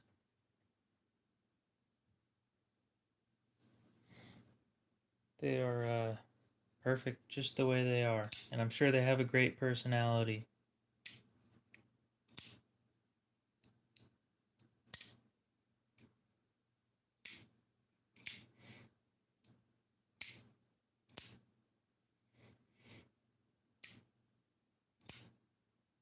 Well, back when I first saw the pair of them, they were 10,000. I think they were like 8,000. Then they brought them up to 10, and then they brought them up to 12,750. I'm sure if you offered them 10, they'd take it.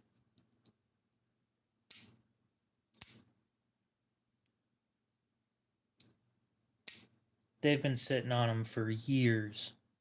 Literal years.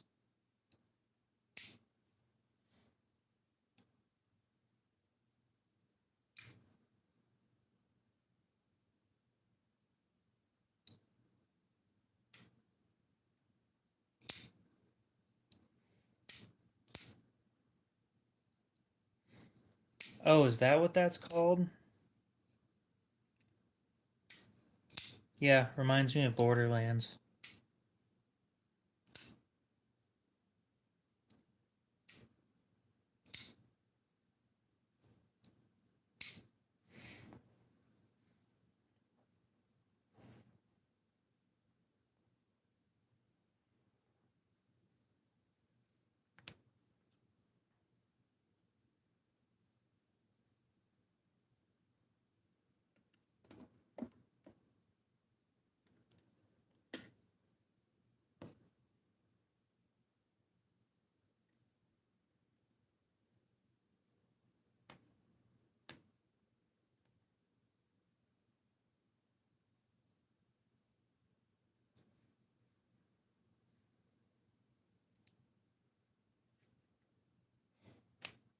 Hey Gonzo, when is Rochambeau streaming next? Do you know?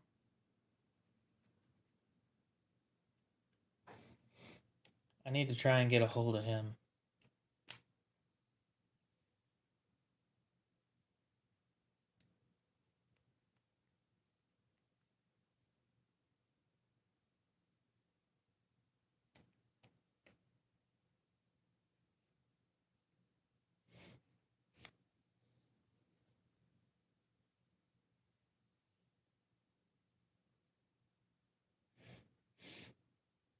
What, did Emerson come out with a new knife?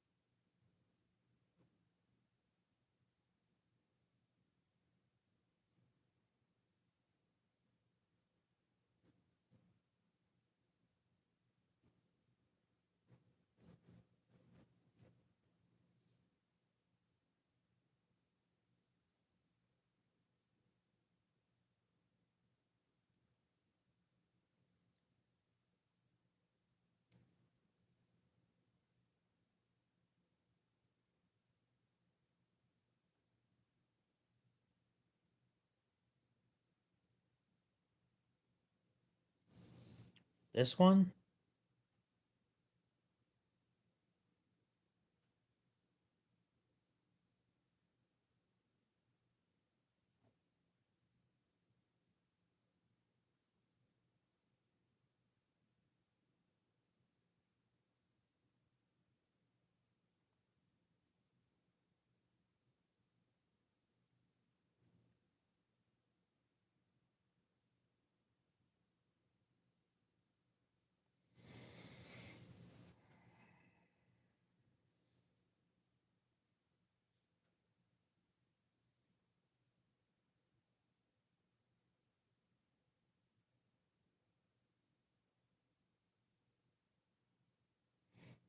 Ah,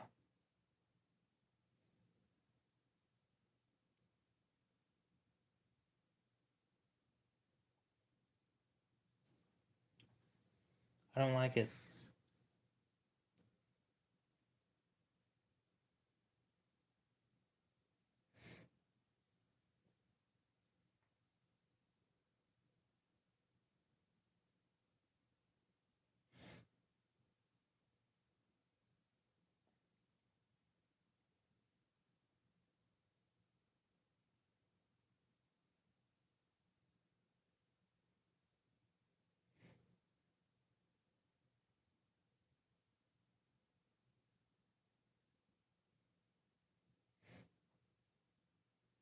This is the exact same shit as Hinderer. Exactly the same shit.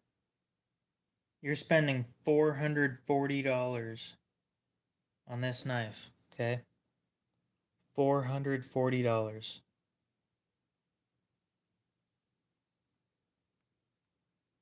for 154 cm at 57 to 59 HRC.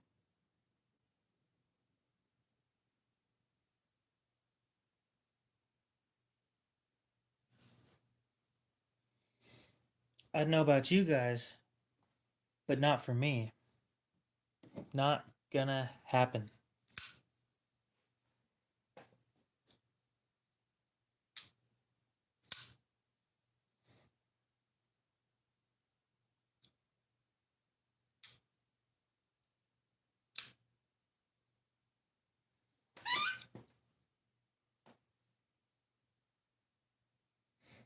That is way too expensive for that material at that heat treat level.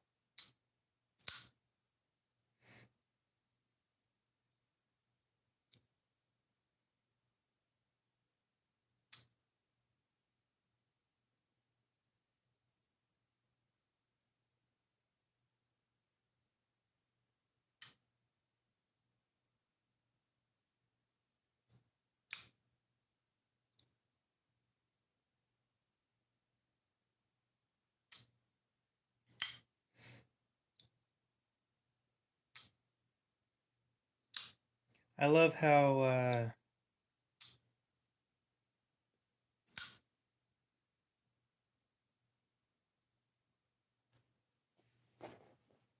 Blade HQ no longer lists their heat treat numbers on almost any company.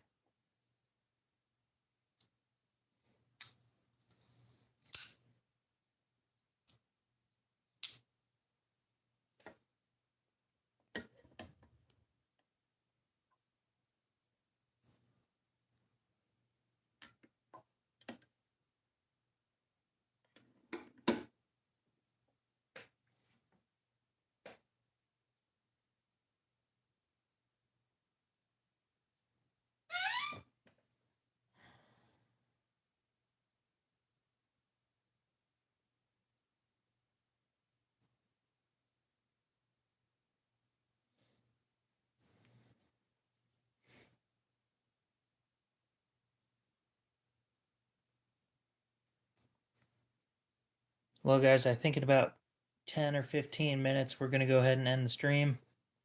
That way I can go have my baked potato from earlier tonight. Because that sounds delicious right about now.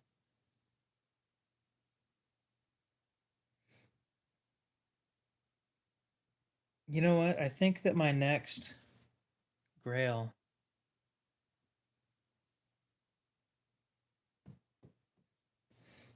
Might be an Orca too.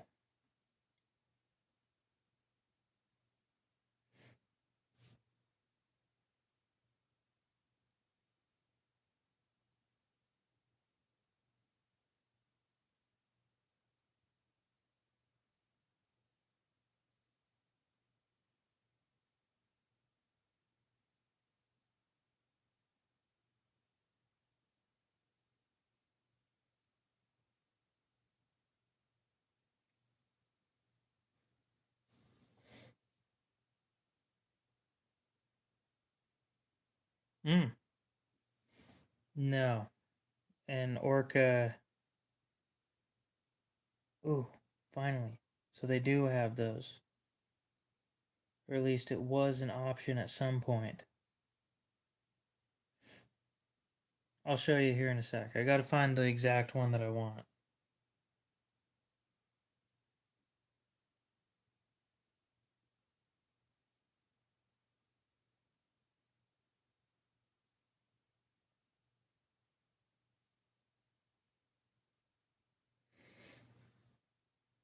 Damn it, the one that I want sold. But this one. And Arnaud Bernard, Orca too.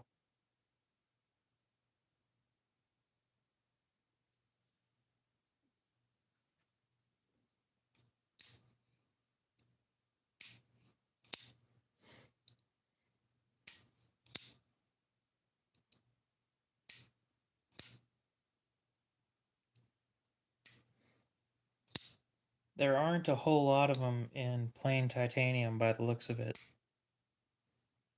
Or if there are, they're just not easy to find.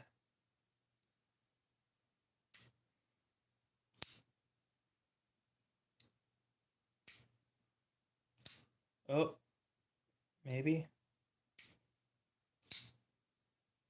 Dude. There's one for sale on Arizona Custom Knives for $470 right now.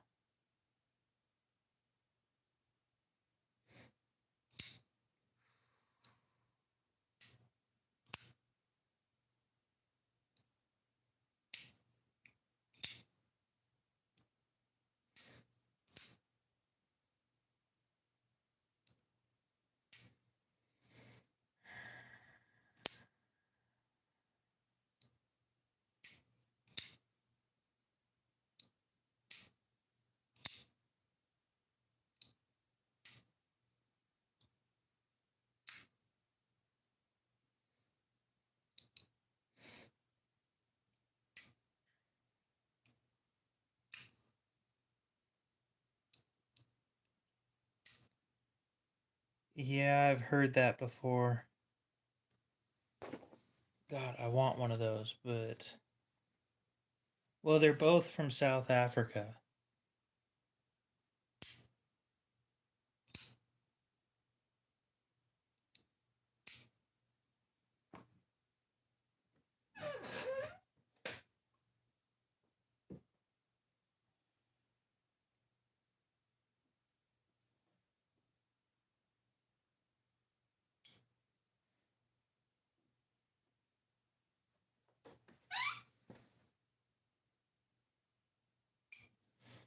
Yeah, people say they're better, but I don't know. This thing's hard to beat. Especially after you get that backspacer. The backspacer completely changes the knife. It's a completely different knife. I swear. If you get a Sebenza and you're just not quite feeling it, get a backspacer for it. All right. We'll see you later, Kenny. You have a good one.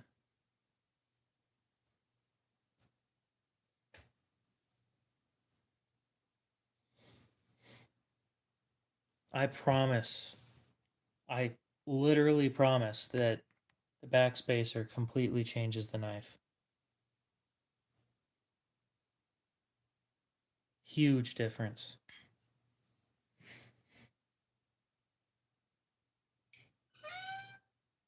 Squeak. Squeak.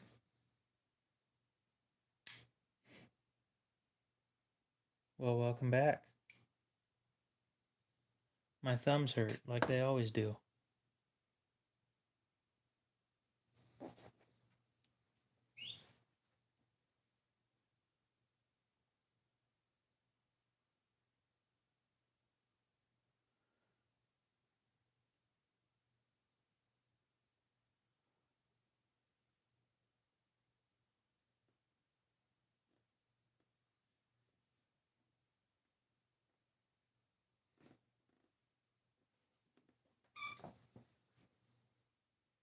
Happy Thanksgiving to you as well.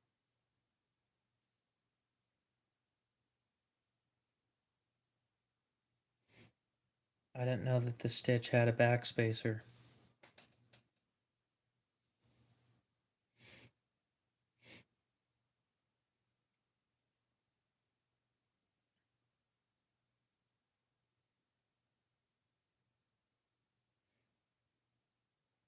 I just want to ask you guys a question.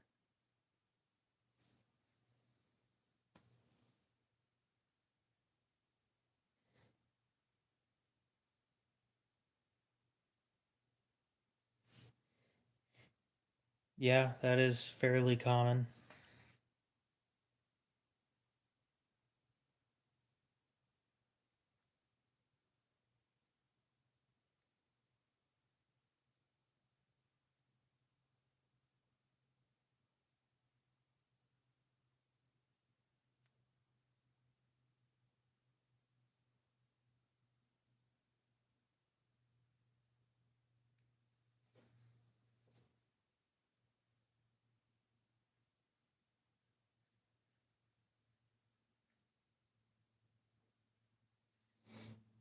Oh, yeah, I thought we were talking about like each scale was a separate piece of titanium. And I'm like, yeah, that's kind of a common thing. If you were talking about a full integral, that's not as common. So my question was, can we all agree that the Leatherman knives suck?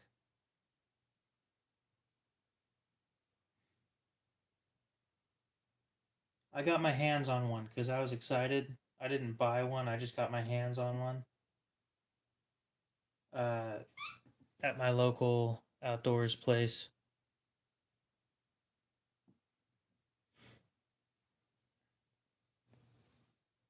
And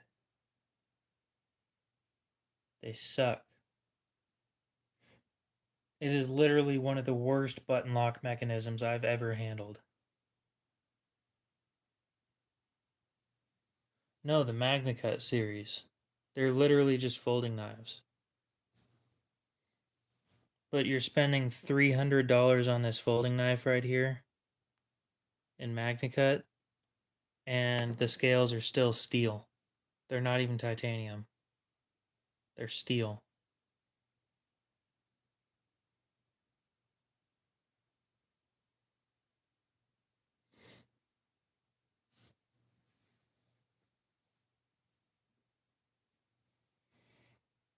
So you're spending titanium prices on a steel knife.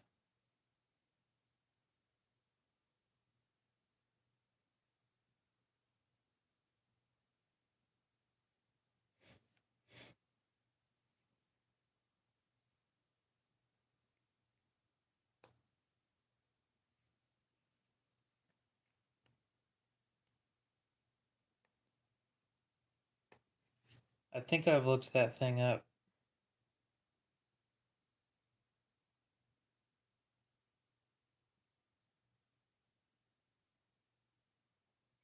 I think you told me to look that thing up a while ago.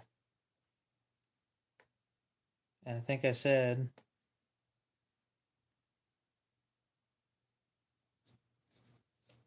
well, $250. Where are they made?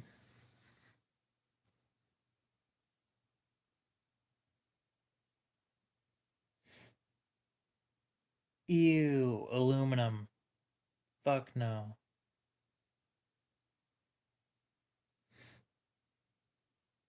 S35VN at 60 HRC. And it's an integral aluminum. Man.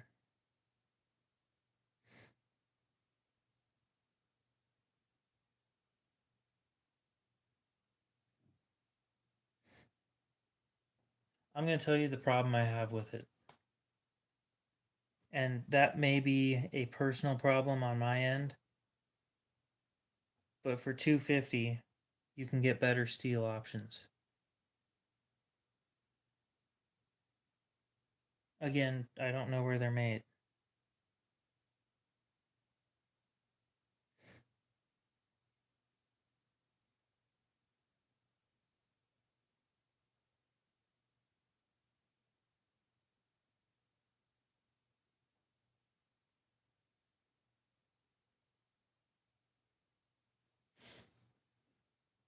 It's made in California.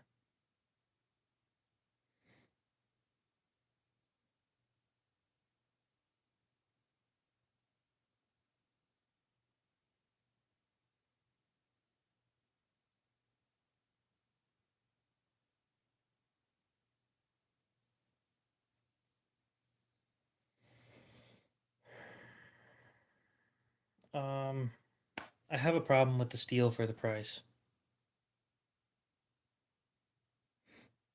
Well, if you want to give him my opinion, I wouldn't have started with an integral. At least it has a stop pin. So that's a plus. Because it's aluminum, not titanium.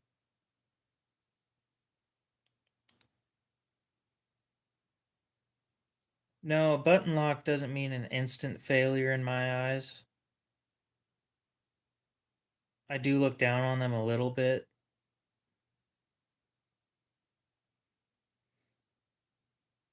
I'm trying to think of a knife that I have that's similar feel to that. But I can't think of anything.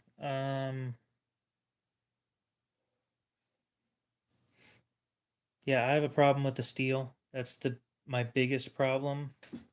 And my second biggest problem is the fact that it's a solid aluminum handle. Aluminum doesn't like wear. Things like flicking it open too hard or dropping it or things that titanium would handle on a regular basis and not care about, aluminum cares. It's softer, it plastic deforms easier in a way that doesn't look good. And I don't think that you can refinish them.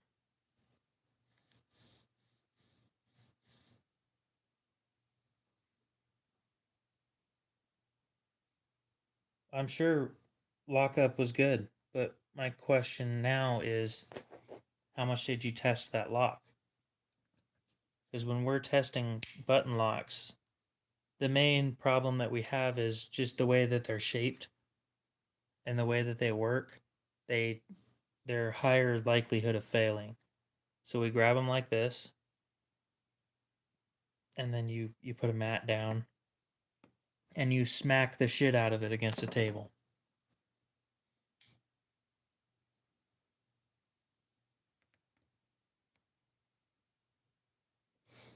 I'm sure good aluminum's good aluminum. I still don't like aluminum though. It doesn't wear well. Um, are you writing these points down? Genuine question. Are you gonna tell him my opinion, or were you just wondering my opinion for yourself? I'm not gonna only talk trash about this thing. I'm gonna give you a couple things that I like about it.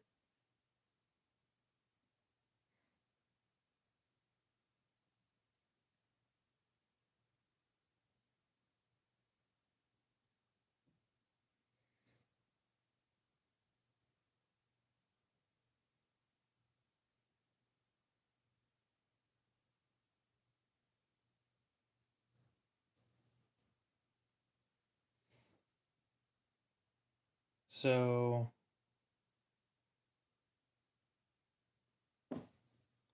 I like the blade shape. At the very least, it's a good blade shape. You won't notice this until you're using it, but this is a little bit more of a big deal than it seems. These cutouts right here,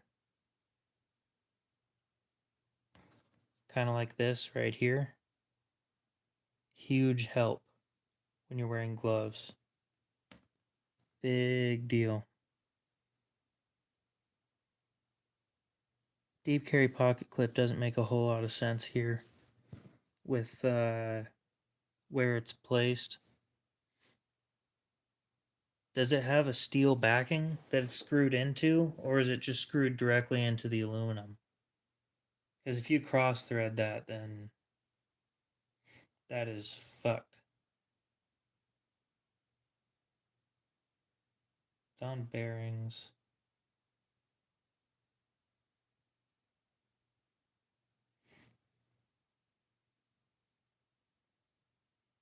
I don't have any huge issues with it. Again, other than the steel and the what the handle's made out of.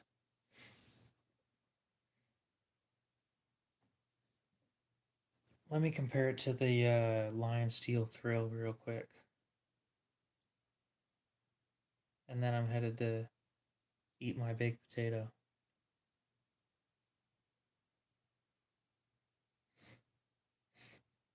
So they made the Thrill in an integral aluminum as well.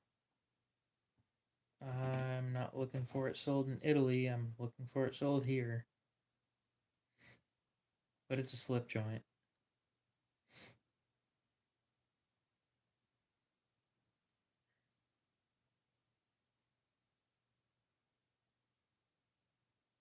Well, wait a sec. The aluminum thing's a me problem. I'm not sure if that's an everybody problem.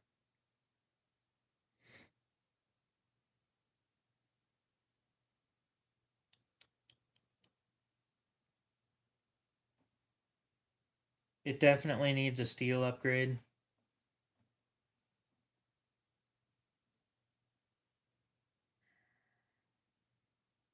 Trying to think of an option that doesn't cost that much more.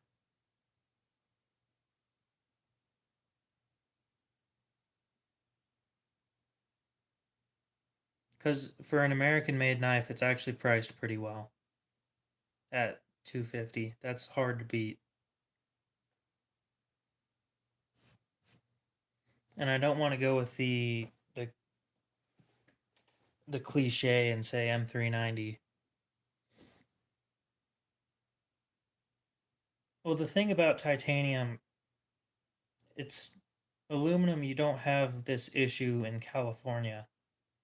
But in places like Idaho where it gets fucking cold, aluminum sucks all of the heat out of your pocket and then dissipates it into the surrounding air. So when you stick your hand in your pocket up against that knife, it's like an ice block in your pocket. Titanium doesn't do that. Aluminum does. So that's a problem for all of the northern states that may not come across until you're here. That's why I took the scales off of my Para 3 because it actually hurt trying to use this thing, trying to use my Para 3 with these on there, just because of the state and how cold it got. It wasn't even that cold either. It was just wet and windy.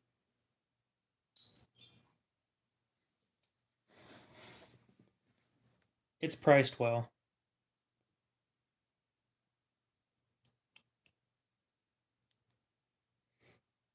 I want to throw a steel option out there. It'll cost a little more, most likely, but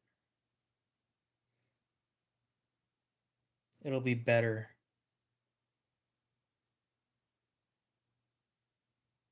At 250, I'm complaining about S35.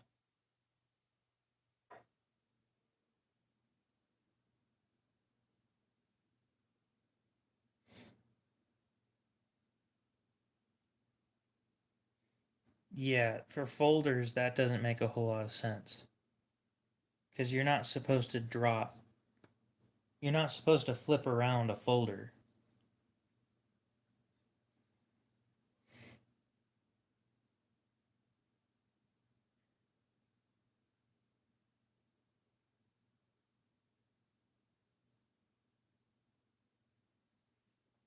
Hmm.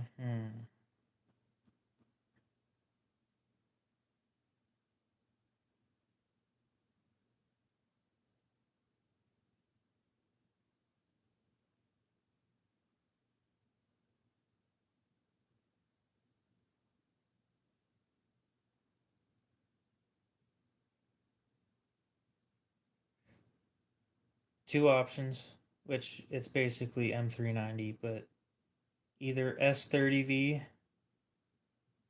or 20CV.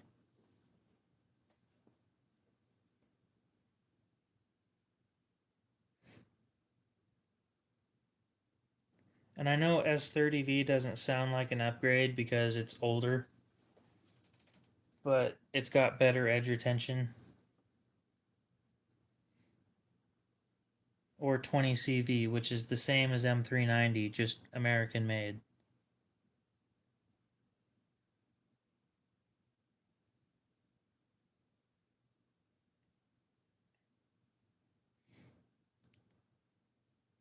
I'm gonna double check that real quick.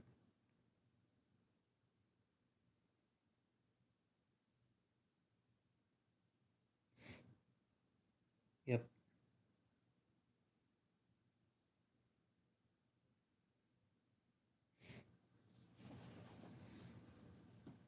You could also go with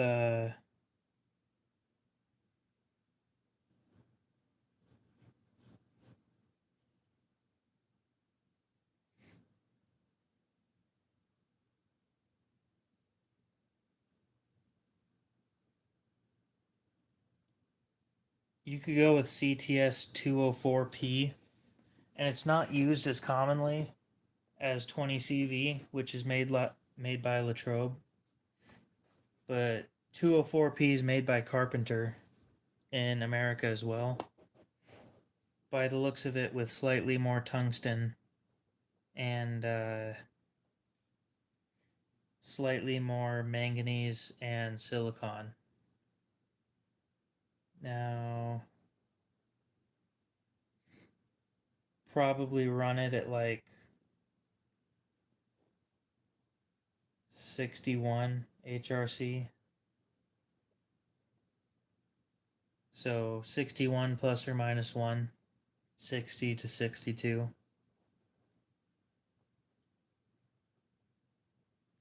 High corrosion resistance.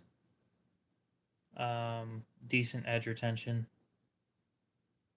Not great for toughness though. But again, you're not supposed to drop it.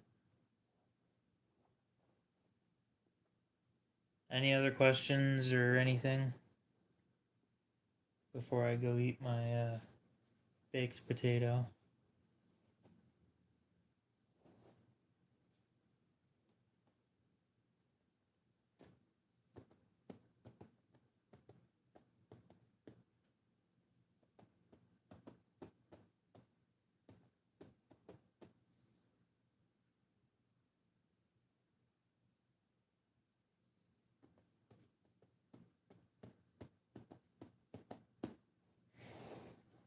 Well, I went about 10.5 minutes longer than I wanted to, going over an explanation of something I think I needed to change.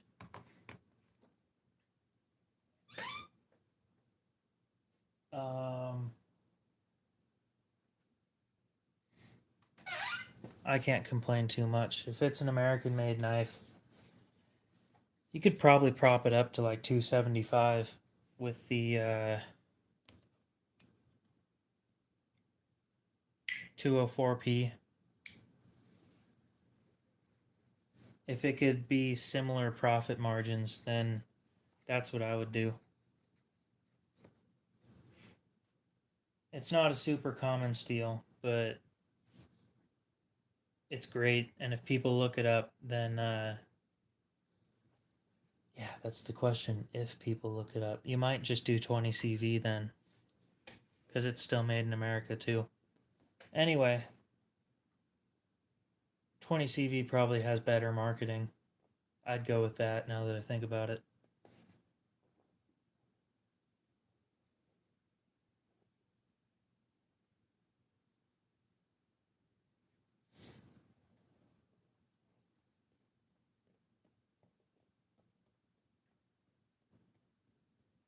Well, we don't have very many. I know this is going to sound dumb. We don't have very many budget American made options.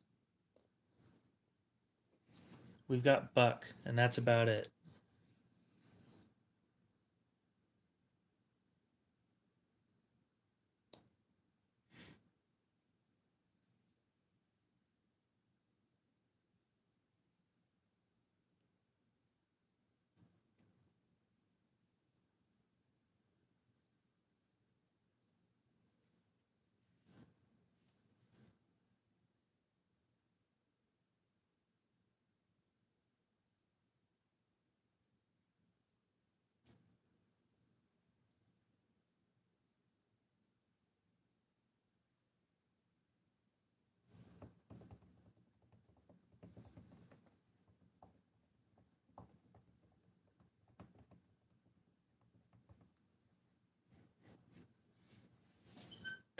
Well, you go ahead and get your question answered, and then I'm going to end the stream.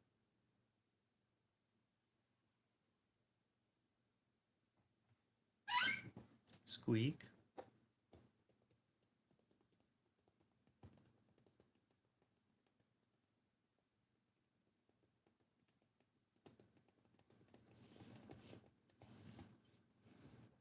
Well, wait for your question to be answered. There you go. There's your question answered. Palmer, you have a good one. 2-bit, you as well. Cody, you have a good one, and I will enjoy my potato. Hopefully, you guys have a great rest of your night, day, morning, whatever it is, and we'll see you in the next one.